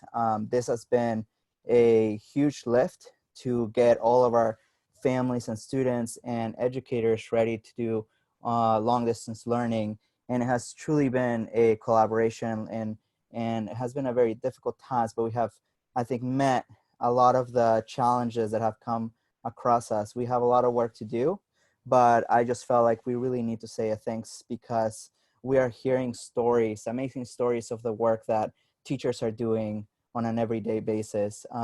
I see amazing and beautiful videos of teachers create for their students, lessons that they're doing. We have teachers literally creating document cameras out of PVC pipes so that they can teach their kids because they don't have the right equipment. I see it at home with my wife teaching every day. I see it with my mother-in-law. I see it with my best friends. I see it with all educators. I'm really proud of the work that we're doing. And I'm really proud of the work in collaboration that we're doing in Dr. Guerrero's department. and that the tech teacher leaders are doing at the sites. It has been incredible. And we also see, as I drive sometimes on my way to go shopping, and I see teachers and community members and parents and students volunteering to give out lunches on every day on top of all the things that they have to do. It's important that we continue to remember and ground our advocacy that this is still a crisis. There are still thousands of people that are going through a lot of difficult situations, unemployment, homelessness, and this is only growing on an everyday basis. So as we get, I know Mr. Duffy and many of you and myself get angry emails about where we are in distance learning, we have to continue to approach the situation with flexibility and understanding, not just that we're all going through this, but our students are going through this. And the equity piece is truly critical. So I'm really excited to hear a little bit more from Mr. Duffy today in his report, because I know he's gonna be talking a little bit of that equity piece through our grading policy and our tracking of engagement. And I just want you all to know that teachers, right before this meeting, I met with over 100 teacher leaders from the sites who are truly trying to engage in how to support students better. But a lot of them are really struggling with the time commitment, as you can imagine. Over 60% of our teachers have students at home. So on top of their everyday work, they're also having to take care of their kids. And I know that some of you can definitely relate to that. And of course, our student trustees are experiencing that. So I just wanted to say thank you for that. And then also to say thanks to HR. We are working very closely with Dr. Williams to make sure that all the displaced people, we have over 70 people that we have to currently displace, are getting jobs for next year. And at the same time, all the people that we've laid off get jobs as they become open. And we're doing that work every week. And it's very difficult work. And we're staying up very late trying to make sure that people have jobs. And I just want to say a decision like the ones that you guys took today in pushing the job descriptions, even though I might not be in full agreement with all of them, it definitely pushes those timelines. And unfortunately, we won't be able to place all the teachers that need to be placed for next year for a few weeks because of decisions like that. So I believe that, of course, you guys definitely need to get the details that you need, but I would encourage you and ask that you make sure you get that prior to the board meetings, because just for that decision, we have now over 20 teachers that we won't be able to assure them a job for at least 3 weeks. So I ask that you make sure you get those questions answered prior to the board meeting, even communicate with Mr. Duffy directly, so that make sure that those unintended consequences don't happen. But thank you for everything you're doing. I know that all of you are also supporting us and behind the scenes. So I just want to say thank you, and we're here for our students. Thank you so much. Thank you, Mr. Gonzalez. Next is Jose De Leon. Mr. De Leon, you can go ahead and unmute yourself and begin to speak. Good evening or good night, board members, superintendent. WCCAA is working hard with our members to support them through these times of distant learning and some of the insecurities of positions during these budget cuts. We want to highlight the work that the administration teams have been doing at their sites and how they're leading. You see them out there passing out work to students through packets, supporting food distribution, supporting teachers and students with technology, and still organizing the staff as they come back. We would like to highlight the impact of coordinators and instructional specialist positions. The instructional specialists are in charge of guiding and aligning instruction throughout the district at all levels for math and science. Also, coordinators hold the work of guiding the EL process, supporting SPSA creation and budgets, supporting students through their 504 plans. We have about 400 students, and these are individual plans that have to be made.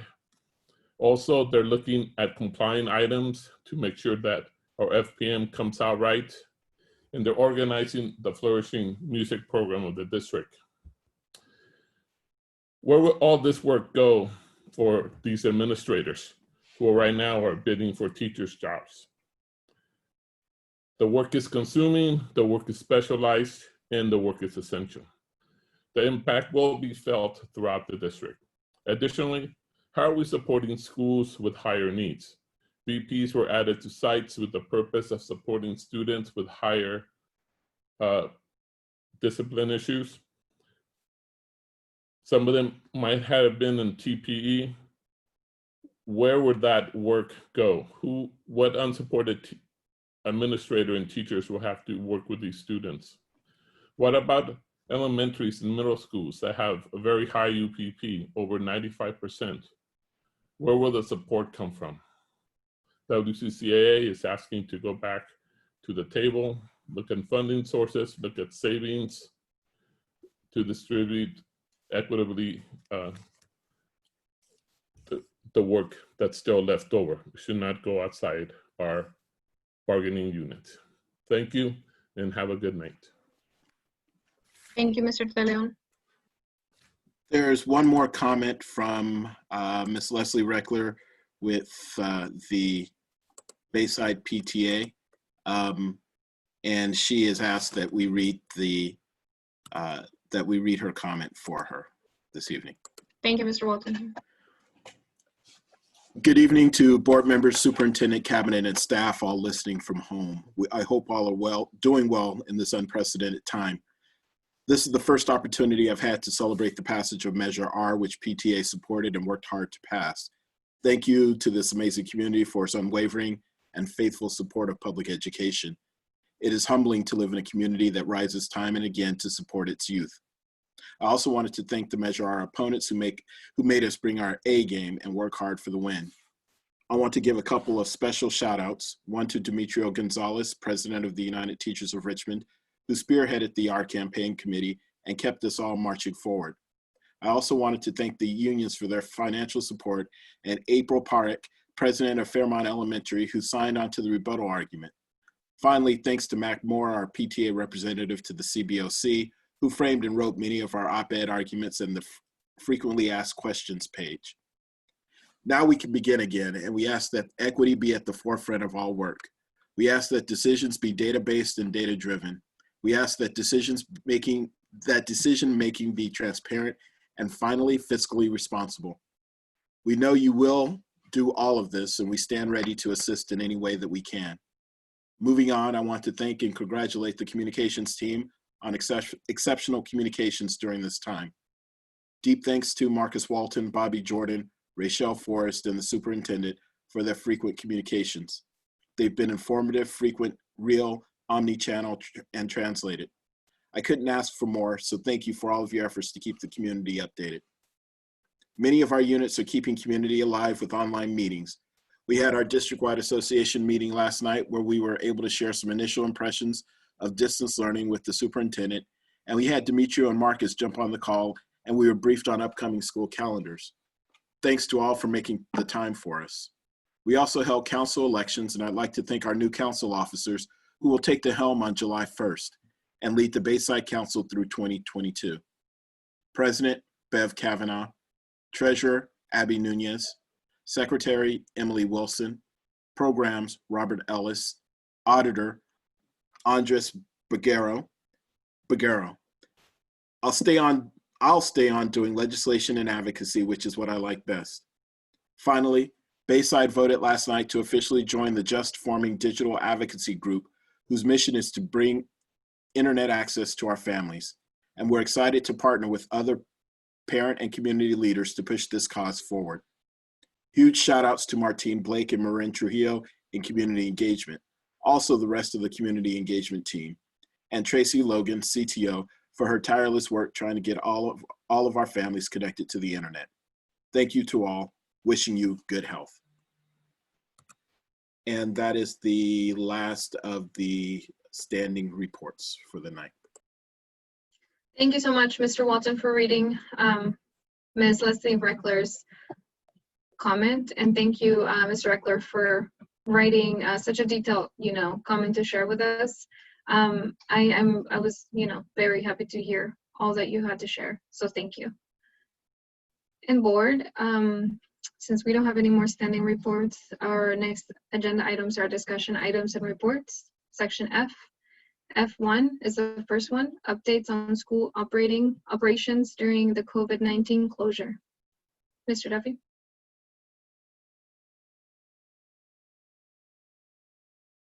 Okay, great. Thank you very much. So we are in week 5 now of having the physical buildings closed. And as Leslie Reckler's comments pointed out, and Mr. Gonzalez as well, just really want to thank everybody for the work they're doing. We're trying to navigate all the different things happening, keeping really high expectations for our kids, but being really flexible with families and students who are going through a lot. So we're going to do this in a similar way we've done in the past, which is just run through our big areas. We can move the slide. Just an overview that last Monday, we launched the phase 2 of distance learning to give more consistency and similar expectations to families and teachers. We are still awaiting new information and direction from the state regarding what might be allowed going forward for students for learning. We're hearing that in the next couple of weeks, the county health departments may ease some restrictions, allowing potentially groups of 10 students in K-12 settings to be together. So we'll wait for that. Our food distribution continues, and we're going to talk about that later. Today was the first day of county mandatory face coverings. We're continuing to work on identifying a care location. I'll mention a little bit about that later. And our Ed Fund has raised over $300,000 so far, which is fantastic. And 2/3 of every dollar raised will go to direct support to families, and the other dollar will go to district support, things like Chromebooks, etc. So our team is going to talk it through with you, and then we'll be ready to answer any questions for you. Thank you for the introduction, Mr. Duffy. Yes, hello board. This is Gracie Guerrero. I hope you can hear me. I see that I'm not on mute, so hopefully, you know what? I'm going to show my face. Here we go. Yes, we can hear you, Dr. Guerrero. Thank you. All right.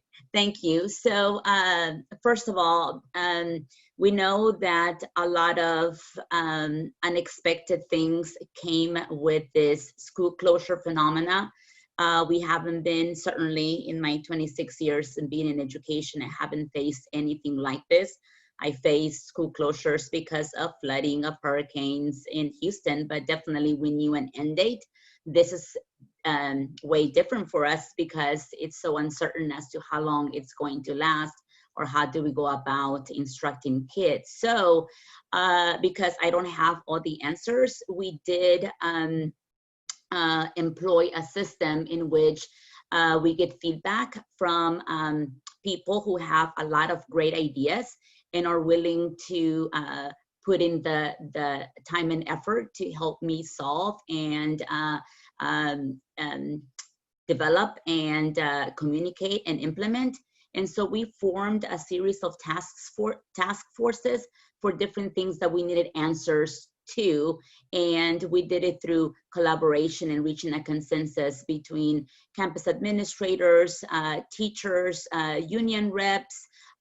We have a parent group as well. So I'm really excited that everybody's coming together and pitching in. As a result, I've listed there just a few of the items that we have come as a way through those task forces. The first one that we want to be able to report on is the grading plan for the final grading cycle, in reviewing the existing board policies that are there regarding graduation, regarding credits. Those don't need to have any updates that are impacted by what the committee is recommending as the best way to move forward. For the secondary level, we have come to a consensus, and they have recommended that we implement a pass or credit, in which a pass will be equivalent to anything C- and above. thus being aligned with A through G credit, and also the credit being any grades equivalent to anything under a C minus. Certainly being able to allow students to have opportunities to complete work and to become engaged, but certainly really acknowledging just the different hardships that everyone's going through, and staying away as much as possible from a failing or type of grading. So it's either a pass or a credit. At the elementary level, that task force really thought about what is the purpose of being able to have a report card, right? And they agreed that the purpose of a report card was to inform parents of what children were able to do and what they also needed additional work on. And so they are in agreement that a narrative type of progress as a report card for this last grading cycle is most appropriate for that age level. And so we wanted to be able to bring this to the board for their knowledge and for any discussion that can come of that. I know that along with that comes a lot of logistics and details, and the task force is continuing to iron those out, anticipating what questions administrators, parents, teachers may have, and trying to be able to communicate that so that everybody's on the same page as to what that means. We also had a task force that was focused on prom and graduation, knowing that both of those types of events do require or would require a large group gathering. And of course, with our current situation, we're not able to do that. So the task force is working or having a virtual type of graduation, in the sense that it's something that is pre-recorded, and the campuses have different ideas as to how to be able to get the graduation gear and attire to students. So definitely more information to come so that we can have the board participation in that and being able to approve of the diplomas that the kids would be getting as well. So a little bit more details on that, but just suffice it to say that it's going to be virtual in nature, with video being able to be recorded of that. So definitely more details to come. And of course, prom, you know, there's always good memories that are built in, you know, with the high school prom. And so what the high schools are wanting to do is, if at anything, if at any time, and this goes along with the graduation as well, if at any time in the fall we're able to come together as a big group, we can certainly be able to plan an event so that we can invite the kids back to be able to have a celebration. If not, at least for prom, let's see where we stand next spring and invite those seniors who are currently in 12th grade now, being invited back as special guests for next year's prom. So different ideas going on with that. We continue with the teacher training and support. We are pleased to inform that we have now added a spot for a weekly administrator training on Thursdays from 2:30 to 3:30, and that is to be able to provide guidance to administrators on how to be able to monitor instruction, how to support teachers, and how to better do a progress monitoring for students as well through distance learning. We also are happy to report that we have also scheduled a parent weekly training on Wednesdays, and that is going to happen in English from 1 to 2:15, and Spanish from 2:30 to 3:45, always addressing a different concept, and we're getting feedback from our parent group as to what items are needed and for us to be able to prioritize. Our first training is going to focus on how to be able to get the information that's needed from the one-pagers that were developed just last week. We continue to address equity and access. So last week was the first week of phase 2. And so we did get preliminary engagement data from the different levels of schools. So at the elementary level, based on the engagement data that campuses have, we have 87% of students haven't had contact with teachers and participating in any means with distance learning. At the middle school, we had close to 86%, actually it was 85.75% of those students. And also in high school, we had 83.5% of students being engaged in some type of form last week. For a district average of a little more than 85% of our students. We also got some data from campuses regarding the actual number of students who may not have any type of device to engage with or have any learning packets. So no way of being able to engage. At the elementary level, we have approximately 630 students who they're still trying to be able to garnish support as to how to be able to access distance learning.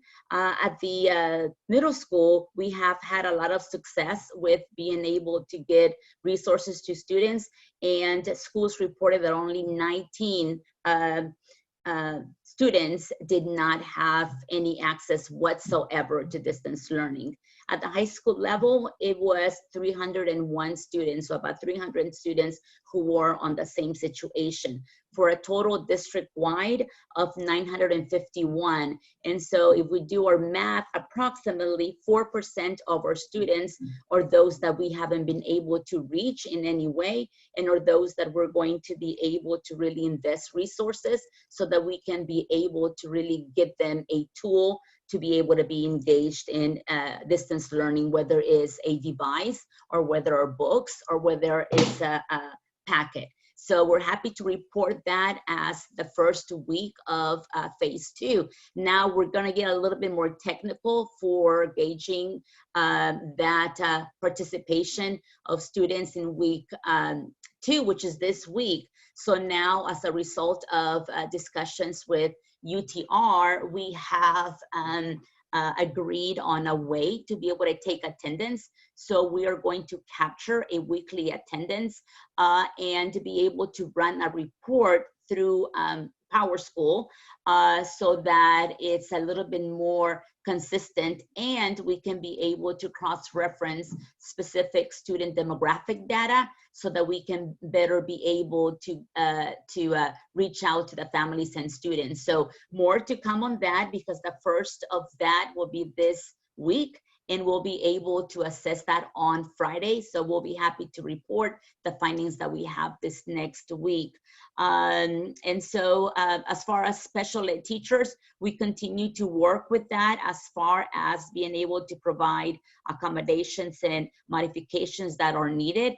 We do have the special ed teachers and staff that are supporting the general education teachers in being able to provide those. And of course, based on the IEP, teachers are using a variety of sources, such as distance learning helplines, videos, and packets to be able to address the needs of our special ed students. So always working at that angle in how to be able to address our students who may be at a deficit right now. And so that's what we have, some numbers definitely, and we hope to be able to streamline that data a little bit more as we provide more reports to you as well. Thank you. So continuing Thank on the equity of access from the technology side, when we had last reported about 2 weeks ago, we were taking inventory of all of the Chromebooks we had left in the district to see if we would be able to get to a one-to-one at all grades. At this point, previously, as you know, we were at one-to-one at grades 2 and up. We were able to redistribute to a degree, and now we are one-to-one at grades 1st and up. So that does leave TK and kinders that will be doing packets at many of our schools, and then at a subset, they will be able to use Chromebooks where they were available. At the same time, we're using this as an opportunity to form a tech advisory committee to determine what is the age-appropriate TK-K one-to-one device, knowing that distance learning is a reality now and will likely be part of our future in some way, shape, or form going forward. So the necessity to have one-to-one as a standard has really changed now that we are living in this remote distant learning reality. So we will use this time as an opportunity to define what is that appropriate device for our younger students, and then look to procure in the summer to have in time for August. In terms of Chromebooks, our data shows that 16,500 daily logins were logged last week, 25% of which are Clever Badges. So Clever Badges are those QR codes that our youngest learners use to show on the screen where they don't have to type in, it just logs them in instantly by way of the camera. So 25% of our logins were actually by our youngest learners, which is pretty exciting. On the home internet connectivity side, our known need was 851 as of about a week and a half ago. The numbers had grown since I last reported, and we are now down to 473. So the way that we got there was a lot of sort of blood, sweat, and tears, a lot of outreach, a lot of phone calls to families. Huge thank you to our SCOWs and our site clerical for doing the work of calling families, finding out what kind of support folks need in terms of internet connectivity. So since then, we've been able to get 378 families connected, 263 of those connected via free or low-cost home internet. So whether that be Comcast or AT&T, another 115 by way of hotspots, which are going out this week in a prioritized fashion. So prioritizing first our families in transition, homeless students, our high school students, and then families where there are multiple students, so siblings in the home, and then working through our list from there. So 473 calls are in progress, as I mentioned, by many staff members, and we will continue getting out as many hotspots as we can. We just found out last night, very exciting, that we got a generous contribution donation of 300 additional hotspots by Netgear, and those should be coming in a couple of weeks.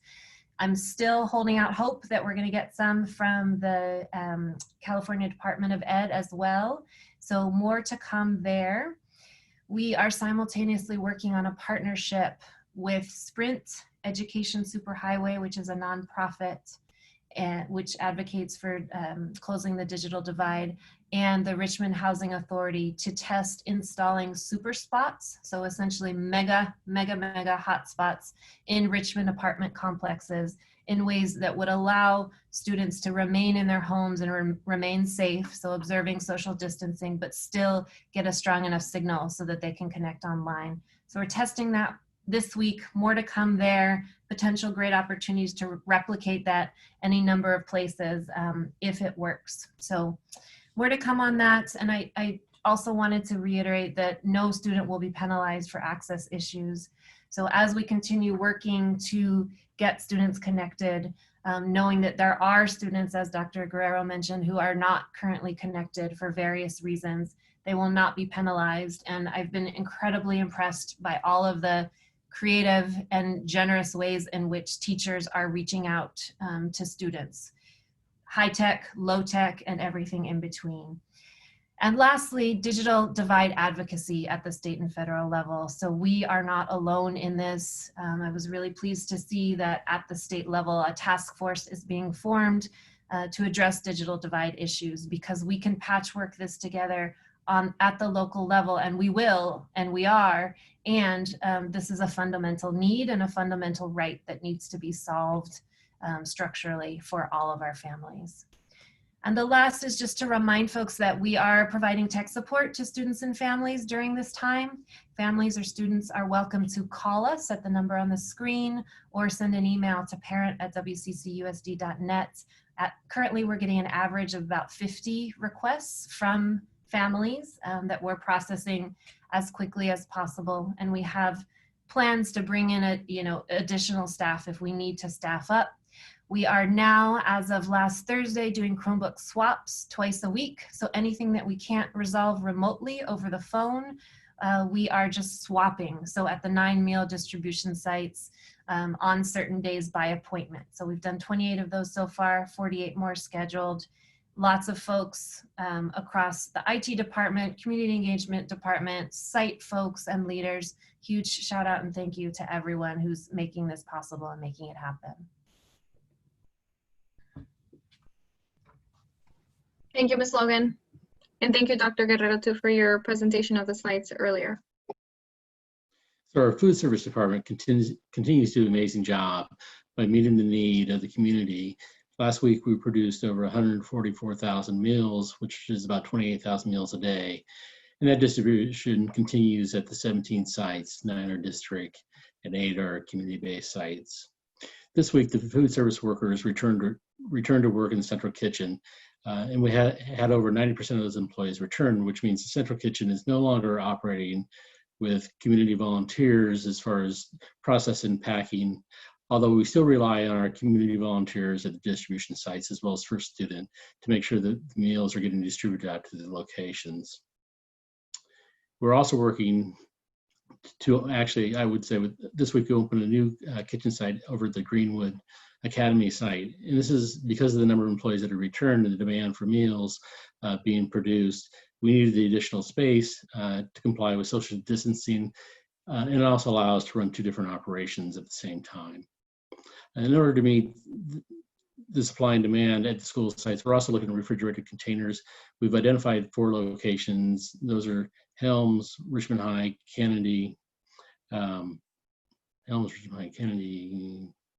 Dijon.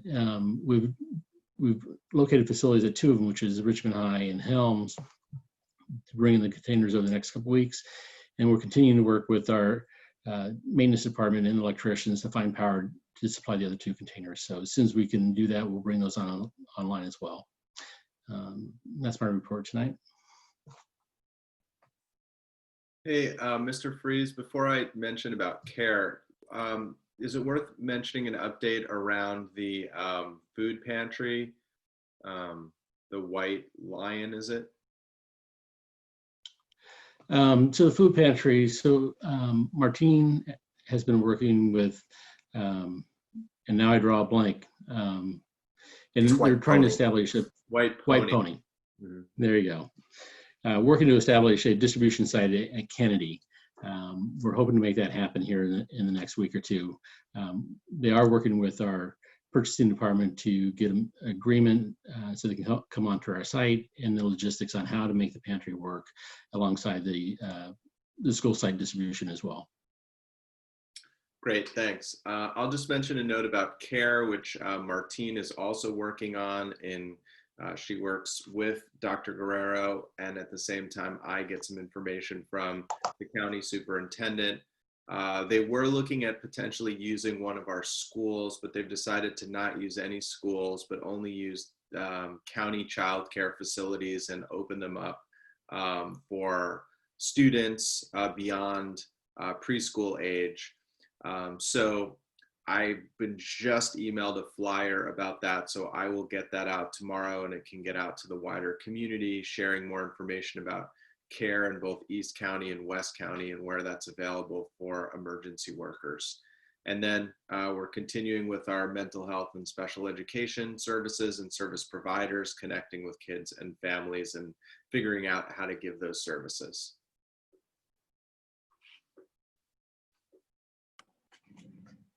That's it for that slide. Thank you, Mr. Duffy. Good evening. The communications team has been still working hard to ensure that the community remains informed and engaged and gets the latest information from the district about what's going on as our school buildings are closed. However, we are transitioning to more communications and more information from the schools and principals. Our parents and students should be hearing more from their individual school leaders. Our communications at the district's now focusing on larger subjects, and we're trying to get back into the swing of more general information, not just about the closures and COVID-19. And we're doing that twice a week with messages from the superintendent as well as other forms of communication. Since the closures were announced on March 13th, we've seen significant increases in our community contacts. We've had more than 500 new email subscriptions, and our social media has jumped. We're more than 2,400 followers on Twitter, 4,500 followers on Facebook, and 1,400 on Instagram. And we continue to get a lot of good information out there in in English and Spanish. And so we continue to work on improving that communication with our community.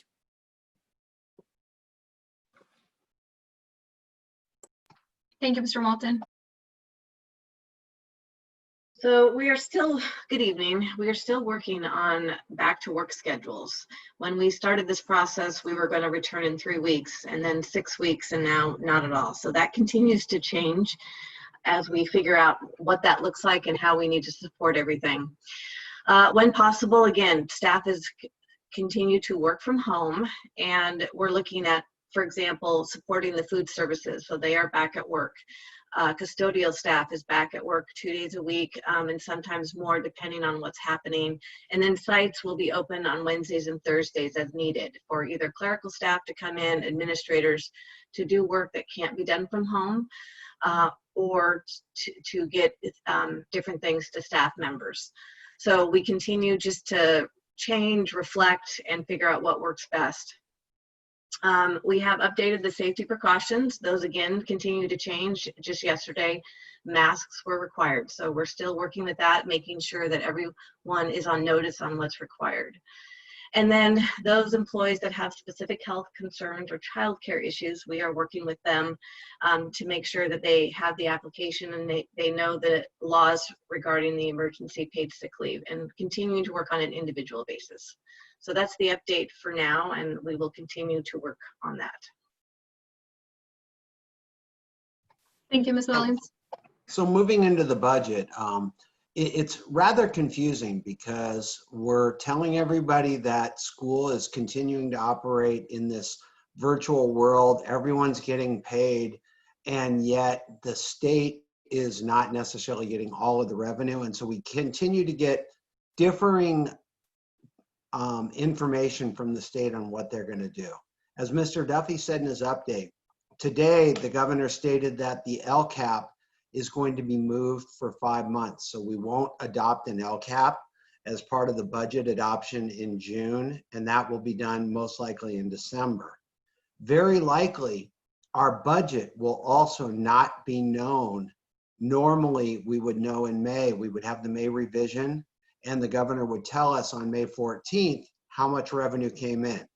We do know this: the state only received 40% of what they normally received this month in April tax receipts. That makes sense because taxes were pushed to July. What that does mean, though, is there's no accurate way to project how much revenue the state's going to have available for us for our budget. So we're, in a lot of senses, having to make predictions that we don't know. The guidance we're receiving from the county right now is that the COLA of 3% that we had budgeted at second interim, we may need to move that down to 0. When we do that, that's going to be a $4 to $5 or $6 million change in our budget for revenue. At the same time, the state, the last information they've given us is that it's going to be a workload budget. What that means is that you get the same money as last year, but no more, except for COLA. So we're waiting until May 14th and May 19th to get more information on what we have, but it's very likely that we're not going to have a true understanding of our revenue until probably September of 2020. And so the budget that we adopt in June is going to be very similar to what we did last year, where we adopted a budget where we knew the revenue, but didn't know the expenditures. This time we will know the expenditures because we've controlled that with all the board's actions, but we won't know the revenue. And we'll have to adjust based on what the state says in September. So unfortunately, we're in a similar situation from last year. We're going to continue to make the right decisions. At the same time, we have to be very cautious that all of the indicators are very, very different than we've ever seen. Yesterday, oil went negative, where people were actually being paid to take barrels of oil away versus you pay to buy oil. So we're in a very unique economic situation, and we're going to need to be very, very cautious on how we build our spending, knowing that our revenue may change. And so we'll continue to focus on that.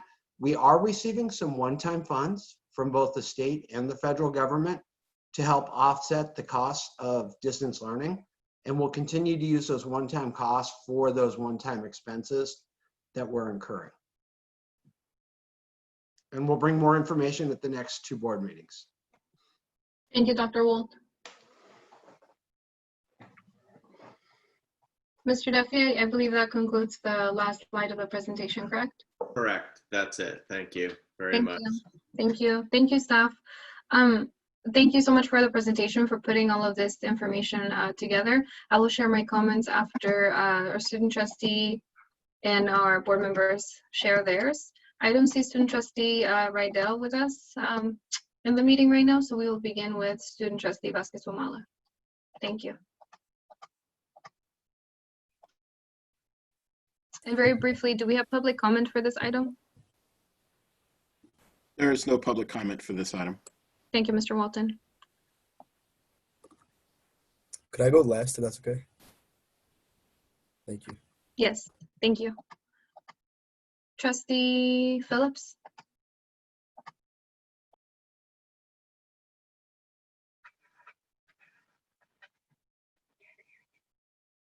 Yes, thank you very much. I am wondering if Mr. Duffy or someone else on staff could bring up board policy 5121. That's the grading policy. And I'm just asking so we're all looking at the same thing.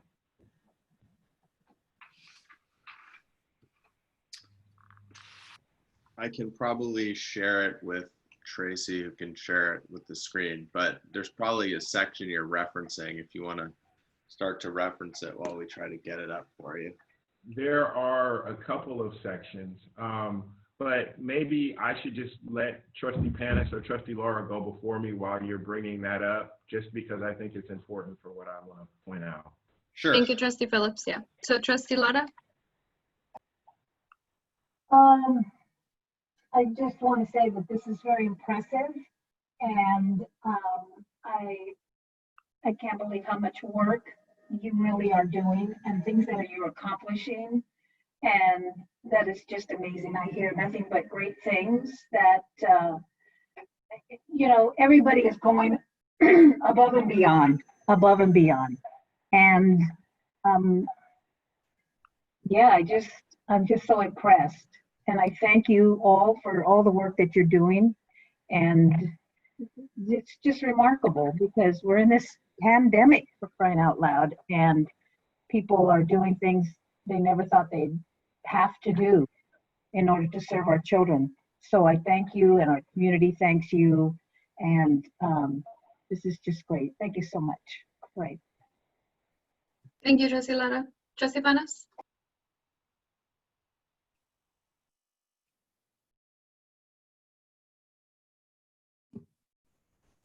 Thank you, President Hernandez-Jarvis. I want to thank Dr. Guerrero, first of all, for talking about scheduling the training for parents. I think that's really important. And I know parents have a lot of questions, and it's wonderful that you went ahead and do that. That's great. Regarding the grading policy, I think we probably all agree that equity needs to be at the heart of that. And that's why we've gone to the secondary system will pass credit. Regarding the strengths-based narratives for the elementary school kids, what are we going to do? And I don't want to penalize anybody here. Like, there's some number of kids who can't get to technology. We heard Dr. Logan say that I think there's 630 kids that we haven't heard from yet. I'm just wondering, what kind of guidance are we giving our elementary school principals and teachers about the strength-based narratives for some of our kids who just don't have great access to what we're trying to provide for them? Right. So regarding the guidance that we're given to them as it pertains to the narratives, it just depends on the emphasis, right? So we really want to guide teachers into adopting the thinking that is not necessarily about quantity, but it's about quality. So this goes to the point of we don't necessarily, so it would be just amazing for all of our students to participate on live sessions that the teachers have at all the time and every day.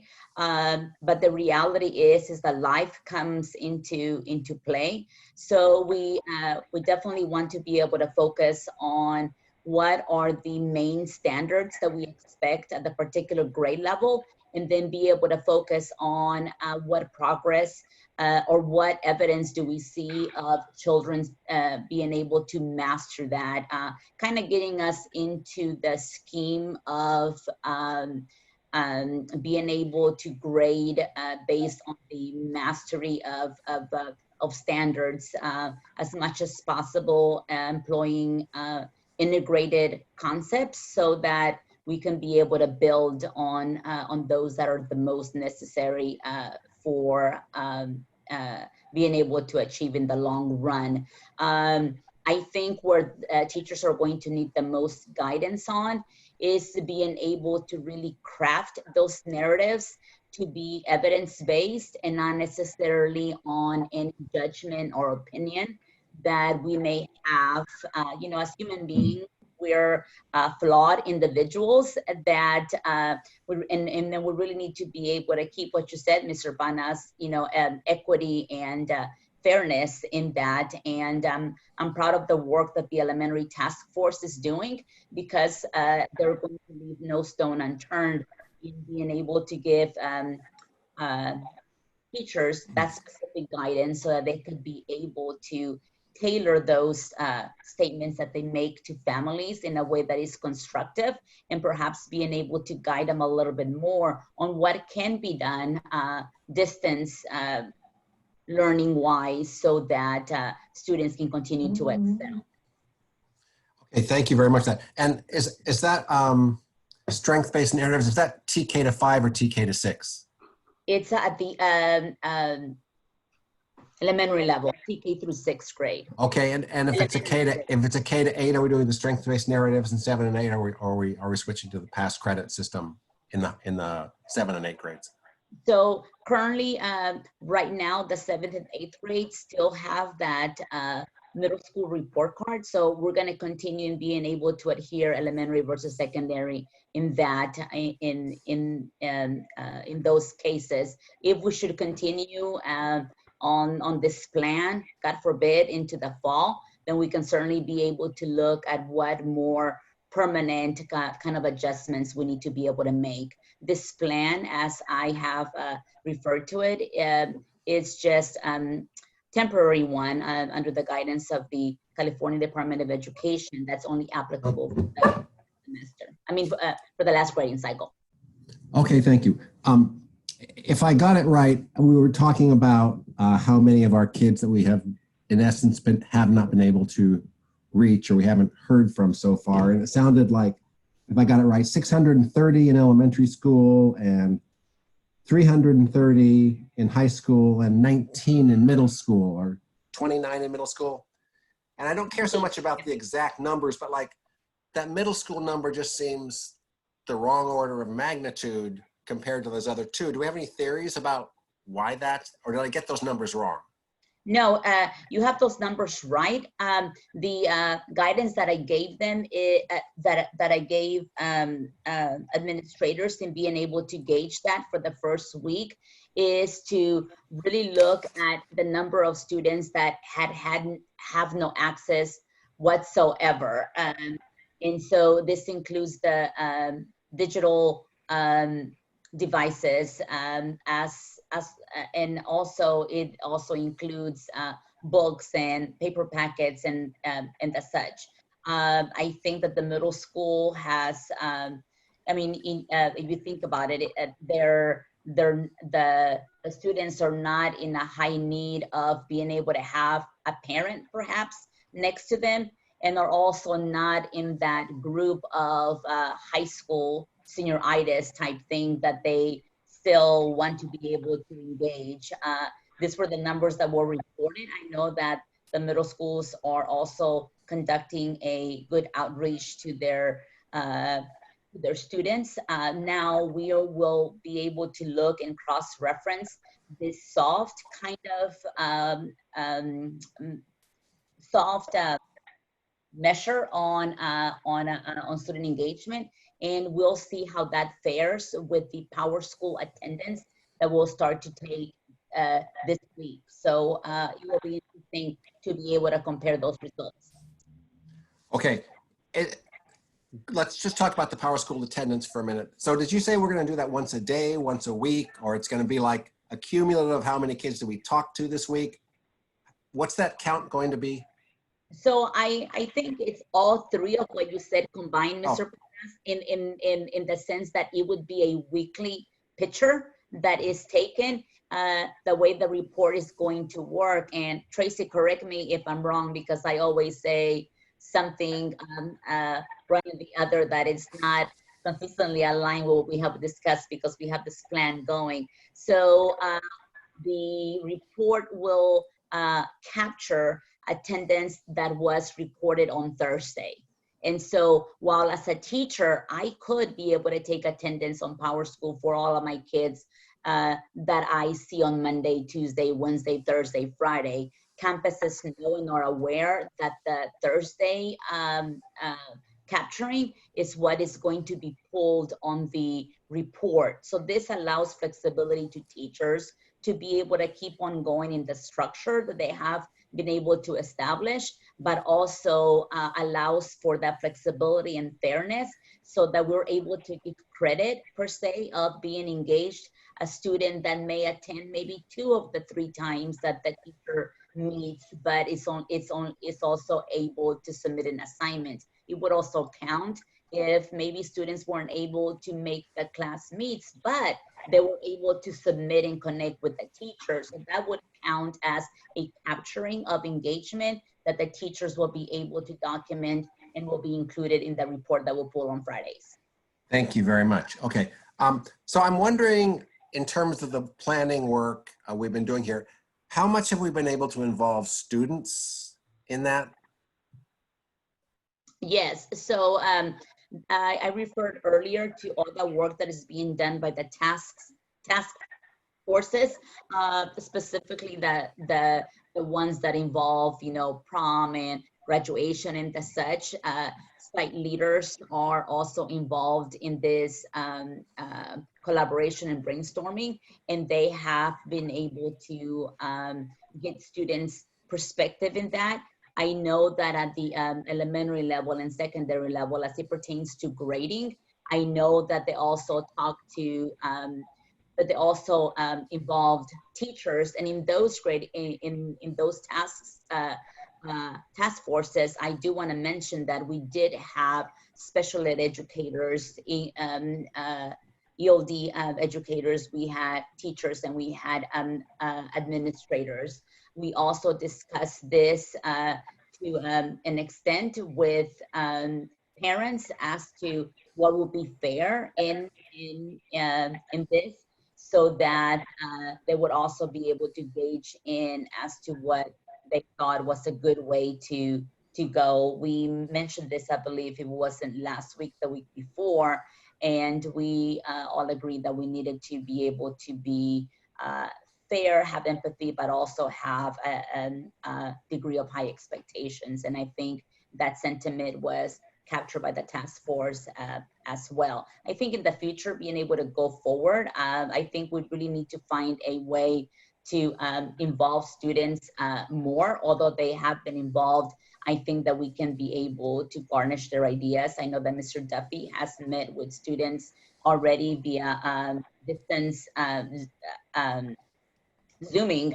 And so he's been able to kind of gauge their interest going there as well. It's real interesting. I've popped in different teachers' Google Classroom, you know, just to kind of experience different things. And it's just so exciting to see that baby faces on those screens. I think the most that I miss is the physical contact. And I think at this point, I would give anything to hug one of our students. But you know, I can wait. So, yeah. Okay. And you mentioned the parents that have we been very successful in getting any of our immigrant, refugee, undocumented parents kind of involved in our, particularly our day-to-day schoolwork planning or parent expectations in terms of supporting their kids? Yes, so members of the parent group that we meet with are also representatives from the MDAC. So I'm not really sure, you know, how many of those parents are immigrants themselves or, you know, undocumented, but, you know, they are participating in that. As far as our most at-risk students, in this case, our foster kids or homeless kids, we are working with, Martine is working in my team with the Ed Fund to be able to get a process going to what President Hernandez Jarvis alluded to, being able to give some relief to our undocumented families. And so that's in the process of being able to be established so that that can be going. We're working on the timeline and just the process of it. They have developed a good system, and we're going to touch base in with the Ed Fund to be able to really have a seamless system to be able to dedicate those funding as well. Okay, thank you. I wanted to ask a little bit more about the technology that we're rounding up for kids. Have we gone out to all the schools yet and collected all the spare Chromebooks? Because I feel like I'm hearing from principals saying like, oh, we still have some Chromebooks we could contribute and no one's asking us about them or coming to get them. What's happening on that front? So we have gathered up some at this point. I think there's kind of two types of Chromebooks that are still at schools. One, those that haven't been picked up by families that may still need them, and so those will stay at the schools. The others that would be potentially extras, where the school didn't need to distribute them because families had technology at home. And so those are ones that we will pick up. The other thing that we're finding is that we need to make sure that we have enough swap inventory to keep our it's about 24,000 Chromebooks that are out there and in the hands of kids working and working seamlessly. So we have a team that went out, I believe it was yesterday, and collected some of the available Chromebooks from the schools, and we'll make another round as well, just making sure that we have enough in our schools to provide for students that still haven't picked up. Okay. I do have that. And Trustee Panas and board members and staff, I just want to remind you all that it's 10:15 and our adjournment time that we actually put for this agenda was 9 p.m. So we need to extend the meeting to get through the other 2 items that we have. I move that we Go ahead. I'm sorry, go ahead. No, go ahead. I move that we extend the meeting to 11 o'clock. Motion to extend the meeting to 11 o'clock by Trustee Phillips, seconded by Trustee Panas. Can we please take a vote? Yeah, I would like to vote on that, but I would also like us to consider moving the DLI presentation to a later time where we can give it, you know, more time to it. So it's going to be a, yeah. So I'll make a I motion think to that also. I think that's a great idea. Yeah.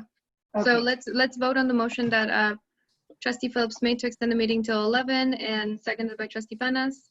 Or did I get that? Did I get that? Panas, aye. Thank you. Laura, aye. Phillips, yes. Hernandez Jarvis, yes. Student Trustee Dawit, Vasquez Omala? yes. Great, Yes. thank you. Motion passes unanimously with 4 board members voting yes, 0 no, 0 abstentions, and 1 absence from Trustee Cuevas absent. And Student Trustee Vasquez Omala voting yes, with Student Trustee Rydell absent. Thank you. Trustee Panas, were you I finished? had just a couple more questions here. I wanted to go back to a question I had asked last time, and I realized I didn't ask it very well. So regarding summer school and summer activities, there's a number of organizations that are outside of the district and actually don't use district facilities. And they're getting very curious about if the district will want to cooperate with them in terms of any kind of summer program, if they're able to offer one. So like, have we done any outreach, or are we looking for partners to help us do that, like outside of our normal mode of summer school and credit recovery, but like helping make sure families and kids know that there may be some other options out there? Right. Mr. As I think, at this point in time, you said something that is key, so we are definitely looking at anything that is out of the norm, because we're certainly out of the norm at this time. So we haven't discounted any partnership with anyone. Actually, we're in the process of being able to seek out and have a task force on what would summer school be like, noting that it cannot be business as usual because it is not in the norm right now. So we haven't discounted any of those possibilities. Okay, thank you. And one last question, back to the hotspots, Ms. Logan. So how many hotspots do we have? How many do we have on order? And like, how many do we actually need or project to need for the next year even? Yeah, so we have 300 on hand. We have another 300 coming in about 2 weeks. And then we have 1,000 additional ordered that I don't have a precise ETA for, but it looks like June or July. And in terms of exactly quantifying the need, it's a great question and one that's really hard to answer. So we continue to gather that information each day to get a more solid list of which families need access. Okay, thank you very much. I'm done. Thank you, Trustee Panas and Ms. Logan and Dr. Guerrero. Trustee Phillips. Thank you. And I'm sorry, right before we start with your comments, Trustee Phillips, Trustee Lara, you indicated that you would like to make a motion. Yeah, just very quickly, I'd like to make a motion that we postpone the DLI presentation to a later meeting rather than for tonight. So yeah, I second that. Seconded by Trustee Panas. Yeah, I think that we need to have enough time and have it earlier at the following meeting so that it's not, this late at night discussing it. So thank you for that motion and for seconding it, Trustee Panas. Let's take a vote. Please state your name before. Thank you. Panas, yes. Yes. Panas, yes. Student Trustee? Dawit, yes. Sorry. Thank you. It's okay. Hernandez Jarvis? See. Okay, and so our item F2, dual language immersion update will be postponed now through this motion to a later meeting. Thank you. To our following meeting, if possible. And so Trustee Phillips, thank you for waiting. Thank you.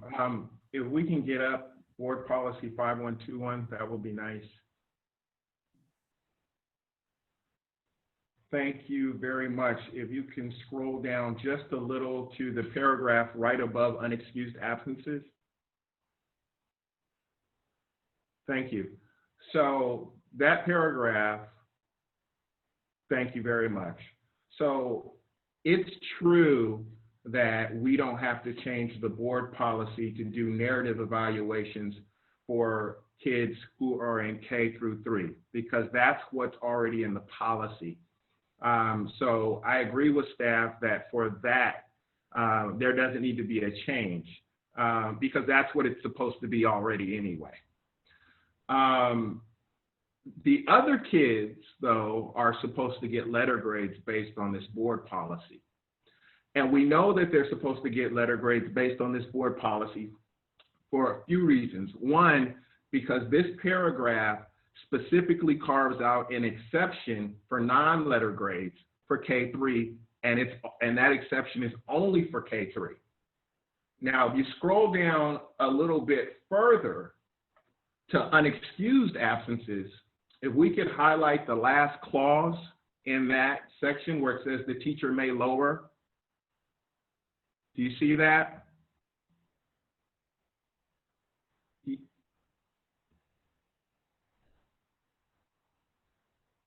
Okay, so where it says the teacher, we're getting there. Where it says the teacher may lower the student's grades for non-performance, you don't lower a narrative grade, right? So that wouldn't even apply to K3 because you don't lower that. You only lower letter grades, which goes back to the point that it is built into this board policy that everybody is supposed to get a letter grade except those younger students, the K3. Now, if you go further down to the grade point average section, that first sentence where it says the superintendent or designee shall recommend to the board the methodology to be used in calculating students' grade point averages. Okay, again, you only have a grade point average with a letter grade. You don't have a grade point average with a pass-fail. You don't have a grade point average with a narrative like the board policy talks about for the K through 3 students. That only works for a letter grade.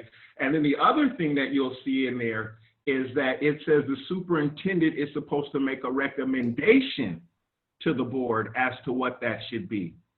So all of this says to me that the superintendent, staff, however you want to call it, they do not have the authority based on this board policy to unilaterally decide that kids will get non-letter grades unless they're in K through 3.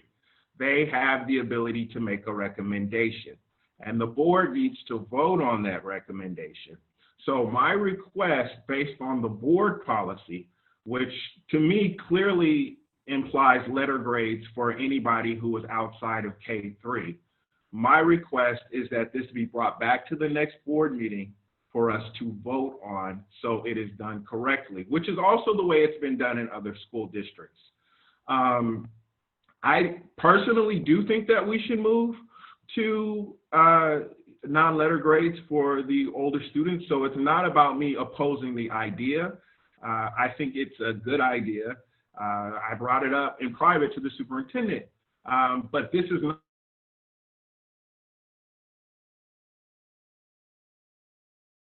We can't hear you, Trustee Phillips.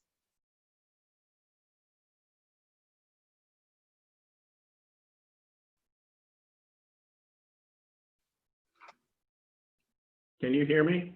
Yes. Okay. What part was there a moment where I was inaudible? I heard up until you said that you had a conversation with Mr. Duffy to recommend. Okay. Well, what I'm saying is I don't have, like I said, I don't have any problem with this. I think it's the right idea. But this is a board policy. The grading policy for the district is set by the board, not by staff. And all I'm saying is that this needs to come back for us to vote on it. I don't think it's going to have a problem passing, but this is not the way things are supposed to be done. Thank you, Trustee Phillips. Oh, okay. Mr. Duffy? I'm happy to respond to that, and then I can take direction from the board. So the way I had read that was that the end of the year course grade is still going to be based on this policy, but we're changing things for this very last quarter. And so by doing that,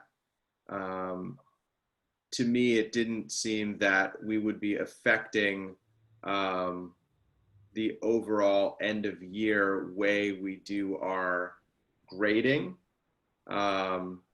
So I still don't necessarily see the need to fully change the board policy, or maybe we're suspending the board policy. Mr. Duffy, really quick, what I'm suggesting, I understand that we are in an emergency situation. And so I'm not saying that we have to review everything. I'm saying that we need to pass just the UC Regents did the same thing. We need to pass a temporary policy that says we're moving to non-letter for the older students. That's all I'm saying.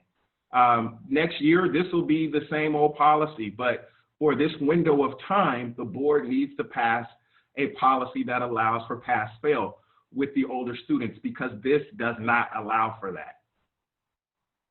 And to me, it's very clear it doesn't allow for that. Thank you, Mr. Duffy, and thank you, Trustee Phillips. Student trustee, or Trustee Phillips, did you wrap up your comment? Yes, at some point in this, I would like to make a motion that we bring this back for that reason, what I just said. Understood, thank you. And I think our student trustee hasn't have a chance to speak, and then Trustee Lara, and then I'll say my comments after that. Okay, student trustee Vasquez Humala. Yes, thank you. What I was most concerned about, or what I am, is still the African American community overall. I was wondering, do we have statistical records, facts about the kids that, can you hear me? Yes. Okay. With kids who need hotspots, who need tablets, who need food, do we have statistical facts by race for those so we can see who needs the most help? That's just my question. Thank you, student I believe trustee. we do have that. I would refer to our team, but we will certainly know more by the end of this week as we're end up using Power School. So we'll have much more data on all the students who are either reporting in or not reporting in. Ms. Logan has some data on all of the students who need their hotspots and Chromebooks. So we could certainly put something together for you at the next meeting that gives you a little more racial, ethnic breakdown. I think this is important overall, because I fear that if we don't look at this closely and we don't watch this closely, the divide that we already have will get bigger. And I think that is something that I don't want to see. So that's why I asked about that. So thank you. If I could see some of that, I think I'd feel better about it overall. So thank you. Thank you, student trustee Vasquez Humala. I think that's a great question. And Trustee Lara, did you want to follow up with some comments? Yes, please. I really think that parents and teachers and students are really waiting for the new grading policy. They're anxious, everybody's anxious, and I think it would really hurt them if we wait. And so I just don't think that's a good idea. We need to give them some solid decisions here, and not wait on this, because that it would really hurt them. Thank you. Thank you, Trustee Lara. So I want to say thank you. I think that right now we're focusing on a great topic that I'm gonna come back after my comments that I had for the beginning of the presentation. Thank you, Mr. Duffy. Thank you to all the staff leading this work on site. Thank you to each, huge thank you to each teacher, principal, school staff, district staff, volunteers, community members, everybody for all their hard work, doing, really tough work each day. And just being there for our kids to provide meals, to provide instruction, to provide help, to provide tangible, sincere, and constant hope to our students and families, and help that is very necessary, helping all of us get through this pandemic with mutual care and patience and a lot of determination. I'm still adjusting to this new reality, and just to be, fully transparent, being a teacher and being a mom and full-time, I feel like I'm going through this experience in a very real way to a lot of what families are experiencing at this point. Not being able to see family, not being able to go anywhere, it's very real for all of us. And you know, like teaching 3 class sessions today, having 10 FaceTime calls, you know, every other day with students. I get it, like we're all running on low battery a lot of times, and I just feel very fortunate to be able to teach our children, to be here advocating and you know, leading this meeting with a lot of great people who care deeply about all of our kids and families. So I couldn't be happier than to come to this meeting and be here with all of you and with everybody watching at home and advocating for and keeping our kids, you know, at the forefront. Many or hopefully most who are already sound asleep with good dreams before another day tomorrow. And I'm really happy to hear that we'll be collecting data to see which students need more help and for us to work more strategically to reach out to them and make sure we're meeting their needs, including tech devices and internet accessibility. And I think our student trustee, Vasquez Wamala, really brought up, you know, this conversation about knowing like the breakdown of the demographics of kids that we're not reaching as efficiently as we should, you know, and I think that's a great point that he brought up, and I'm looking forward to that, you know, being public and accessible, as he also, you know, asked. In terms of, you know, the grading, I do have concerns about it because I wasn't sure about the process. I appreciate, you know, that Mr. Duffy sent board policies information, and I saw that yesterday we received communication from CSVA, the California School Board Association, with a resolution on grading during emergency and school closure. So I think that we can take maybe a deeper look at that, and we can explore how we can adapt parts of that into our own resolution, because I think that what I was hearing a lot in the previous conversation from other board members is that we're kind of like just wanting to get this done, but we also want to get the process right. And I think that because it is a board policy that require voting, I think that we have to take a look at it and approach it from that angle. And I agree that we need to have a pass or credit system that's not punitive. I think that we shouldn't punish kids for what happened, and I think that we should honor the fact that we want to maintain their growth and support it, but also understand that everybody is going through different situations. And I have concerns about a strength, you know, not a strength, a punitive approach that can essentially like punish, you know, kids for not being able to have access to tablets or to internet or to even activities or to a full-time adult that is there with them to do the activities. Because I think, I mean, it takes all hands on deck to get kids to mastery, to grade level, to achieve academically during the year. And now you throw, you know, a pandemic in the middle of their formal education and you interrupt it. And so we're dealing through a real formal education interruption with our kids, and I think that we need to think about what makes sense for narrative-based grading for TK to 3rd, and what does it look like for 4th, 5th, and 6th. I think that we need clarity in those grades, as well as Trustee Phillips brought that up in the board policy. And I agree with what Ms. Logan had brought up, that it's a fundamental right for our youngest learners to have access to tech devices, to access online distance learning opportunities. I think that we need to ensure that we don't create a larger digital gap between TK and K students and the rest of the student population. And I'm excited about the work that's being done to partner and to get everybody tablets and hotspots and Wi-Fi. And my question for this specific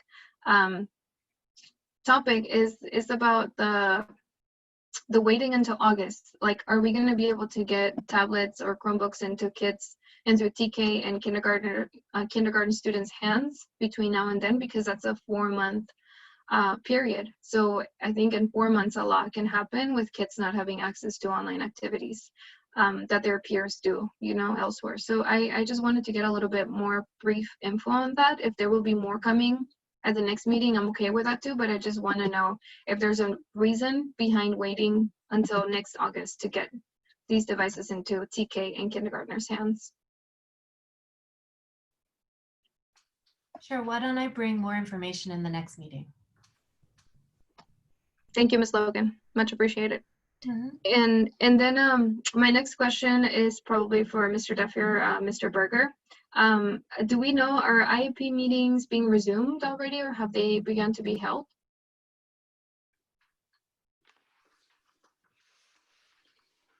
Yes, they are slowly being resumed as much as possible. Mr. Berger can certainly chime in, but we're trying to do as much as we can and be compliant. But yes, we are trying. The initials are much harder, but the students who already have an IEP that we can meet with them, that's easier. Great, thank you.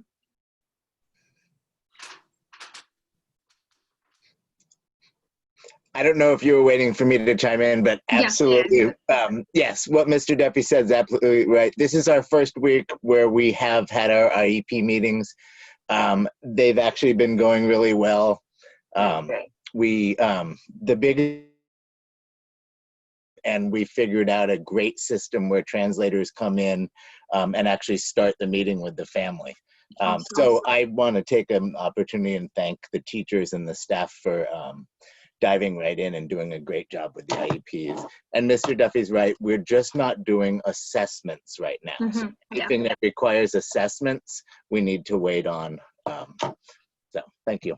Thank you so much for that update. And Mr. Berger, while you're here as well, I wanted to just ask another kind of follow-up question about that. So I can't remember if at the last meeting I asked this or not, but do you know if RSB, speech, and OT services are being delivered via Zoom, Google Meet, or phone to students who already have those services in their IEPs? They are using all of the above. They're the one group that is sticking to the phone and not using Zoom at this point is our mental health counseling. And they're taking that a little bit cautiously, but our speech therapists and our occupational therapists and our teachers have all, or many of them have dug in with the Zoom. Some still prefer to use other means and telephone. Great, thank you for that update. I appreciate it. Thank you. And I have two more questions only, and one of them is just a follow-up one too about school supplies. I know that there's been some thought about that, and I just wanted to know if there was any brief update on if we're looking to deliver school supplies and/or packets at mobile drop-offs or pickups at mail locations, if there's been any movement on that. Yes, I can answer that. Sorry, I couldn't find the mute. Yeah, so definitely. So we are also touching base with the elementary principals. I mentioned that we do have a digital learning check-in. It used to be every day, and now we have it twice a week, in which we discuss the different options. So we're definitely weighing in on what is the best way to be able to get extra resources, for kids, especially at the early levels, so they can continue to be engaged. Just for the record, I want to be able to really bring this out, that I think that this situation has really brought forth what we really mean, about equity, right? So I think to a lot of people, equity has been equated with, do I have a technology device? And as an educator and as a mother who has raised two kids, I really have to question whether 4-year-olds, 5-year-olds, 6-year-olds, 7-year-olds should have all that time on a screen. As a 48-year-old, my eyes were tired and getting infected the last couple of weeks just because I've been on the screen a whole lot. So while I do want everybody to have an access to a device, we really have to look at what's developmentally appropriate for students at the preschool level, at the pre-K level, at the TK, K, even first grade, right? So yes, so we're giving a lot of extra thought and weight just to what those necessary resources are at the lower level, and we're exploring different things such as being able to mail directly to students, like a package that includes, perhaps some puzzle pieces, some things that teach one-to-one correspondence, some things that they can group, together to be able to develop skills. As a mother, I would prefer that than having my kid on a screen for 4 or 5 hours. That's me as a mother. That's also me as an educator. And I think we really have to be able to explore that notion as well. Certainly being able to be mindful that we want to be able to give access, but I think we really need to be able to gauge that in this case, having equal things doesn't necessarily mean having equity, right? Equity is giving to folks what they really need. And to me, we really have to take into consideration the developmentally appropriateness of different things that we're putting in the hands of 3 to 5 to 6 to 7-year-olds as well. But yes, a short answer to your question, President Hernandez Jarvis, is yes, that we're exploring that for the younger kids. And as we get more concrete numbers from folks this week, we can be able to really iron out a plan on how that's going to be carried out as in order to be able to get it on the right hands and the correct way to do it, observing the distancing procedures that we have to be able to follow, definitely.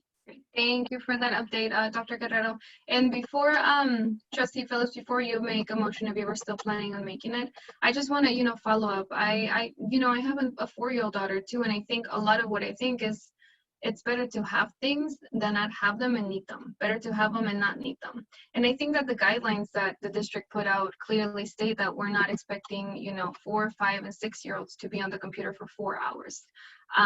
It's supposed to be 2 hours total instruction.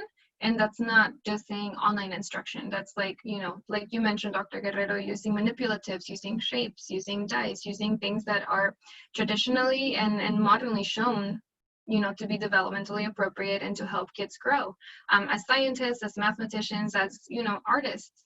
But at the same time, I think that it really is better to have an equity-based approach, not saying like equal, one size fits all for everybody, but if a family needs to have access to reading, to reading books to their kids in English. If the program is in English and they don't have that and they're disconnected, then they're going to enter school when we reopen schools again without having had those supports that, other kids who are more privileged or who have those resources without the school district having to provide them.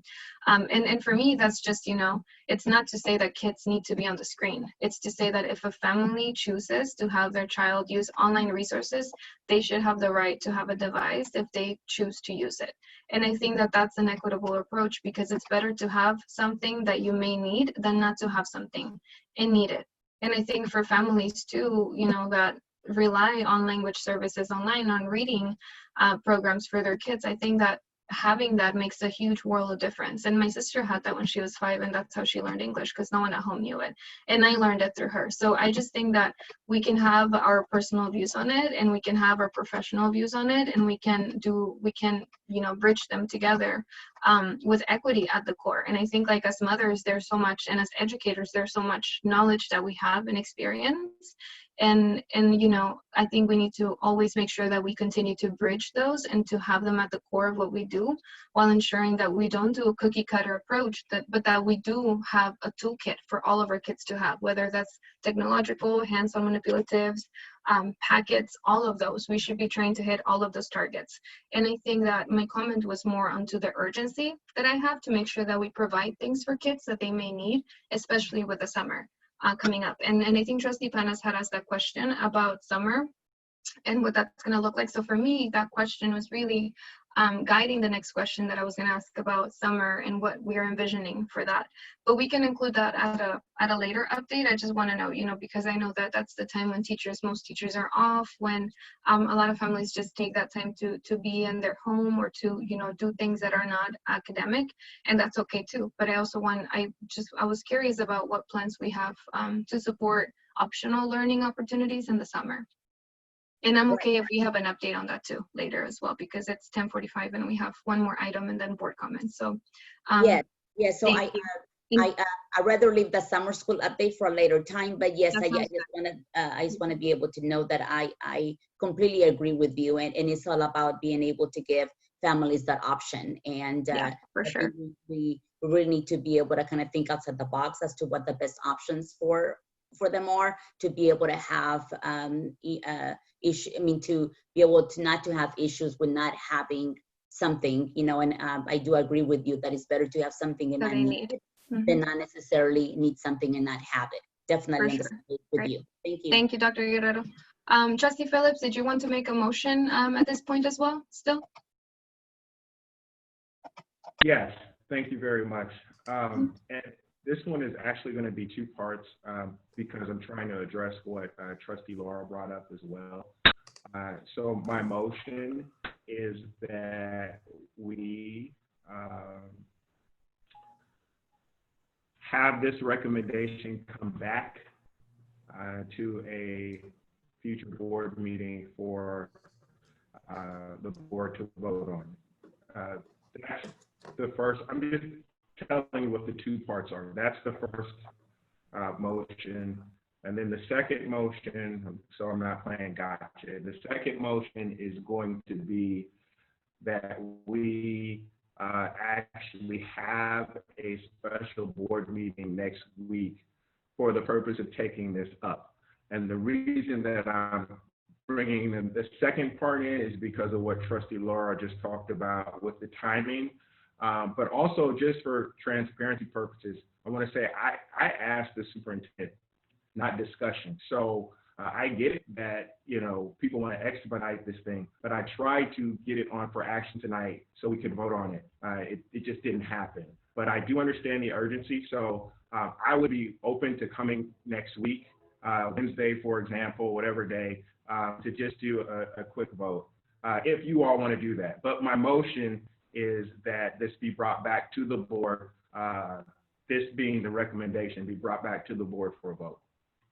So your first motion is to request that staff come back with an actual policy proposal? Yes, ma'am, a temporary policy.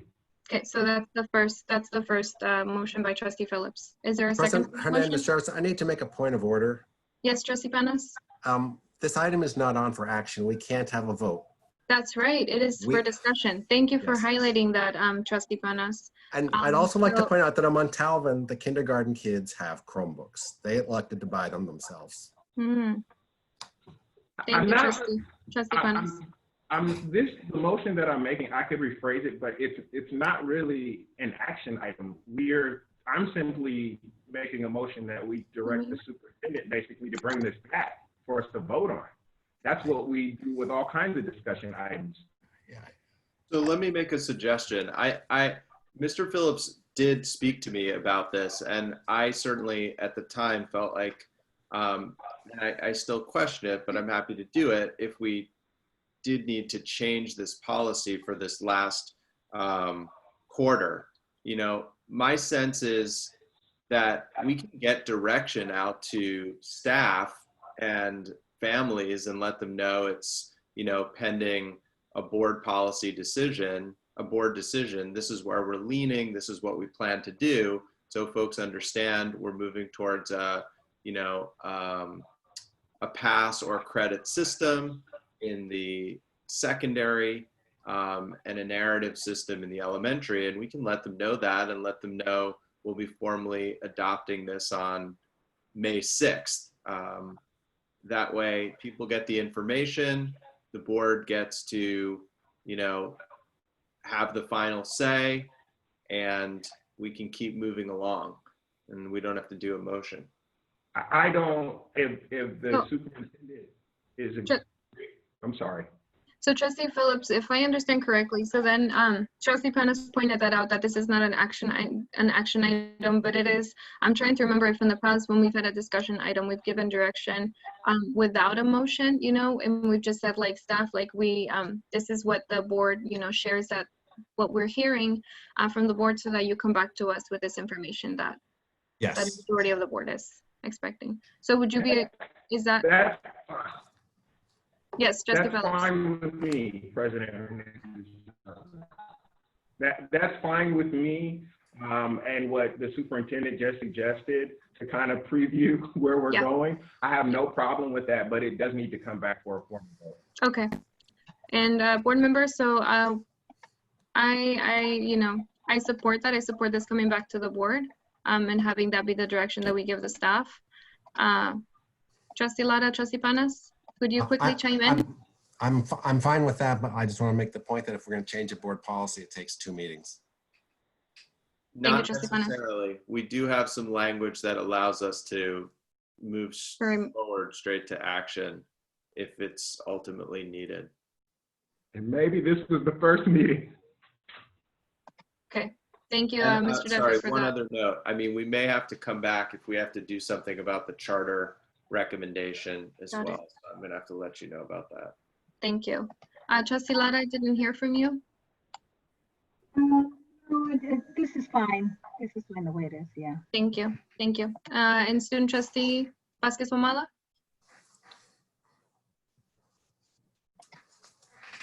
Sorry, sorry, I didn't hear the question. So the board was just expressing if they want Mr. Duffy and staff to come back with a further recommendation for grading. That has more clarity and Oh yeah, I heard about that. And policy proposal. yes, I think so. I would like that definitely. Well, could I add on to that real quick? Yes. I think a lot of kids right now. Well, I was getting some information some of my friends to bring back, and they said that right now they're feeling more stressed than they do at school. So I think keeping that in mind, but also I think a lot of teachers have already told students that it's how the grading system is going to happen, pass or fail. And so I think, and that's another reason I feel that should motivate us to move to pass and fail and not just keep the regular grades. I feel like the stress will definitely hurt some of the kids and will hurt grades. Yeah. Thank you, student trustee Vasquez Wamala. And just to clarify too, I think what we were focusing on talking to was the pass or credit, not pass or fail. Just to share that with you as well. Yeah. Thank you. Okay, so Mr. Duffy, that's this is what the board is asking for. Thank you so much. Thank you, board members. Thank you, everybody, for hanging in here as we wrap up our meeting. Our last agenda item We can before table this item as well, if you'd like. the new board policy. Yep. Board members. But if people had a chance to read it and they're okay, it's a first reading, just some updated language we want to get out. Yeah. I think we have 7 minutes, and I think that I've read it. I don't know if anybody else has any questions about it or if we're okay. Trustee Lada, thank you. Okay. Trustee Phillips or Panos? I just, I read it. It seems fine. It's just so odd that it lands in 3 places, and I checked several other school districts. I mean, there's a place in our policies for this land of the 3.24s to land, and other school districts have that same thing. So I don't know why there's hole there, but I'm fine with this. Yeah, it goes along with professional standards. Thank you. Thank you, Ms. Williams. Trustee Phillips and student trustee Vasquez Wamala? I thank you, President Hernandez Jarvis. I'm fine with the policy. I read it just so it is technically a reading. If staff can just do like a 2-minute summary so we can say we reported out on what it actually is, I would appreciate it. Yes, I can do that. So we do have a professional standards 4119, which is very vague. It just expects district employees to maintain the highest ethical standards and talks about employee conduct should enhance the integrity of the district. This new board policy outlines a lot more detail, what is expected, what is not. The correct code of conduct gives very detailed information about what is expected of our employees and what is not expected, and what can happen if those code of conducts are violated, such as discipline and reporting to the police or anything like that. So it talks about social media, which is really important in the communication around student and adult. So it's just, I think it's a really important policy, especially even during the distant learning environment. Thank you, Ms. Williamson. Thank you, Trustee Phillips for bringing that up. And I apologize to the public and to the board and staff because I failed to read it when I introduced the item. So it's agenda item F3, maintaining appropriate adult student interactions, new board policy 41-1924.24, 42-19.24, 43-19.24. Trustee Lara or student trustee Vasquez-Humala. And Trustee Lara, I'm sorry if I already repeated you.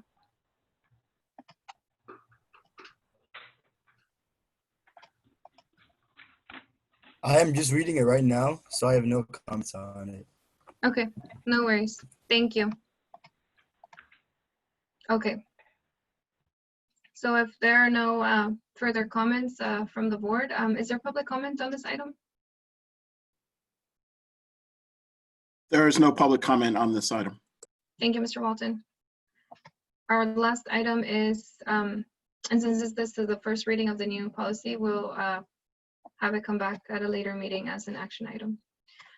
And the last section is the comments from the Board of Education and future agenda items, section G, and we have 4 minutes. Can we have student trustee Vasquez-Humala go, then trustee Phillips, then trustee Lara, and then trustee Panas? Thank you. Yeah, so quickly, I was just gonna give you guys a quick update on what some of the kids are thinking and what's happening right now.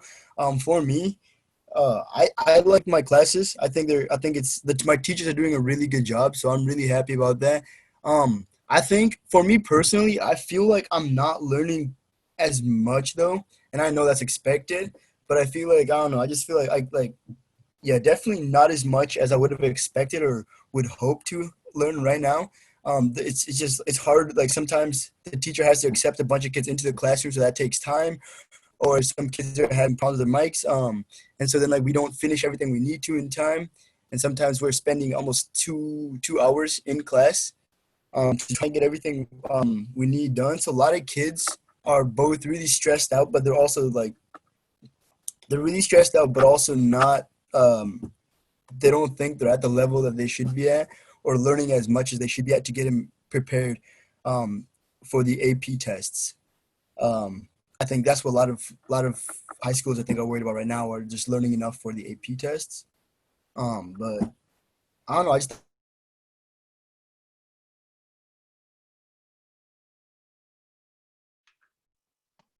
Thank you, student trustee Vasquez-Humala. Trustee Phillips. Thank you very much, everyone, for a great meeting. We went through a lot today. What I wanted to say to our student trustee, and maybe this would be a good thing, the UC Regents put out a notice about the decisions that they made, and they talk about their grading products placement test in there. So I think if we can maybe blast that out, Mr. Duffy, to our community, that may relieve some of the stress around advanced placement tests and other things like our student trustee just brought up. Thank you. Thank you, Trustee Phillips and student trustee Vasquez-Humala again for bringing up those great points. And Trustee Lara, and then Trustee Panas. Yes, I wanted to read this public comment again because I thought it was so powerful and just exactly the way I feel. It says, with all due respect to the board, your role as trustees is to set policy, not to micromanage the district's day-to-day operations. You need to respect staff to run district operations. These board meetings are, quite frankly, out of control and reflect poorly on you all with regard to your role as policy and oversight. It continues to be a major disservice to the district and to the community which elected you. And I take this to heart, and I see this all the time. This is one person, and usually probably it's just the tip of the iceberg. So, you know, I just wish people would listen to those kinds of comments. Okay, so that's that.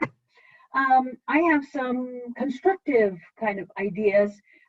When it came to the job descriptions, The only thing I was looking for is where's the marketing guy? We're supposed to have a marketing person. So I hope somebody's gonna, you don't have enough to do. You should add that.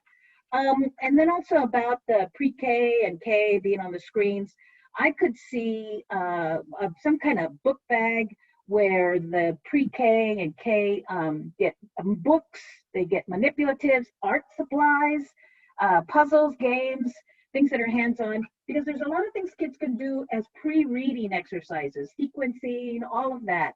So I think that would be really exciting to have some stuff like that. I also think about doctor offices where they always have that corner where the kids can go and just kind of do things to keep themselves occupied, but as well that you can learn from. So I think that's a really good idea. The other thing I thought of was that food is going to continue to be an issue for everybody in this pandemic. And the thought came to mind that every school site has, I believe, a garden, right? Somewhere, I mean, whether it's used or not, but there is a place for a garden. So maybe we bring back victory gardens and like urban tilth, they'll, spread them out. You get a bag and you can take what you want, maybe for that community that lives around that school. And we always have volunteers who's saying, what can I do? How can I help? So maybe something like that. And then I have another crazy idea about graduation. Remember drive-in movies? What about a drive-in graduation? And then, I don't know, it's up on the screen, a big presentation, and have it at Hilltop or something like that. Something fun. I don't know. So those are my closing remarks. Thank you. Thank you, Trustee Lara.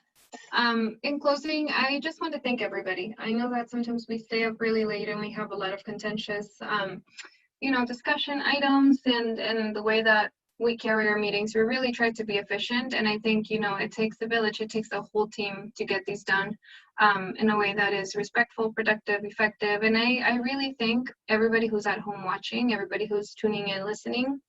I'm just really proud of the work that people are doing, and it shows. My husband teaches in the district. He is teaching, he's having conference calls, he's having at least 2 sessions per day. It's a lot of work that's happening, and trying to reach all the kids. If somebody doesn't have, internet, calling them, checking in how they're doing, seeing how they can help them. And I think, I really tried to reflect about what my experience would have been like, because had this happened when I had just come to this country, we wouldn't have had internet, we wouldn't have had an income.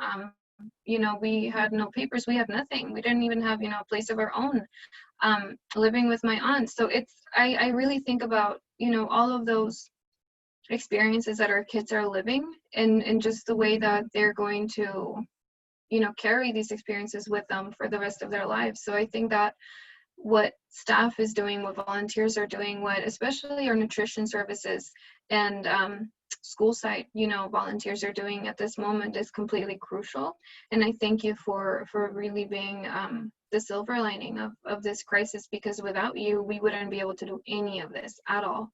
And thank you, Mr. Duffy, too, for being responsive to all of the feedback that I've given you, all the feedback that board members have given you, because I know that this is something that none of us, that went to school for. None of us took a course on how to, continue distance learning education during a pandemic. Like, that was nothing in teacher education programs or, grad school or law school or accounting or administrative credential school or nothing. Like, no one, could have prepared for this. So I'm really grateful, and I want us to all stay safe and to be patient and to be open-minded to learning, to really have the growth mindset that we instill in our kids, and we try to help them maintain and grow during these, very weird times. So thank you all for everything that you do, for being honest and for speaking your truths, and for understanding that there's multiple approaches that everybody, can have and can be effective too. So thank you all. Thank you to each, kid who is watching this meeting. Please go to sleep if you're still up.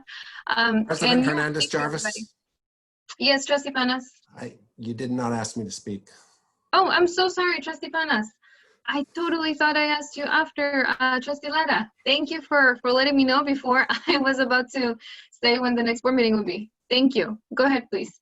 Okay, so I'd like to thank all of our teachers and all of our food service workers and all the rest of our staff who's out there working so hard to do this. I've been invited into some Google Classrooms, and that's been really interesting to see what's going on in some of those classrooms. So interesting. And it always reminds me that we need to keep equity at the center of everything we're doing during our school closures right now, because those are the kids who have the greatest challenges. So we always need to remember that.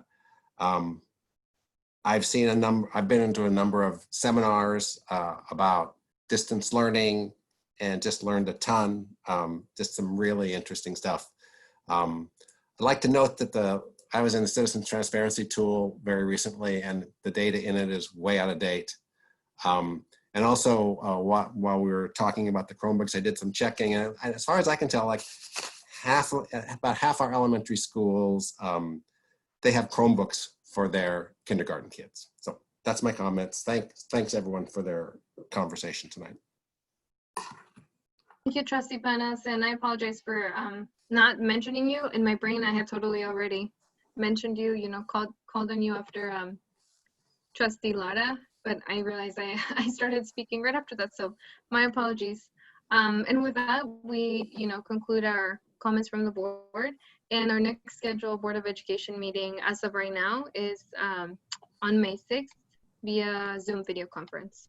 So thank you, everybody. Be safe, take care, and be healthy with your family too. Thank you, everybody. Have a good night. Bye.